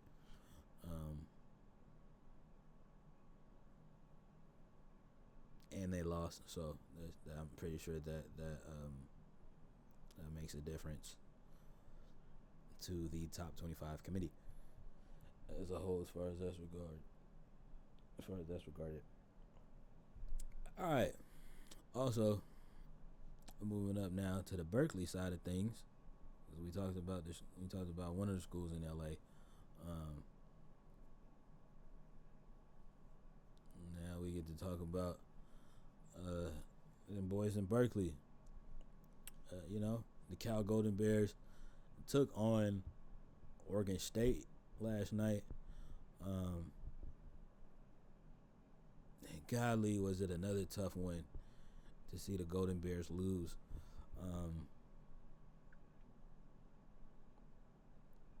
And now, and watching the highlights on that game, one thing that I can say is that point blank period, all bias aside,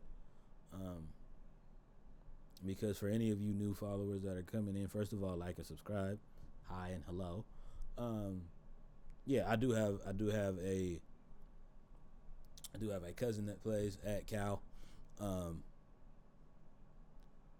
You know what I mean? And yeah, so biased in family, like, you know what I mean, and family, you know what I mean, biased in semi nepotism aside. One thing that I'm noticing about this Cal Golden Bears team this year is that for the amount of talent that they have on both sides of the ball, their talent is being underused. I can definitely say that right now wholeheartedly. Again, I'm not in that locker room. And I'm not on that sideline. So, yeah, I'm not in that locker room and I'm not on that sideline, so I don't know what conversations are being had for real. But I do know that you have a quarterback in Sam Jones that, for whatever reason, because of his height, y'all are kind of like trying to discredit his play or whatever, and things of that nature. When quite honestly, I think I really know what the truth is. It's because of the fact that he's a black quarterback. And I know that y'all would never come out and say that. I know that y'all would never come out and say that because of the fact that you guys are supposed to be looked at and presented as this very, very progressive school. Because of the fact that the city that you guys are located in is a very, very progressive and forward-thinking city. So that would kind of, how you say, not coincide or not be a, it wouldn't be a good look on y'all, and I know that, and it's fine. But the truth of the matter is, yeah, you know, the truth of the matter is this, y'all, you know, the truth of the matter is Sam Jones started the season for you guys, if I'm not mistaken. Then he kind of gets a little stinger, and has to sit out or whatever. Which honestly, we all know the truth. You were just looking for an excuse to switch quarterbacks up, and then you guys do get the chance.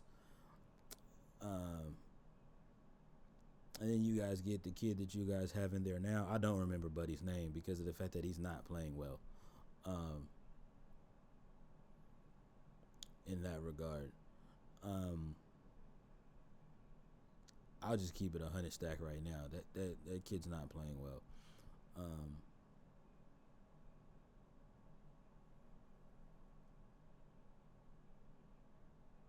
Yeah, and I'd have to ask my big cousin was the quarterback kid's name.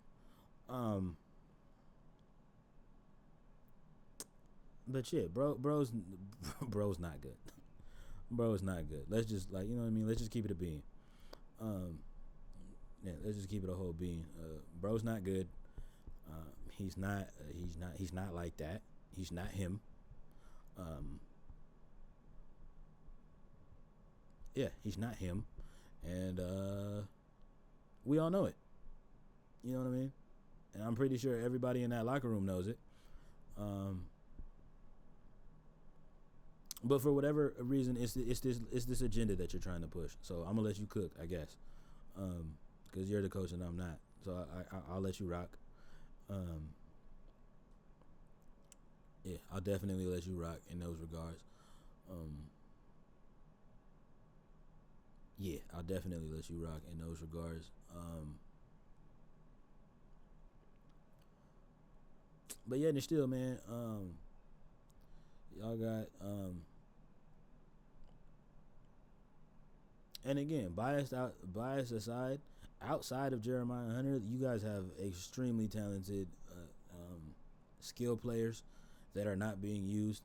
Um, Jalen Ott in the backfield not being used very well. Taj Davis, the other, like, you know what I mean, the receiver that plays on the other side, not being used very well. Um,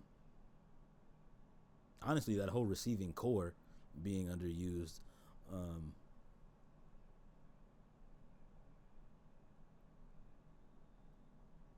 and defensively, it's almost like y'all can't stop a nosebleed. So now, again, you guys played a very, very good Oregon State team. I'm not gonna sit there and hold you on that regard. Stay set, especially with Clemson transfer DJ Uyigali back there. Um, you know what I mean? Yeah, yeah. With him being back there, quarterbacking now for that Beavers offense, um, it adds a different look and dynamic to that Oregon State, like, you know what I mean, to that Oregon State offense, that I think they kind of needed, um, because of the fact that, like, you know what I mean, he's a winner. He's coming from a winning program and things of that nature. Um, so yeah, it's it's uh it's it's definitely something, but yet and still, I still say, the biggest thing is that the biggest thing that I will say is that if you guys shore up your quarterback play, um, yeah, if you guys shore up your quarterback play, and you guys actually find actually like figure out a way to like really really um, use the weapons that you guys have offensively, um, yeah, and defensively, if you guys just play defense, um,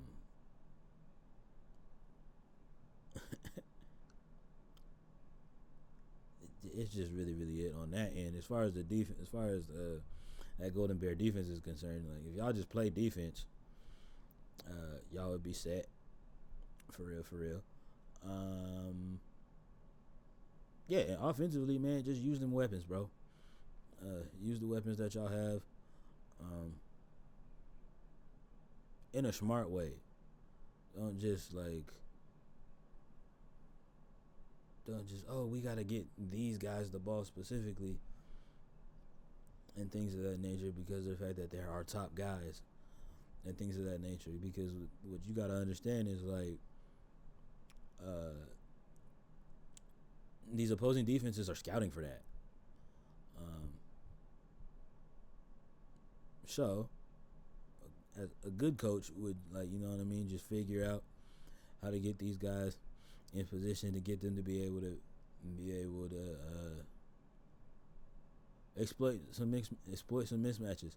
Um, that's one thing. And again, this is not my favorite pro team, but one thing that I will say about Coach Andy Reid and that Kansas City offense. Now, granted, they have not been playing the best to start the season off, but one thing about that team that makes them really really good, um, is that Andy Reid has this really really good ability to get his top guys mismatches, especially a guy like Travis Kelsey, who's you know what I mean, who's a big body tight end, has really really good hands, um, has good size, paws, and yeah, just plays really really excellent when he's locked in, when they're locked in. Um, yeah, but plays really really excellent. And then of course, like, you know what I mean, you have one of the um, honestly, let's just be honest, you have one of the elite rising stars. Um, you know what I mean, you have one of the elite quarterbacks in the league, and Patrick Mahomes. Um,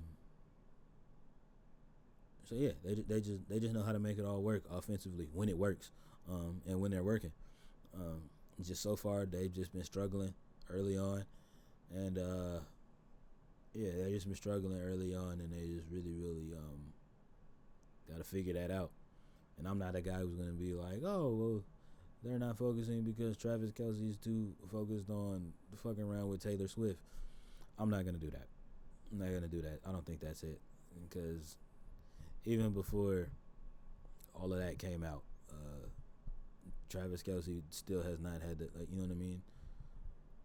Even week one, Travis Kelsey has not been having the best season type shit in that regard. So I'm not gonna, like, you know what I mean. I'm not gonna sit here and be like, oh, it's because of Taylor Swift. Taylor Swift's distracting him. It's Taylor's fault. Taylor, like, nah, I'm not gonna do that. I'm not gonna do that. I'm not doing that. But yeah, man. Again, shout out to Cal. Always, always go Golden Bears for sure. Um, yeah, just mm, coach, just take a really good look at that offense and really try to focus on what y'all need to do. Um,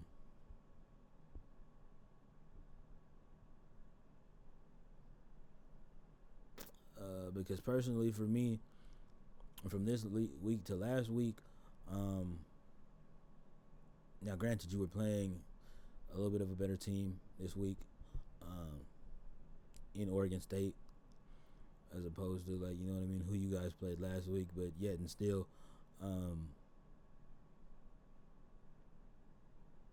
y'all were in this game, and that's the part that's concerning for real. Y'all were in this game and y'all played like that. Um, you know what I mean? Y'all were in this game and that happened. Um, not gonna downplay it, or like, I'm not gonna, like, you know what I mean? I'm not gonna dunk on y'all too hard, but yeah, y'all were in this game. Y'all were in this game, and just for whatever reason down the stretch, y'all couldn't stop a nosebleed, um, and that's just a little concerning. And then you weren't utilizing your offensive weapons to the best of your ability. You could sit there and lie and say you were type shit, but we all know the truth, man. Um, and I'm gonna just say this right now: when that young boy Sam Jones is in there, that offense looks a whole lot better.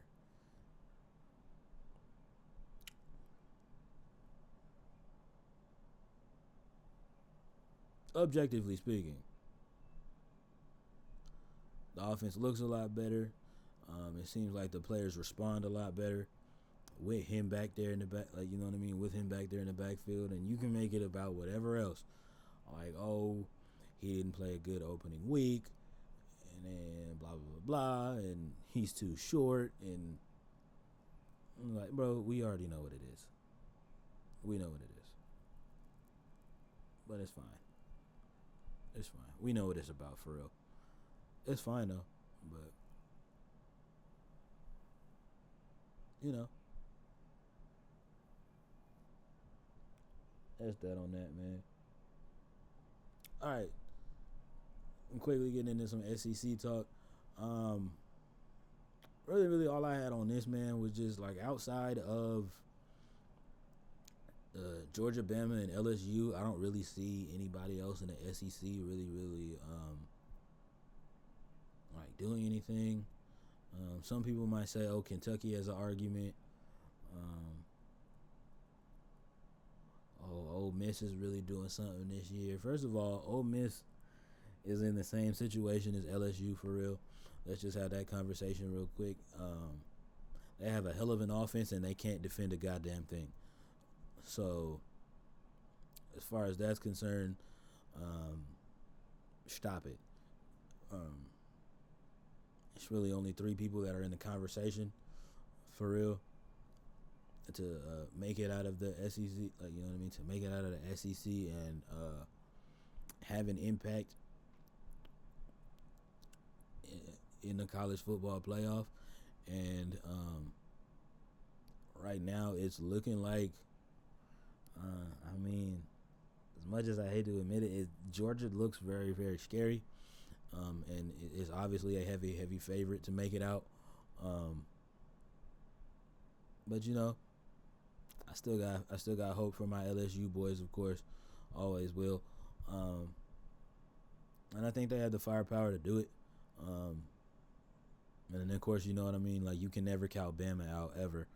Um, like, ever, as long as Nick Saban is at the helm coaching that ball club, you can never count them boys out as far as that's concerned. Now, as far as the Big Ten is concerned, this is also going to be like just a quick little one. As far as the Big Ten is concerned, man, it really is looking like you got Michigan and Ohio State versus everybody else, and I really do hate that because of the fact that before Maryland ran into that Buckeye team, they were balling this year. Um, who else? Indiana's playing really well this year. Um, Iowa State looks decent. Um,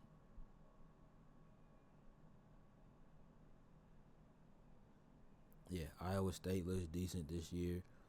Um, Penn State looks okay, um, but they're not the best. Uh, but at the end of the day, really, let's keep it a stack because, like I said, Ohio State is cool, and yeah, they're undefeated or whatever. But I still have Michigan over them. I still have Michigan. Um, like, you know what I mean, making out to the, like, you know what I mean. I still have Michigan winning the Big Ten championship and making the college football playoff. Um, that's just too solid of a group. Got JJ McCarthy, Blake Corum back there in the backfield, toting that rock. Um, and yeah, just as a whole, that Michigan defense is unfuckwittable. Um, Now, I know a lot of you Ohio State fans will be like, "What the fuck? Ohio State's defense is unfuck." Nah, it's some holes in that defense. There's some holes on the defensive side of the football for y'all. Hence of why I'm saying that y'all piss me off as a football team because it's that thing of where it's just like y'all choose to ignore that because of the fact that y'all are winning games. But let y'all finally lose a game, and that's gonna be the first thing that y'all motherfuckers talk about. All of this shit that's wrong, and I can see that shit that's wrong, and y'all niggas are winning. I can see that's what's wrong, and y'all are winning, and that shit is crazy.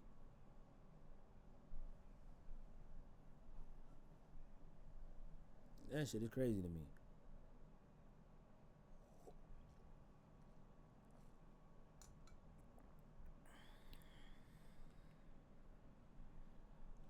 That shit is uber crazy to me.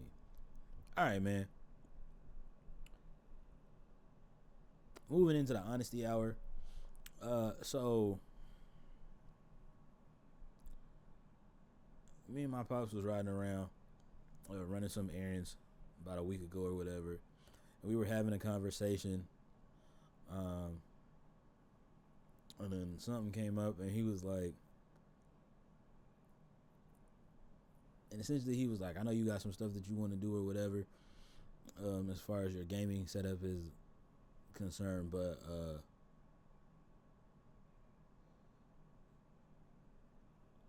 he was like, but we got a mission." Um, and he was like, "But we got some stuff to take care of first." And I'll be honest with you. Chat. Like that shit rubbed me the wrong way. Um, for a little bit, like an hour. It only bothered me for like a whole hour and a half, at most. Um,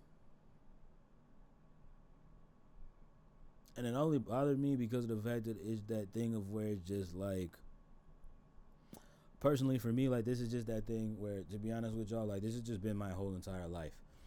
Um, to be quite honest, this has been my entire life. Um, I have goals and I have things that I want to do creatively, and as far as like, you know what I mean, this content creation is concerned and things of that nature. Um, but because of the fact that that stuff doesn't equal to consistent income for my family, um, our goals kind of don't align. Um, I mean, and it's the same thing on the music side of things because of the fact that I don't make the kind of music that they like, or like, you know what I mean, the type of music that they personally like subscribe to, um, or fuck with. They kind of don't, and I don't even really want to like make it about that because it's that thing of where it's just like it's cool, like it's not your style of music and it's not something that you like really are particularly into or whatever, um, and that's fine. By all means, that's fine. That shit does not bother, like that shit does not bother me um, anymore as much as it used to. I will be like, I'll be honest, because that shit used to bother me a lot, um, and things of that nature. And that shit really did used to fuck with me for real. Um, but now it's that thing of where it's just like I've just come to realize it's like, um, I can't force them to like what I like to do, or like, you know what I mean, and I can't force them to understand, um, or see the whole vision of everything that I'm working towards. You get what I'm saying? Um, so yeah, it's that for me as far as all of that's concerned. Um, and I just want to give any advice to any aspiring up and coming artists, content creators, um, actors, entertainers, uh, aspiring media personalities, whatever the fuck it is that you want to do. Um, Always do understand and remember what the fuck it is your goals are. Because what your goals are and what other people's expectations are of you are not going to match up all the time. They just aren't. I'm going to just keep that shit a whole being with you. They're not always going to align. And that's fine. It's basically what I'm telling you is like, it's that shit of where it's like you don't have to sit there and go into a whole mental like, you know what I mean, you don't have to sit there and like go through a whole several series of mental breakdowns like I had to, um, dealing with that shit, um, because of the fact that it's that thing of where it's just like, for me, the part that was really fucking with me for a long time the most is that everybody else's mama, auntie, sister, cousin, boyfriend's cousin, auntie, sister, brother, like everybody else and they auntie, mama, grandma, and all them is fucking with and rocking with what it is that I got going on, entertainment wise. But it's just like, you know what I mean, like my own family um, wasn't there to fuck with what it is that I got going on. And it's also that other thing too, where it's just like, it's also that thing of where I do also understand that there's a certain part of my family that, um, because of their beliefs and their values, they can't, not can't, but because of their beliefs and their values, they're not gonna come out to see me in these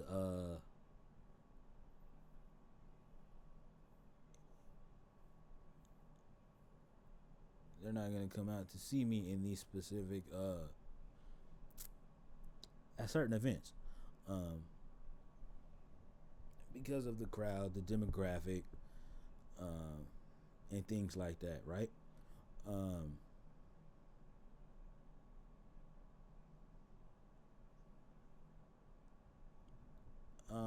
and I'll be honest, yeah, at first that fucked with me a lot, like a whole lot, like literally more than I'm like even able to talk about here on this pod. Um, but yeah, it fucked with me a lot, like a lot. Um, and it sent me into a place emotionally, um, that I didn't really like, and really wasn't like fucking with. Um, and I was actually like really really like terrified that I had to like even like deal with that. Um, yeah, I was really really terrified that I had to like deal with that and things of that nature. Um, so yeah, it was tough to deal with. Um, but it's also that thing of where just like that thing of where now at the age that I am now, um, and for those of y'all that don't know, I just turned 30 not that long ago. So, um, yeah, now getting to this point in my life where it's just like, you know what, the shit that I want to do and the things that I have, like, you know what I mean, like the goals and the aspirations that like I am striving towards are not gonna line up with whatever it is that you had, that you might, you know what I mean, might not exactly coincide or line up with what you like may want for my life. Um, and it's just that biggest thing for me where it's the biggest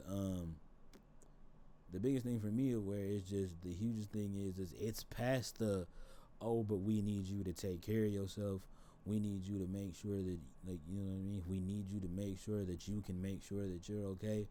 um and the biggest thing for me is, first of all, I have been doing that since I turned 19. Like, you know what I mean, because I don't want to say 18. 18 doesn't count to me because of the fact that yeah, 18 makes you legally an adult, but I didn't really start, like, you know, I didn't really start doing adult shit until I turned about 19.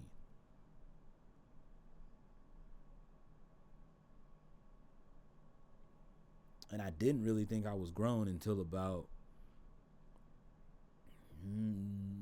2 years ago, 3 years ago, 2 years ago. Yeah, I didn't really see myself as grown till I hit about 28. Yeah, until I hit about 28 for real. I didn't see myself as grown at all. So, you know, and I have been making sure that I have been straight that whole entire time. So it's that thing where it's just like, yeah, there's been people checking on me and helping out where they could, um, and making sure I'm all right and things of that nature. But it's the whole thing for me. But it's legit the whole thing for me of where it's just like it's been me carrying me this whole entire time, chat. So cool, it's fine.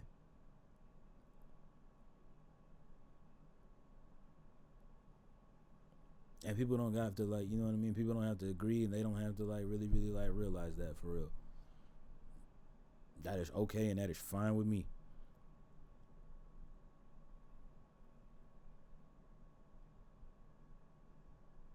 Cause I am all good and Gucci on that end. Like, you know what I mean? As far as all of that's concerned, like, come on, man. Like, y'all boys not. Let me stop. But like, you know what I mean? Like, y'all not. Come on, man. Let's be real. Let's just keep that shit 100 stack. Y'all not. Y'all not. Like, you know what I mean?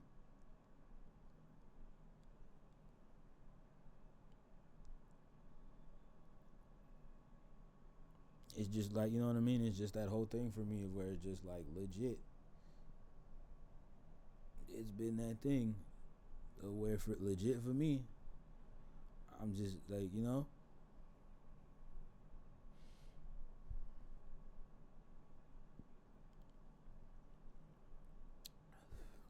like it's legit been me taking care of me for Ooh, excuse me. It's been legit me taking care of me for quite some time. So, as far as that whole conversation amongst me and anybody else who like claims that they care about me, we're kind of past that. We're kind of past like you can't use that as a point in the argument anymore. You know what I mean? We're not at that point. Like, you know what I mean? Like, you can't use that point in the argument anymore of it just being like, oh, we just want you to take care of yourself, and we just want to make sure that you could. Like, we're past that. I've been doing that.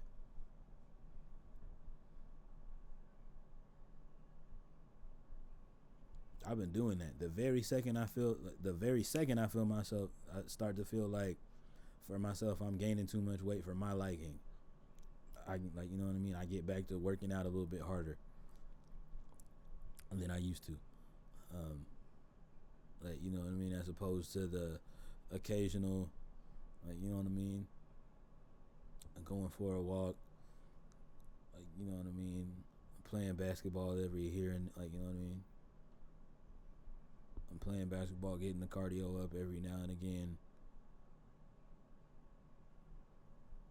Yeah, that's me doing that. That's not nobody being like, hey, bro, like, you gaining a little bit of weight. Like, you should probably, like, take care. No, that's me handling that.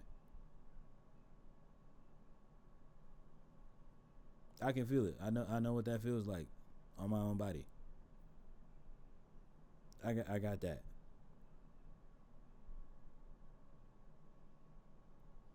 A lot of people don't realize is that it was I made the conscious decision my own self to stop drinking. Nobody told me I should stop drinking. I made that decision for me. Nobody else told me to do that shit. I did that for me. That wasn't because I wanted attention and because I wanted people to be proud of me or because none of that shit. Like, I made that decision my goddamn self. I got tired of I got tired of the person that I became when I got drunk and I got home by myself. Because it's that thing of where it's just like, yeah, that shit's all fun and it's entertaining when I'm around people and it's hilarious to all it, like, you know what I mean, to all of y'all or whatever. But it's that thing of where it's like when I'm alone in the dark by my goddamn self, drunk as shit, staring at the, like, you know what I mean, staring at the ceiling for whatever half a second that is. I'm not, like, you know what I mean. I wasn't okay. I was not okay.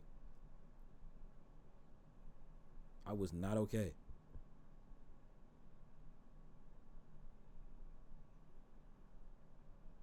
There was so much shit that I was fighting. So yeah, I made that shit as a decision for me. Cool. If y'all wanna, like, you know what I mean? And this is to all of my friends that still drink or whatever and that still drink and party like that. If that's what you wanna continue to do, cool. Go ahead and do that. I salute to you and I still love you with my whole heart and soul. Nothing about that has changed. But just know that that is a lifestyle decision that I have decided to make. I have decided to stop drinking for myself. For me, myself, and I. That don't have shit to do with you.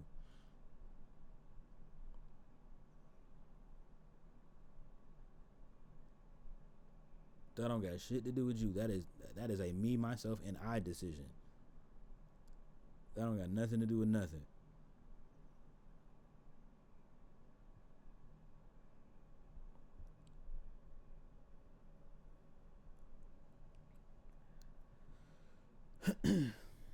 Speaking of life being different and why this conversation is so important.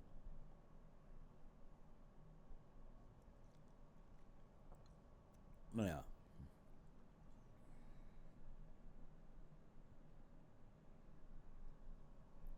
again, if you are not subscribed to me or following me on either Kick or Twitch, um,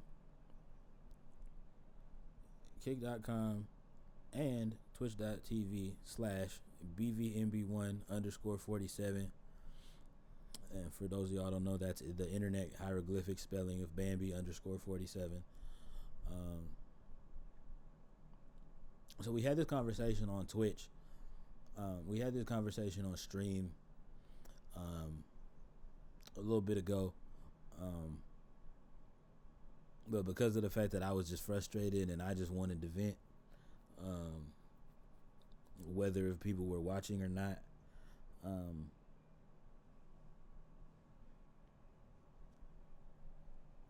and like you know what I mean, because of the fact that I was tired and I really didn't give a fuck about what the audio was doing, and I just really wanted to sit there and vent. I in chat we had a conversation about what I thought about the current dating state of the current dating meta. Um,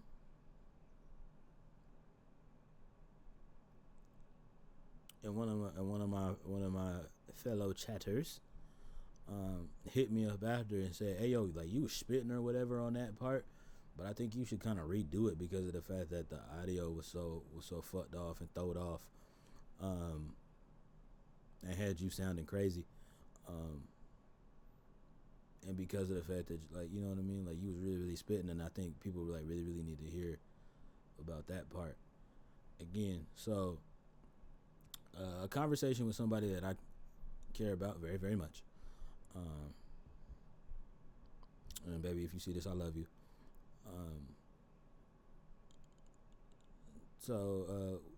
we were texting back and forth or whatever, and she's like, "So I was looking at your stream tags or whatever, and I noticed one of them says poly, amorous."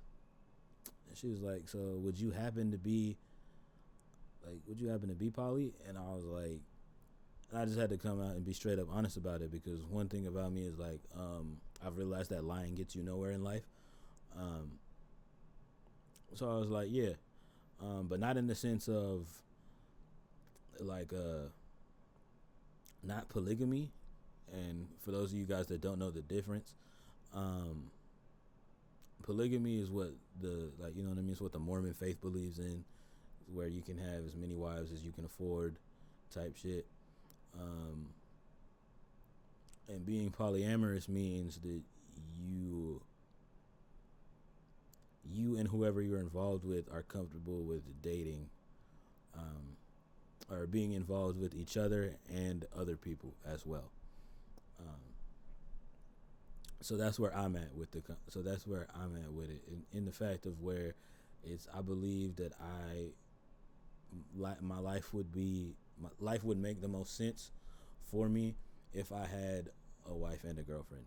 Um, I would only want to be married to one. Um, but I could also see myself having like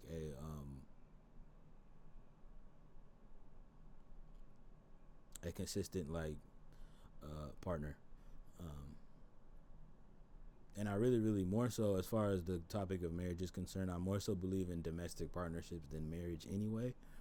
Um, but I know that that's one of those conversations of where um, marriage really isn't about me as the man. That's more so whoever I decide that I want my forever to be. Um, and that's just how I've left that as that. Um, and yeah, this is not like one of those things where again I'm not doing this shit like to get like attention or views or like have people like me or whatever the fuck. Um, this is really my like this has really been my life for fucking I don't know like ever. um, this has really been my thought process and my feelings really since like the 8th grade. Um,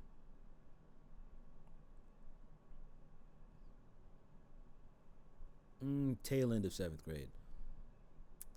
So yeah.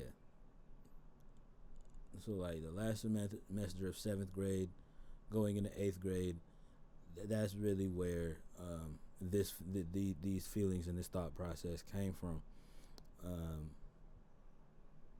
for those that don't know, quick little history on me in this regard.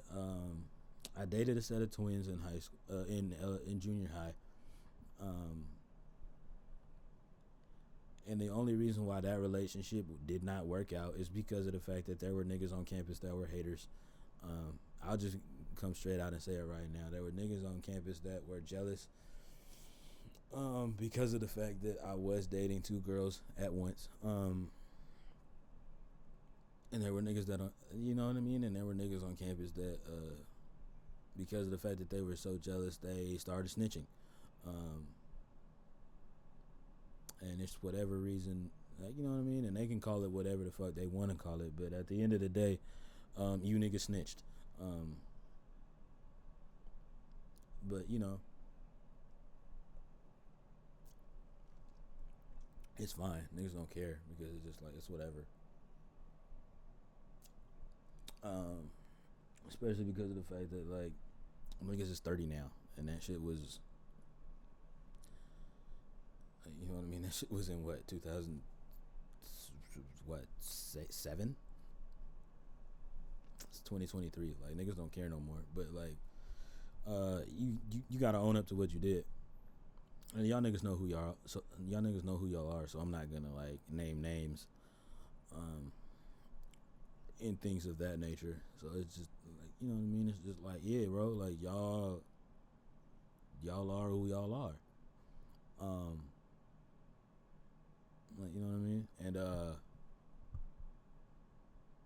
but yeah, the reason why this story is so important is because of the fact that the way that I responded to the way we had to end things.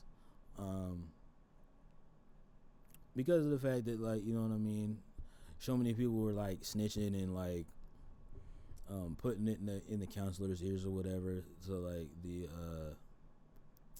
counselor, you know what I mean, our counselor, and I'll go ahead and shout her out because of the fact that she's one of my mom's favorite people. So shout out to Miss Sanchez.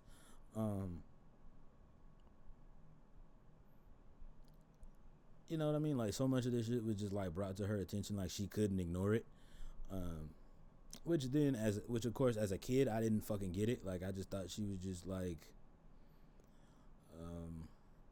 I just thought she was being like the school version of a helicopter mom. For me, I just thought like she was just like on my dick for no reason. And I just realized like she was just doing her job. Like, too much of this shit, like just too much of like the same kind of shit, like was just like coming across her desk, and so like she couldn't ignore it, which led her to calling my girl's moms, which led her to calling the twins' mom, and then the next day we had to call it off because of the fact that their mom was like, you know what I mean? Because of the fact that their mom was like, that's not a good look. Kids at school are making it too hot. What will your, like, you know what I mean? Like, what will your aunts and uncles think?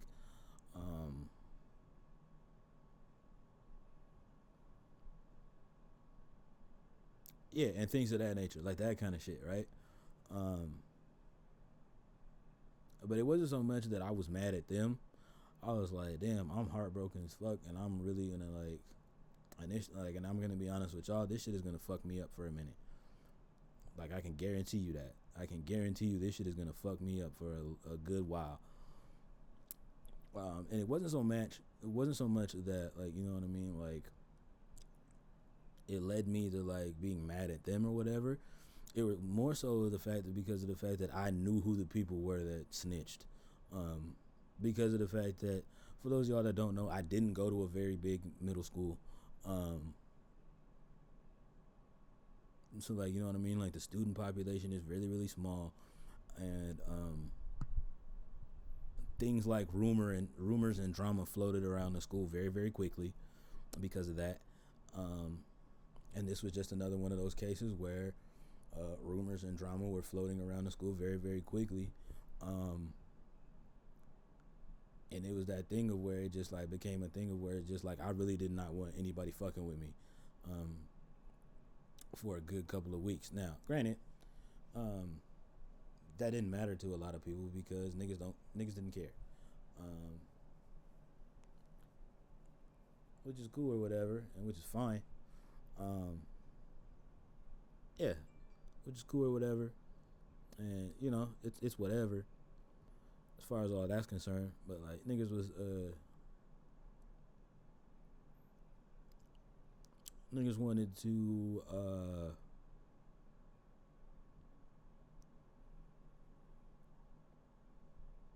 now mind you, I was a lot shorter back then than I am now. I mean, I'm not very much that tall. I'm not very much taller now. Um but I was a lot shorter back then, and I was definitely a lot skinnier. Um and you know, my social awkwardness was probably at like its peak at this point. Just to give y'all a little bit more perspective, type shit. Um, and yeah, so like, you know what I mean? Like, it's like niggas is fucking with me. Like, damn, what's wrong, Jordan? Why you ain't talking? Why you ain't this? Like, why that? Like, blah blah blah blah. And like, you know what I mean? It's that thing where like it's first, like the first couple of times it's just like, hey, bro, leave me the fuck alone. I'm not in the mood, type shit, right? Again, it's middle school, so niggas don't care because niggas like you know what I mean. It's middle school, and niggas don't care, and especially like in 7th grade, niggas are just finding out what the fuck testosterone is. Um, you know what I mean. Niggas are just now experiencing testosterone for the first time in their lives or whatever. So like niggas is not caring, and so like they just trying to like really like test niggas in that regard. And it's that thing again where it's just like for me, so I'm just like sitting there and like we're sitting in English class at this point in time, and niggas is just niggas is like you mad, like it's like you mad with what you finna do about it. And it's just like again, like that's the second time I'm saying it. I'm just like, hey nigga, I'm gonna just tell you like this. If I gotta tell you again, it's gonna be a fucking problem. But this time I'm gonna let you know for the second time in a row, leave me the fuck alone. I'm not in the fucking mood. And I say it exactly like that. Um,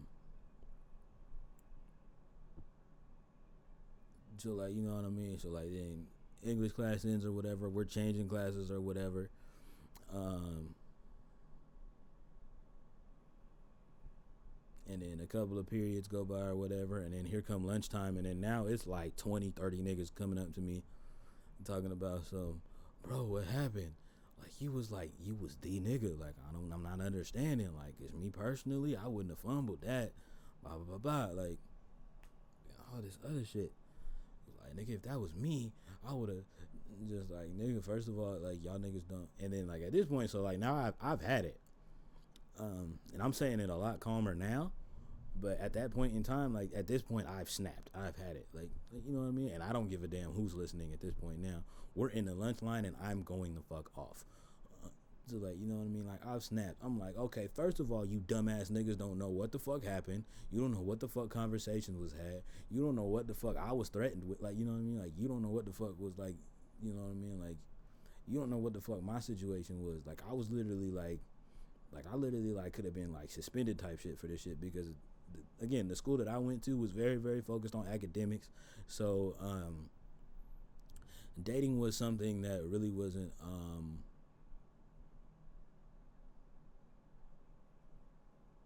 allowed. I'll just straight up say it. It wasn't allowed. Um, that's the best way I can put it. I couldn't have found a smarter word, a better word to put that shit. But because of the type of middle school that I went to, that they pride themselves very much on academics. We wore school uniforms. Like you know what I mean. Like we wore collar shirts and khakis type shit. And if it wasn't khakis and if once it got too hot, it was collared shirts and cargo shorts. Yeah, and things of that nature. And it couldn't have been no designed cargo, and it couldn't have been no design cargo shorts either. Like you know what I mean, like your shit had to be fucking khaki brown, or black, or navy blue, or khaki brown, or black, or navy blue type shit. So yeah, it was that going on. So just to let y'all know in perspective of what kind of school I was going to. So yeah, I'm sitting there, I'm going off, and I'm like, first of all, y'all don't even realize I could have been suspended for this, and they would have sent me to my home school. what my home middle school is, and obviously it's like that thing of where it's just like y'all don't realize like that shit is a lot deeper for me because it's a it was made very very clear to me early that my mother did not want me to fucking go there, did not want me to go to where my fucking home middle school was, which once I got to high school I understood that because of the type of shit that them kids got into, and shit like that, right? And also like playing sports against those kids, like it just it became very very apparent. Um, oh yeah, I wouldn't have did very well, in this kind of environment. Um, I wouldn't have done very well in this particular environment. Um, because of the fact that this was back when my temper was like super duper bad, and it was like you know what I mean, like it was like literally like a very very volatile thing at my point at this point in life for me, and so I'm like so I'm sitting there, I'm flat, like we're in the mind you we're in the lunch line going into the caf for lunch, and I am flashing on everybody in this, like, you know what I mean, on everybody in this fucking circle. And niggas is like niggas is like trying to press upon me, talking about something. I know you better lower your tone, and I'm like, or what the fuck you finna do, type shit. I was like, cause at this point, like, I don't give a fuck. I was like, at this point, I really give less than a fuck. Like, niggas gonna have to kill me, type shit, cause that's how, like, you know what I mean. At this point, like, this is how mad I was, and like, it's the point that like I was trying to get these dumb niggas to like, you know what I mean, these dumbass niggas to understand is that like I was really really in love with these girls, type shit, and I know that shit wasn't like something that was like, and I know that was some shit that like really wasn't like popular at the time, like, because like it was just that shit of where it just like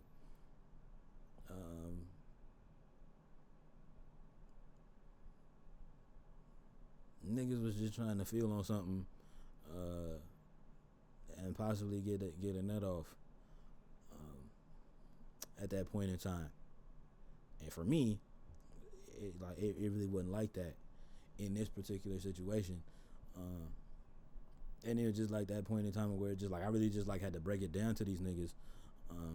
To that point in time, I was like, I know this shit probably like isn't like cool, like, or whatever for y'all, or it's not like the type of vibe that y'all niggas might be, that y'all stupid niggas might not be on. I was super disrespectful about it. Like, I was not trying to be nice about it. So it's just like, I know this might not be some vibe that you stupid niggas might not be on at this point in time in your life, but it's like I was really really like, I was like, but I really really like love these girls, bro. And it was like, and the part that they was like having a hard time understanding, like a lot of people have a hard time understanding now, it's just like, that makes no sense. How could you possibly be in love with two people at the same time? And I was like, it's very much possible. I was like, do you not love your mom and your dad? And now, again, that didn't go over well because a lot of people didn't have relations, because a lot of these niggas that I was talking to didn't have great relationships with their fathers. And just like, nah, nigga, like I love my mama. And it's like, and my dad could choke for all the fuck I care. And it's like, okay, cool. Well, it's like, cool. It's like, okay, well, cool. Then you don't get it then, cause you know what I mean? Because we're not even having the same conversation at this point. Like, you know what I mean? Like, it's really really on that. At this point, it's just like, yeah, we're really not even we're not having the same conversation at the fuck all. So it doesn't even matter for real. It just doesn't at this point. Like, you know what I mean? At this point, it does not matter. It does not fucking matter. We're not even having the same conversation for real. We're not even having the same conversation for real, which is fine. Which is fine, sort of. I guess. I think. I wasn't really too sure. But I also didn't care. You know what I mean? I also really didn't care. Because it was really, really like, that's really, really what it was like. So now fast forward to now, with this conversation that me and my love are having via text message, and she was just like, and so like I explained to her like kind of what the poly dynamic looks like for me in my head. Um, I was like, it's not like the I want no two wives type shit. That just seems complicated and stressful. I was like, it's more so that thing of where just like I have somebody like who's like my wife type shit, and then there's like, you know what I mean, and then there's my wife or my like domestic partner type shit, and then there's somebody else who would be like a who would be considered like a long term girlfriend type situation. And to which she responds, she's like, so does that mean that like I could never be enough for you? In which I responded, absolutely not. Because it's that thing of what you have to understand. To any other people that might be like in this kind of situation and might feel like this is like the type of lifestyle that like you identify with, and for those of you that may like have interacted with somebody who is polyamorous, what you got to understand, especially like in a situation like mine, it's not that I'm just looking for two different girls to mess with because one isn't enough for me. That's not what the situation is at all, and that's definitely not what, like, you know what I mean, like what I'm saying. That's definitely not what my actions are saying in that lifestyle. Especially personally for me, I can only speak for me in this regard, as far as like, you know what I mean, the reason of why I have decided that this is the lifestyle choice for me. I personally feel like it is very, very possible for me to be in love with two people at this like at the exact same time, and due to the fact that it's happened more than once. It has happened more than once, on multiple occasions, and anytime I've ever admitted it, said something about it, like even like partially mentioned it, it's always become an issue. So that now that we're in this space where, I mean, it's still not really accepted as much, or really at all, rather.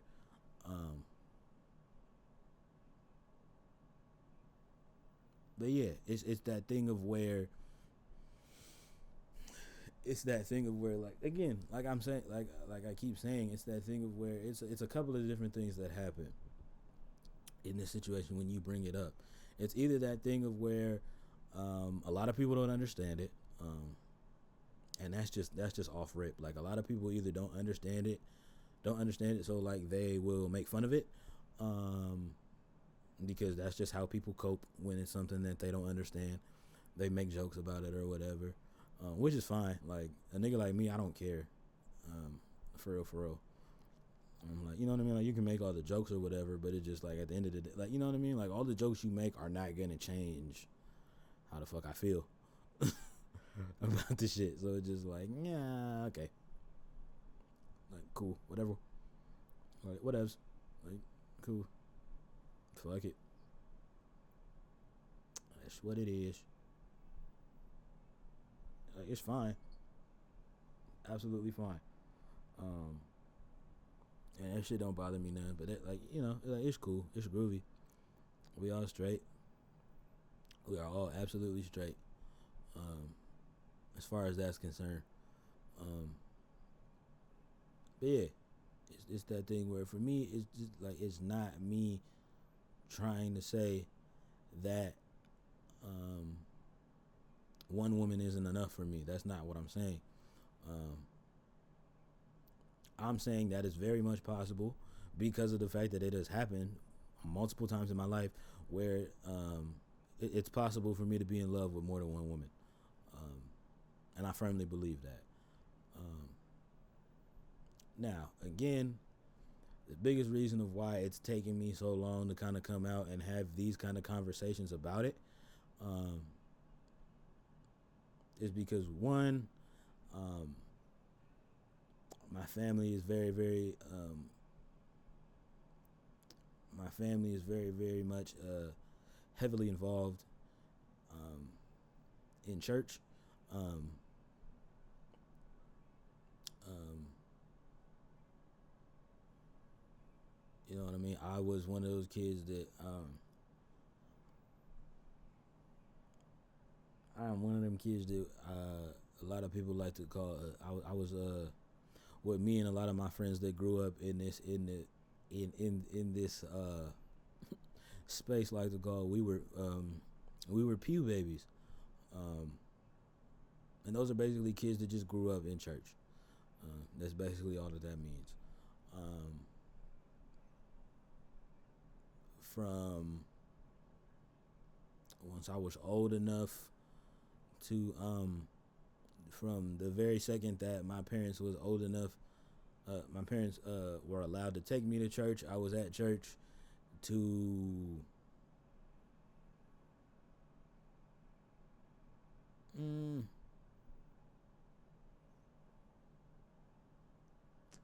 want to say like 20, 21, 22. I want to say like 21, 22.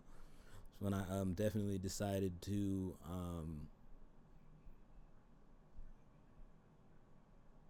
for personal reasons, um, walk away from the organized church um, and things of that nature.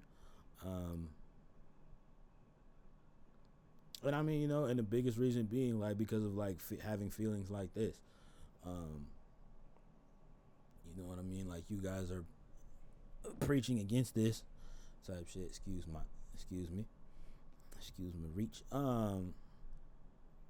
Yeah, like you know what I mean? Like you guys are like actively like almost damn near like hate preaching against stuff like this. And I hate to use that term, but like that's really like what it feel like for real. Um, and just like it's that whole thing of where just like cool, the Bible says, but it's just like, yo, my nigga, but like how I feel though, but my feelings type shit. Because those are still a thing that's like, like those are still like a thing that like matters. Um, like my feelings type shit, right? Um, so yeah, that's partially a reason of why I walked away in that regard.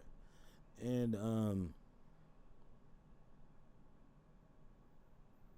on top of it, the main thing is like where I'll just like completely like just be like straight up honest and forward with y'all. Um, I started my career as a gospel hip hop artist. Um, and I'm gonna just be forthright. The way that I see them treat just straight up like traditional gospel artists, um, that I see like the gospel sector in general, like the way that they treat um, their artists, um, is god awful, and that was terrifying. Um, yeah, and I didn't want to be in that space, getting treated like that. Um, because it's that thing of where it's just like and what I'm saying is like seeing the way they're treating them. Uh, they want you to do um, literally so much for um, very little, like little to no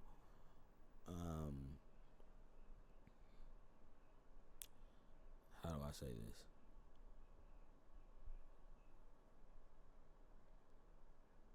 Oh yeah, just straight up and down like this. Um,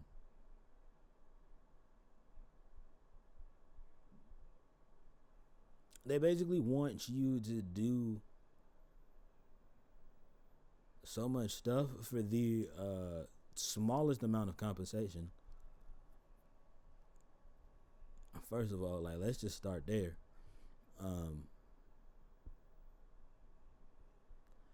And excuse me, any instance that any um any gospel artist um starts to, in the smallest instance, starts to take their stuff, starts to take their ministry, which is what it is, starts to take their ministry serious as a business.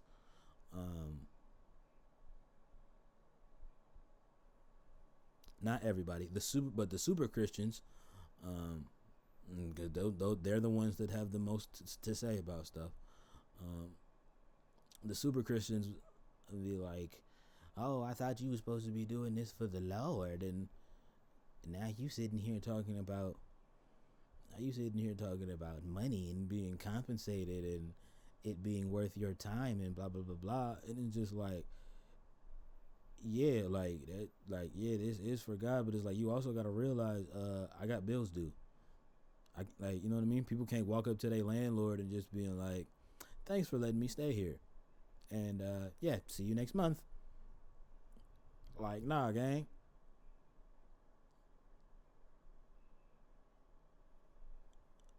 It's literally like that. But like, that's literally like how that goes. Like, in these spaces, yo. That's literally how that goes. Um, so it's that thing of where, for me, in that regard, of when I decided that I wanted to make the decision, that not even when I decided, when I consciously made the decision, um, to go from making, um, gospel hip hop music to just regular hip hop and R&B. um, I was hit with all of it. Um, I was hit with all of the backlash. And it's that thing of where, like, I've never even told my parents this, because of the fact that I just took that shit on the chin, and I handled that shit myself, because of the fact that I didn't give a fuck. I didn't give a fuck what them people thought about me, due to the fact that none of them people helped raise me. So, like, you know what I mean? Like, it's like these people that, like, were making like, the people that were making comments were people that had no type of influence on my life whatsoever. Um, so it just, like, that shit was whatever. And then, of course, like, you know what I mean, 2-3 years down the line, um, these are the same people that made those comments that I am now seeing in these venues that I'm performing at, with drinks in their hand, and somebody that ain't their husband on they, like, you know what I mean, somebody who ain't their husband behind their ass while they throwing it back in a Yuletide circle.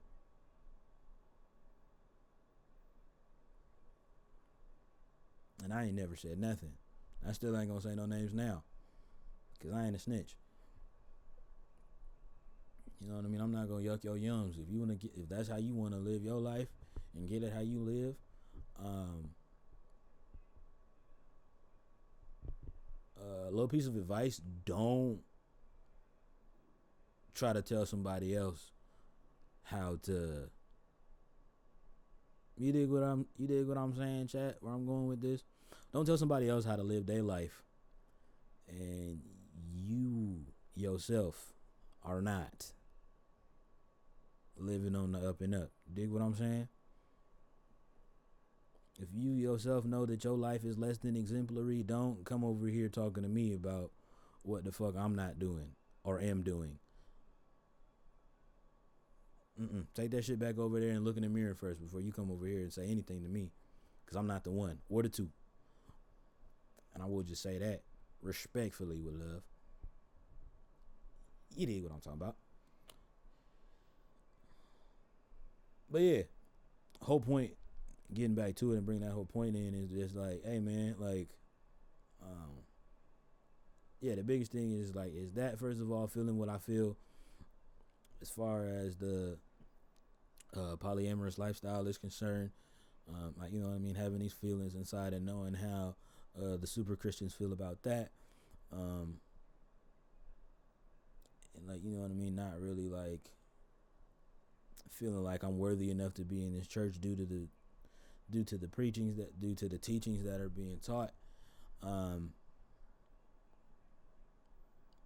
then not only that, the whole reason why I brought up the being a gospel hip hop artist in the first place was the biggest thing that it came down to for me, and the hugest reason of why I left is and these niggas will never admit it, but you know what I mean, once I finally did start to take the music a little bit, not even a little bit, a whole lot more serious, and start to put I started to put business people in place. We started to look back on some things, and we started to check some numbers on some things, and you know what I mean. Long story short, 1 and 1 wasn't making 2. We came down to the fact of where we found out that folks were stealing money from me. I wasn't getting all of my cut that I was supposed to be getting. And when I said something about it, motherfuckers acted like they had exactly no clue what I was talking about. And so that to this day is why I will never, not I will never, because I still go back and I visit my home church that I grew up in,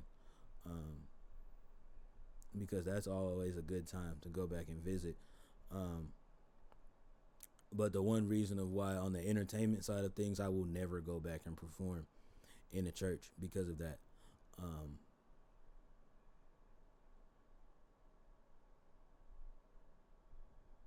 So it's really, really those two, the two of the biggest things. It's like, first of all, I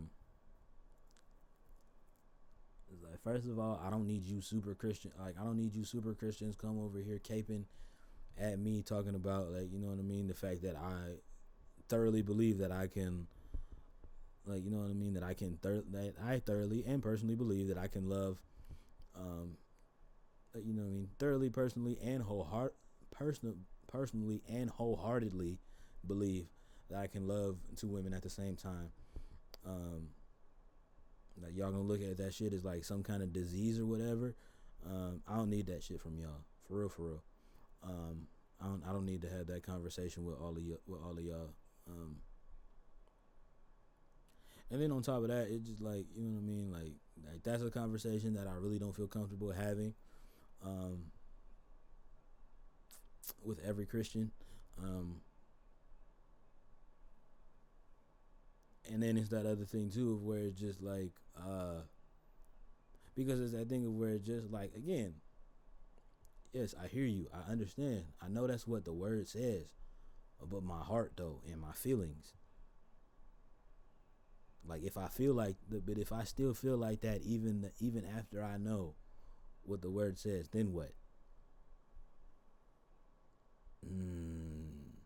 Yeah, don't want to talk about that. It's fine though. And then the other thing too is just like you know what I mean, like the stealing money and then the niggas lying. Yeah, nah, that'll I'll never be okay with that. As long as I live, unfortunately, I'm sorry. I just can't do it. It just doesn't feel right to me. And yeah, that's just that on that. Now, a little bit last week, I talked about my concerns and frustrations in this music space, and then I just realized, again, I'm just gonna get back to the point of making the kind of shit that I want to make. And so yeah, it's that thing of where, personally for me, while again, the trap music era that I was in was fun, was exciting, it was cool or whatever, and I'm not completely and wholeheartedly like walking away from that. It's just that whole thing of where, personally for me, like, there's only so far that style of music is going to take me, or has take, like, you know what I mean, like, I feel like I definitely have all the way overly extended my welcome and my place in the trap music space, bars again. But it's also that thing of where it's just like, I love things like, I also love neo soul music, I also love jazz music,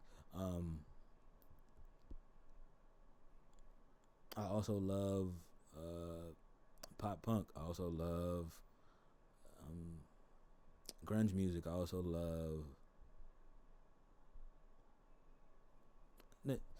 Okay, I'm really rapping about this part.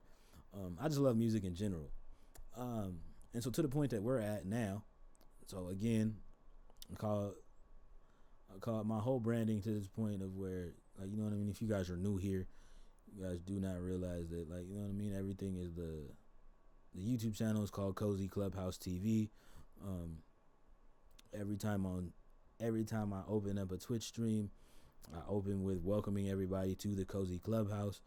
Um, I mean, you know, even right here, right now, you guys are tuned into the Cozy Corner podcast. Um,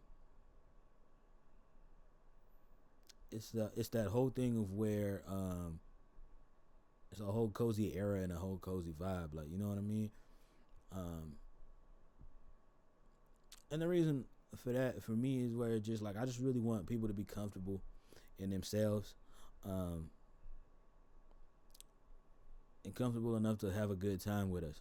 And that's just really what all of this is about now. Um, Especially because of the fact that, like, you know what I mean, DC go-go music is something that I'm really um, enamored with and falling in love with. I've already mentioned my super duper love for lo-fi. Also blues and funk music has really been something that's really had me in a chokehold as of recently. Of course, like, you know what I mean, we're still gonna have some chaotic elements to it. So, you know what I mean, the pop punk, like, you know what I mean, like the metal trap stuff is some stuff that we're definitely still gonna be tapping into, um, and hitting y'all with wholeheartedly. But it's also that thing of where it's just like I'm to this point now where it's just like I've also mentioned very many times before. I'm in the process of trying to start a band, um, because of the fact that it's just that live music element will never ever go away. Um, and it's that part of where it's just like bands like The Roots, Black Alley, who's my favorite DC go-go band, probably of all time. Also can't forget like the pioneers, like, you know what I mean, the Chuck Brown band, uh, the Junkyard band, the Backyard band, UCB. Any of my DC fans know, they know. Um, you know, the UCB is that band that did that song "Sexy Lady, Give Me Your Number, Girl." Yeah, that's them. That's UCB.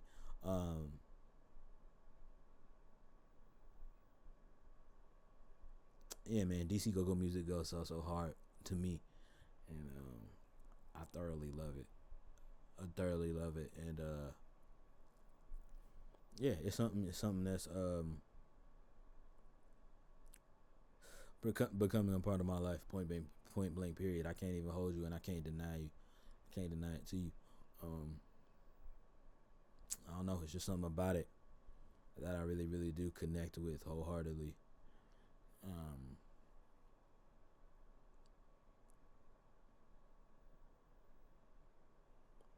yeah, wholeheartedly. Um, so yeah, that's the journey that I'm on in that regard, as far as those things are concerned. Um, yeah, man. Um, but yeah, so you know what I mean, like, just really cozy and comfortable vibe is the whole goal of the newer music that we're kind of presenting, and the first introductions of that was the Owl House demo that I just dropped. Um, if you guys have not seen that shit anywhere on your streaming platforms, BVMBIXBAMBI on Spotify and all your streaming platforms. I should pop up. The Owl House demo's out. Go good that shit. Um, but yeah, just the first introduction of that was that for real. Um, or yeah, the first installment of like, you know what I mean, the new era for us was that. Um, Point blank period is very very important to me. Um,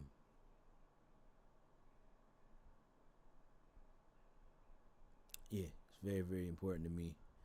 It's very very much needed as well.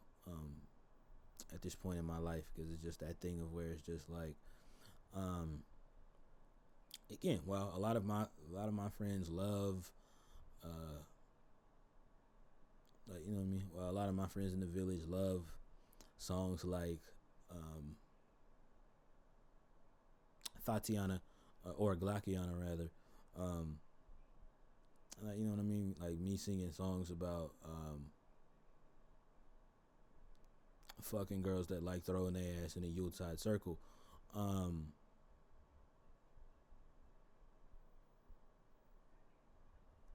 it's to that point for me where it's just like, that shit is cool. Um,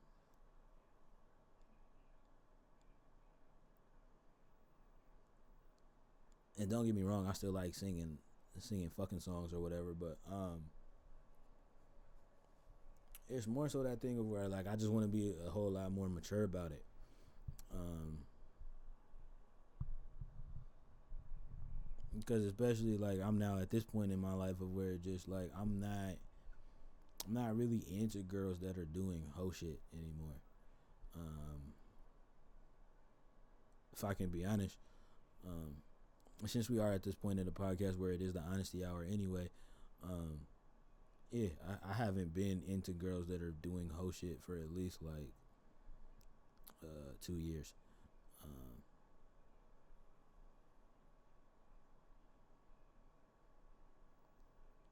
Now don't get it twisted. I love girls that are freaks, but,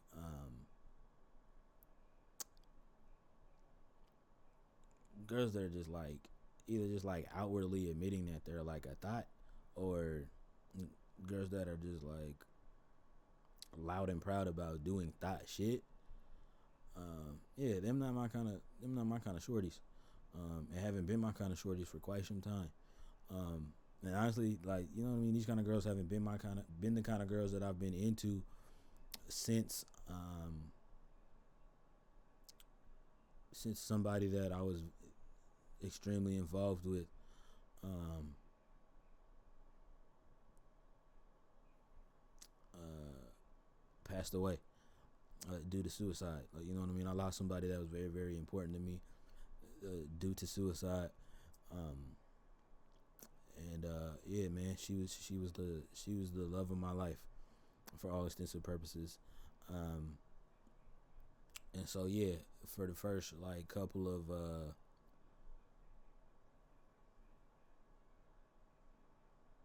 I mean, I didn't really get the chance to really like deal with it and process it until, um, until a certain virus came out that forced everybody to sit down and be on lockdown, because of the fact that, after it had happened, I was back on the road like literally the next day. So I really like didn't like have I really like couldn't afford the opportunity to like really really sit there and think about it. Um, was I fucked up about it? Yes. Was I messed up about it? Absolutely. Um, did I think about it? Did I think about it as much as I should have? No. Not until 2020, when, you know what I mean, when 2020 forced everybody in the world to sit down. Um, and I didn't, you know what I mean, and that's when I finally had the chance to process that. Um, which then brought up the, like, you know what I mean, which then brought up the thought process of um, the polyamory thing, um, and like really really like looking back into that as well, um,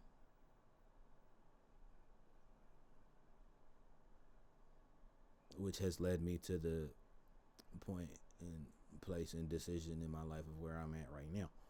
Um, yeah, man, it's been, it's been quite a journey. Um, to this point, but it's just that thing of where um, doing things like this and yeah, man, shooting things like this and making like this kind of content like this is actually like um, my dream, like, has always been my dream for real. Um,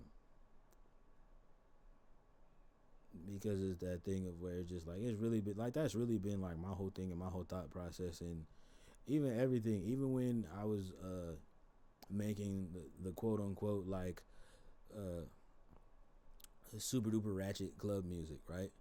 Um, my whole thing was just that, like, you know what I mean? Like, you should love and be comfortable in being who you are.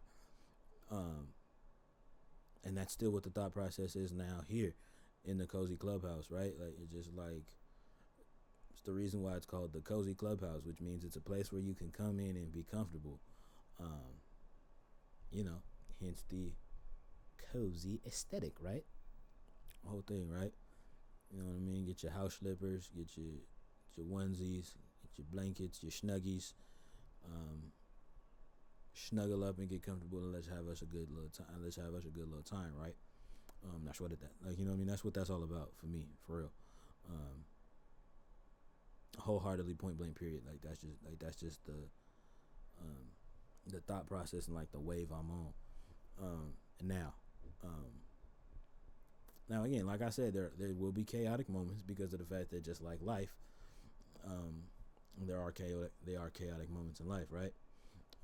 So like you know what I mean. I think that's definitely a very very good interpretation. Like you know what I mean. I think that's definitely what a good amount of the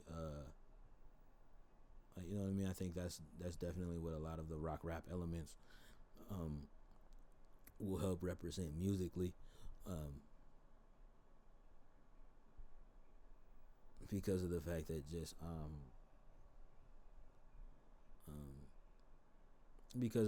because of the chaotic elements that rock rap kind of brings and presents and represents, right? In that regard.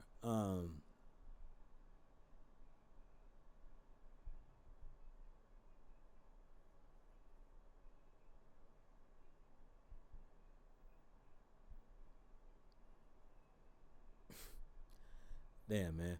Uh, I really hate to end the pod like this. Um,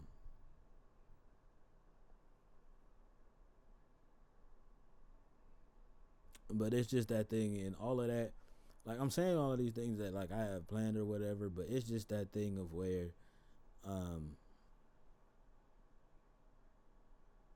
I've got to be honest with y'all. You can't let whatever intrusive ass dark thoughts that you have in your mind, you can't let them shits win. Um, Point blank. Period. That's it, and that's all. Um, as far as that's concerned, right? Um, so for me, there's this thing of where, like, again, I just told y'all all of this, like, really, really, like, super duper, like, deep and honest stuff about me.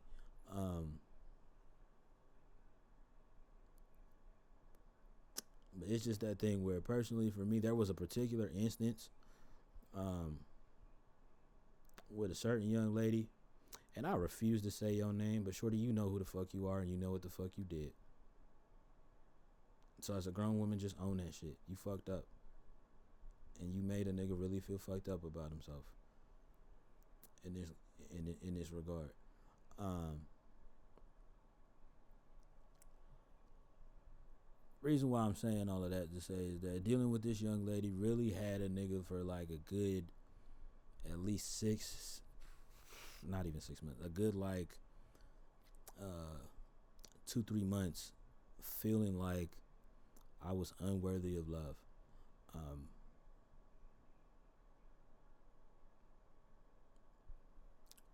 After dealing with her, because it's just that whole thing for me of where it's just like, instead of her saying what she said, was basically in her words, she said she wasn't really looking for a boyfriend like that. um to now then turn around and see, because we still follow each other on the, you know what I mean? We still follow each other on socials. Um, to now turn around and see 2 months fucking later, you have a boyfriend.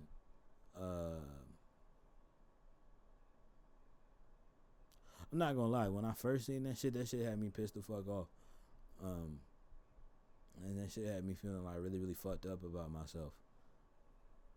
Because it was just that thing of where it's just like, and again, I can hear all of my friends' voices now. It's like, hey, bro, like we told you deserve better, and blah blah blah blah, and all of these other things. And it's just like, yes, while you niggas are right, that still does not change the fact that I feel the way that I fucking feel. Or I felt the way that I fucking felt. Because I don't feel like this anymore. But yeah, it's just that whole thing for me where personally, right, like me personally, right, it's that thing of where it's just like, I would have thoroughly been okay if you would have just came out off rip and just said like, yo, straight up and down, I don't see you as like, I don't see you being my boyfriend. Like I would have definitely been okay with that. I'd have been way more okay with that than you kind of like, than you trying to like paint this thing as some like, I'm not looking for a boyfriend right now type shit. Because it's that whole thing of where it's just like, first of all, you spending all these times in these bars and shit, and at these clubs and shit, and you're hanging out in this specific part of town an awful lot. You looking for something.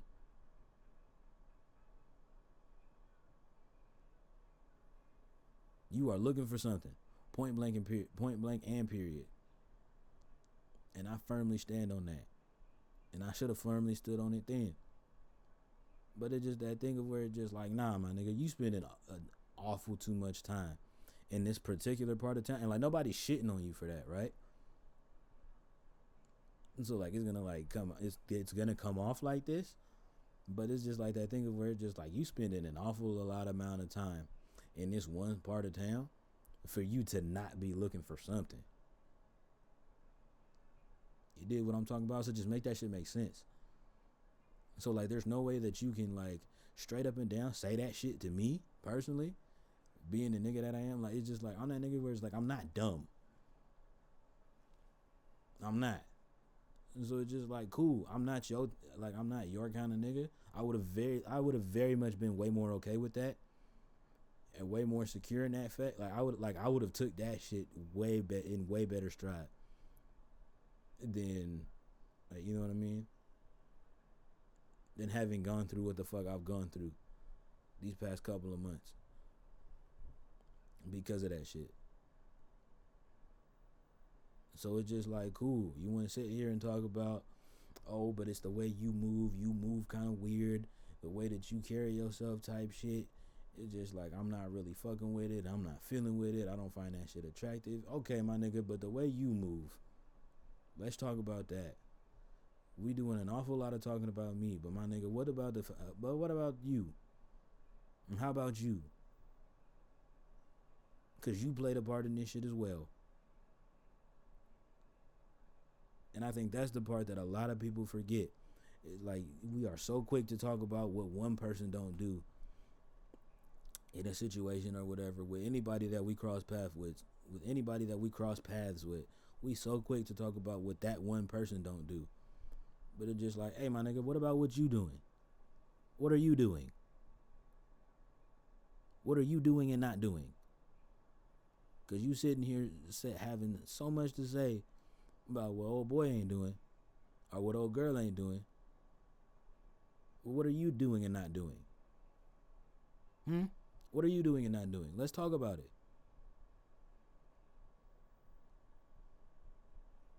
Oh yeah, ladies and gentlemen, welcome to the Cozy Corner Pod. We talk like this. We talk that kind of talk. Y'all are so quick to talk about what somebody else ain't doing, but what are you doing and not doing? Because we all have shortcomings.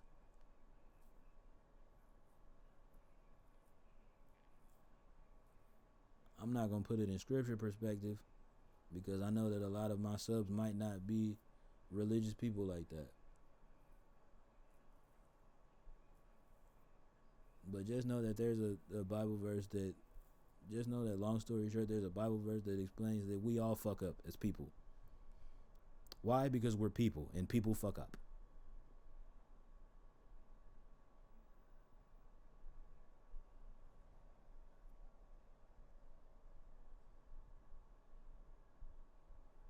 So yeah, man. Ain't nary a nigga perfect. But yeah,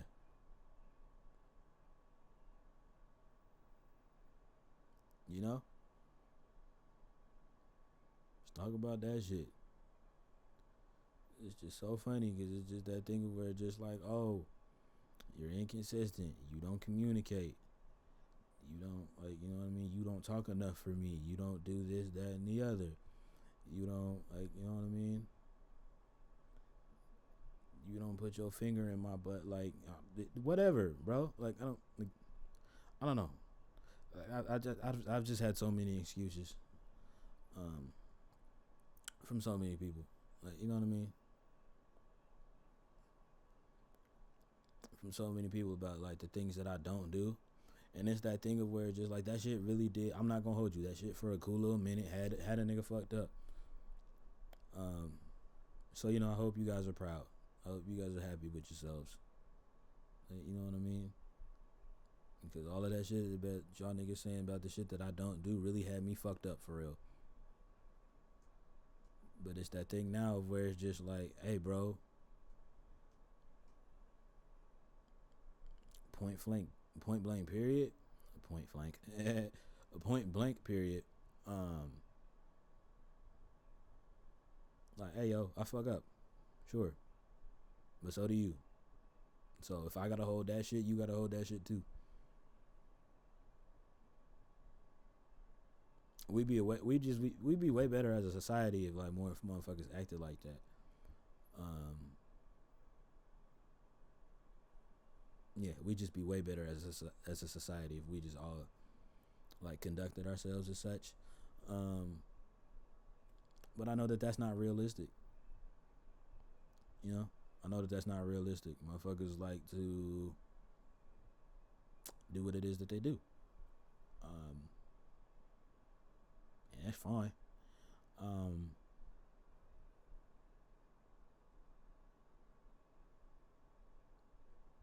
I skipped one. I skipped the note. It's cool. We can wrap it up like that because I really didn't want to end the pod on this kind of note. Um, but yeah, man. Um, it's fine. It's definitely fine. Um, so let me just end this conversation like this. We just are in this talking point like this. Um, salute to you, shorty. You know who you are. Um, I wish you and your man the best. Um, I'm glad that you're happy. Um, you know what I mean? I'm glad that you're finally happy. I'm glad that you found whatever it was that you were looking for. Um, I will just say, selfishly speaking, just a little bit, it does suck that I could not give that in which you were looking for. Um, but at the same time, it's also that thing of where it's just like I am no longer going to beat myself up about the fact that you didn't fuck with me like that. Like you didn't fuck with me as a person for real. Um,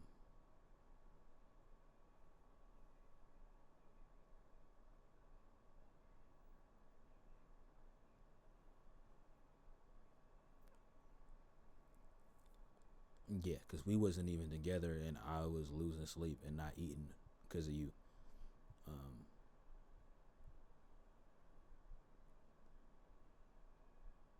so just so you know, that's not to make you feel bad or whatever the case, but it's just like, you know what I mean. That's just the fact of the matter. If that's how the fuck I was handling that situation, um, I took that shit to heart. I really did feel like I was undeserving of anyone. Um,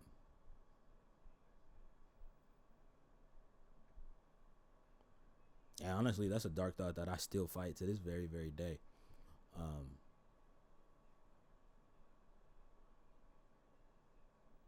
because of the fact that it's that whole thing of where it's just like you couldn't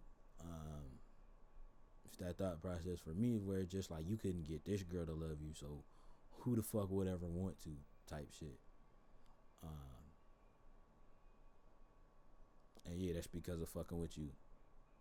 So don't try to sit there and act like you don't hold no responsibility in this, because you do. You had a part to play in it, so own your shit, because we both grown, so let's not do that.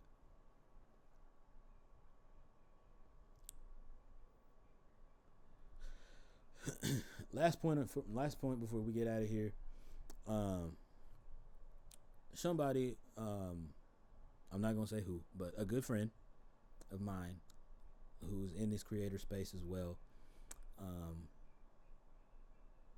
asked me what my goal was, um as a creator in the WL community. Again, for those of you guys that are not familiar with it, are not familiar with the WL community and what that is or what that represents, it's a certain lingo. Um, it's a certain lingo amongst streamers and content creators as a whole. Um, yeah, it's a certain lingo uh, that floats around.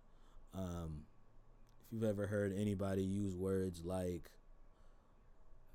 ratio, Riz, glazing,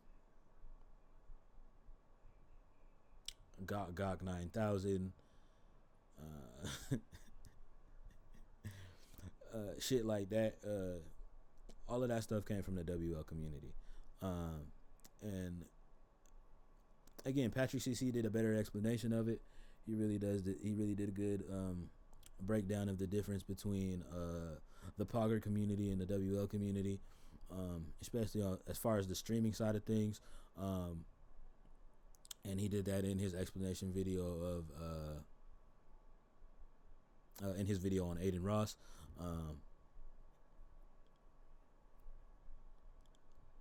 you know, I know he's not the most popular person right now on the internet. So I'm gonna just put that little tidbit right there.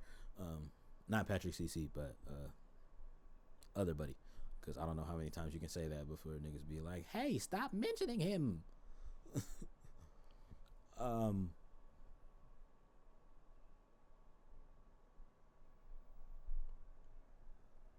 um, but yeah.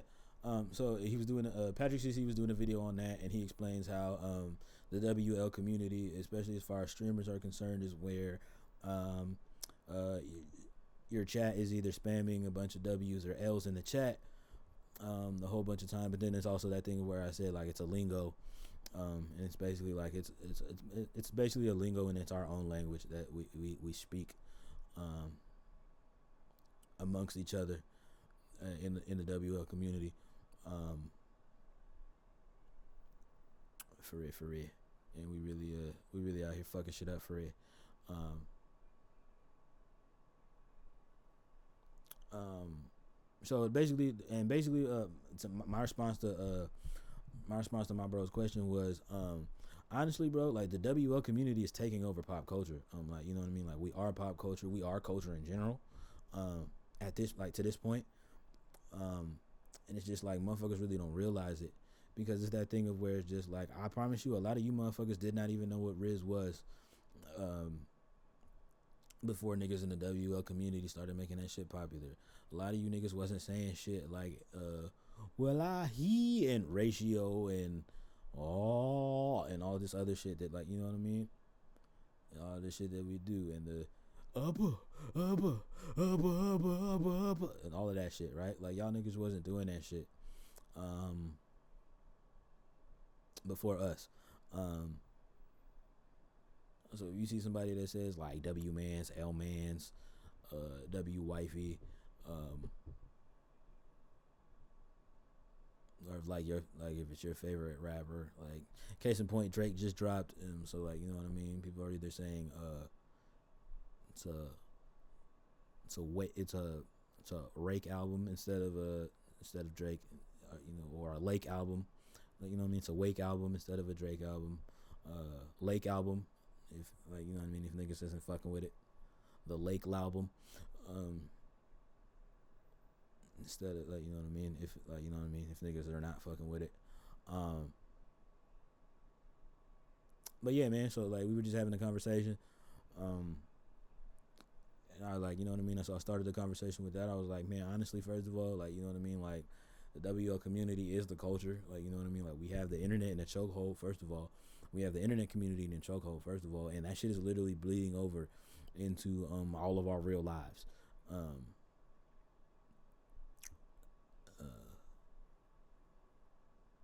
Yeah, that shit is bleeding over into all of our real lives.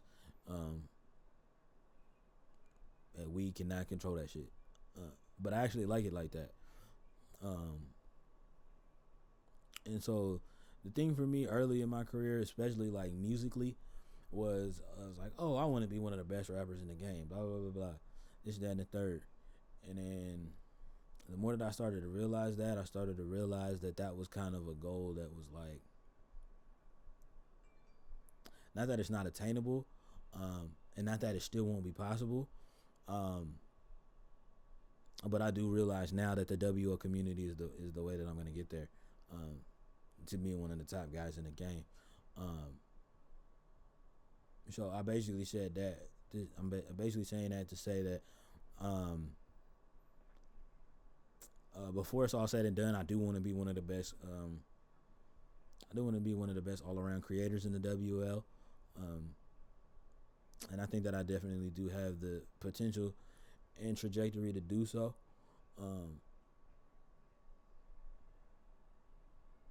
Now I know it's gonna be a lot of niggas in the WL. They're gonna be like, "What the fuck, bro? You don't even have as much motion as a Casanat, or you don't even got that much motion like Amari, or a blah blah blah." It's yeah, cool, nigga, but it's also that thing of where it's just I just started this shit earlier this year. So let me make my way around.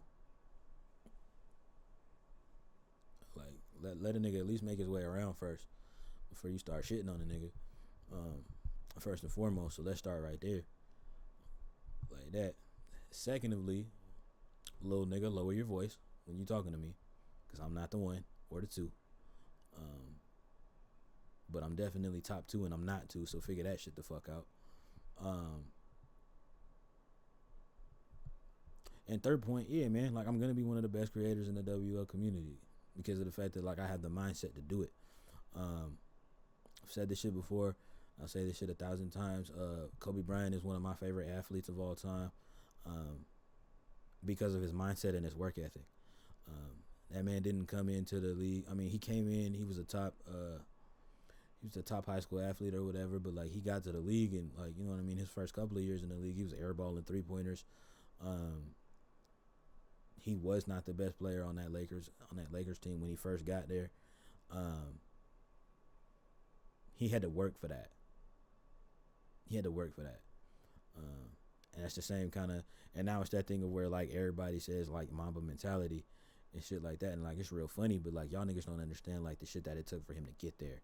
That nigga was obsessed with being the greatest. And he had a killer mentality. It wasn't that he didn't fuck with niggas, but it's just that thing of where it just when it came to that, he was just he was trying to kill it. He was trying to kill any and everything in his fucking way. He wanted to be the greatest. He wanted to be one of the greatest. And he was willing to kill any and everything to get there. And that's exactly what, you know what I mean? And that's exactly what he wound up doing. Literally, this man's last game of his career, he goes out dropping 60 points. Make that shit make sense. Most of these niggas just want to have a good time on their way out, type shit. This nigga dropped 60 points and was like, Mamba out, nigga. Pussy. Yeah, man. Love that dude to death, bro. That man is literally one of the greatest to ever do it. Um, you know what I mean? Definitely, rip to him and Gigi, always and forever. Um, yeah, man, because it's just that thing where it's just like, damn, bro, it's just only what to see what Gigi Bryant really would have became in the W. Um, and for those of y'all that don't know, that's short for the WNBA. Yeah, just only to like I can only just imagine what she would have became in the WNBA, with her work ethic and her mind, like you know what I mean, and the fact that like you know what I mean, you know what I mean. The Bean was her dad, Kobe Bean Bryant was her dad. So yeah, she definitely would have been one of them ones. Um, but yeah, man, saying all that to say that like that's the mentality that I carry over into the entertainment space as a whole. So it's not just music, but just like you know what I mean. It's not just music. It's also just entertaining as a whole. I love to put on a goddamn show. Um, you know what I mean. I love to put on a goddamn show, and that's the whole reason of why. Again, going back to what I said earlier in the pod, of why we're sitting here and we're gonna be taking this time to there go my damn phone again. Of why we'll be sitting here taking this time to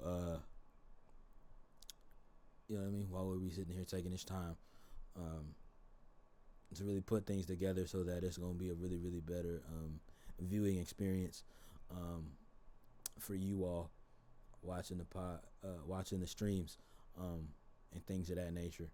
Um, yeah, yeah, we just really really want to make sure that in everything we do, we're putting on the best fucking show possible. Um, Again, that's just the Mamba mentality in me. Um, I'm never okay with just doing good enough. I'm never okay with just kind of. I'm never okay with everything being just whatever the fuck the status quo is. Um, and right now the status quo is like you know what I mean. You know what I mean. You got your start stream screen. You might have a little.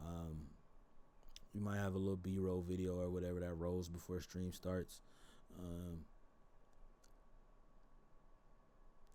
or whatever, and then like you know what I mean, or you got some jams that are playing while the start stream screen, while the starting soon screen is up, and things of that nature, and we just coming in here to, you know what I mean. We gonna take the bits and pieces from that, just like Kobe did from NJ's game. Like, he took bits and pieces from it, but then there were also things that he added that was, oh yeah, no, that's Kobe. Like yeah, no, that's Kobe.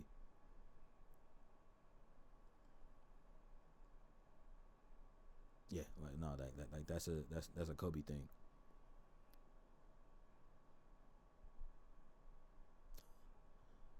And that's just exactly what we're gonna do um, over here on the like you know what I mean on the entertainment side of things. Like just like musically, you guys already like musically for those of you that are tuned in and tapped in for real on that side of things, you already know like what kind of sonics and sounds that I really really like and thoroughly enjoy.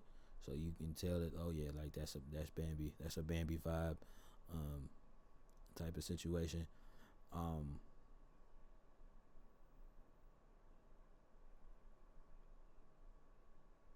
and it's gonna be that thing of where for sure where it's just like where you're tuned into a Bambi stream or whatever, or, like you know what I mean. Whether you're there the whole entire time or not, you know what I mean. Like whether you're there a whole entire time, whether you're there the whole entire time or not, you still gonna know. Oh yeah, like every time that man hits start, every time that man hits go live, like that's literally some only shit that he can do. Every time he goes live, um, it's like yeah, that's literally only some shit that man can do. Um, and I can't wait to see the clips that come from it and shit like that and things of that nature. Um, and yeah, so that's just that on that. Um, and that's a good way to end it, man. Um, yeah, that's a real good way to end it, man. I'm proud of myself. Um, Episode 3, damn. 6 million more to go. No, I'm kidding. Sort of, kind of. Yeah, man. If you guys are not tuned in to what we have going on musically, again, and wherever you get your streaming, wherever you stream your music, BVMBIXBAMBI, that's where you get the music. Follow me on the socials, man. Twitter and Instagram at KingJojo_93. Again, kick.com or twitch.tv/BVMB1_47.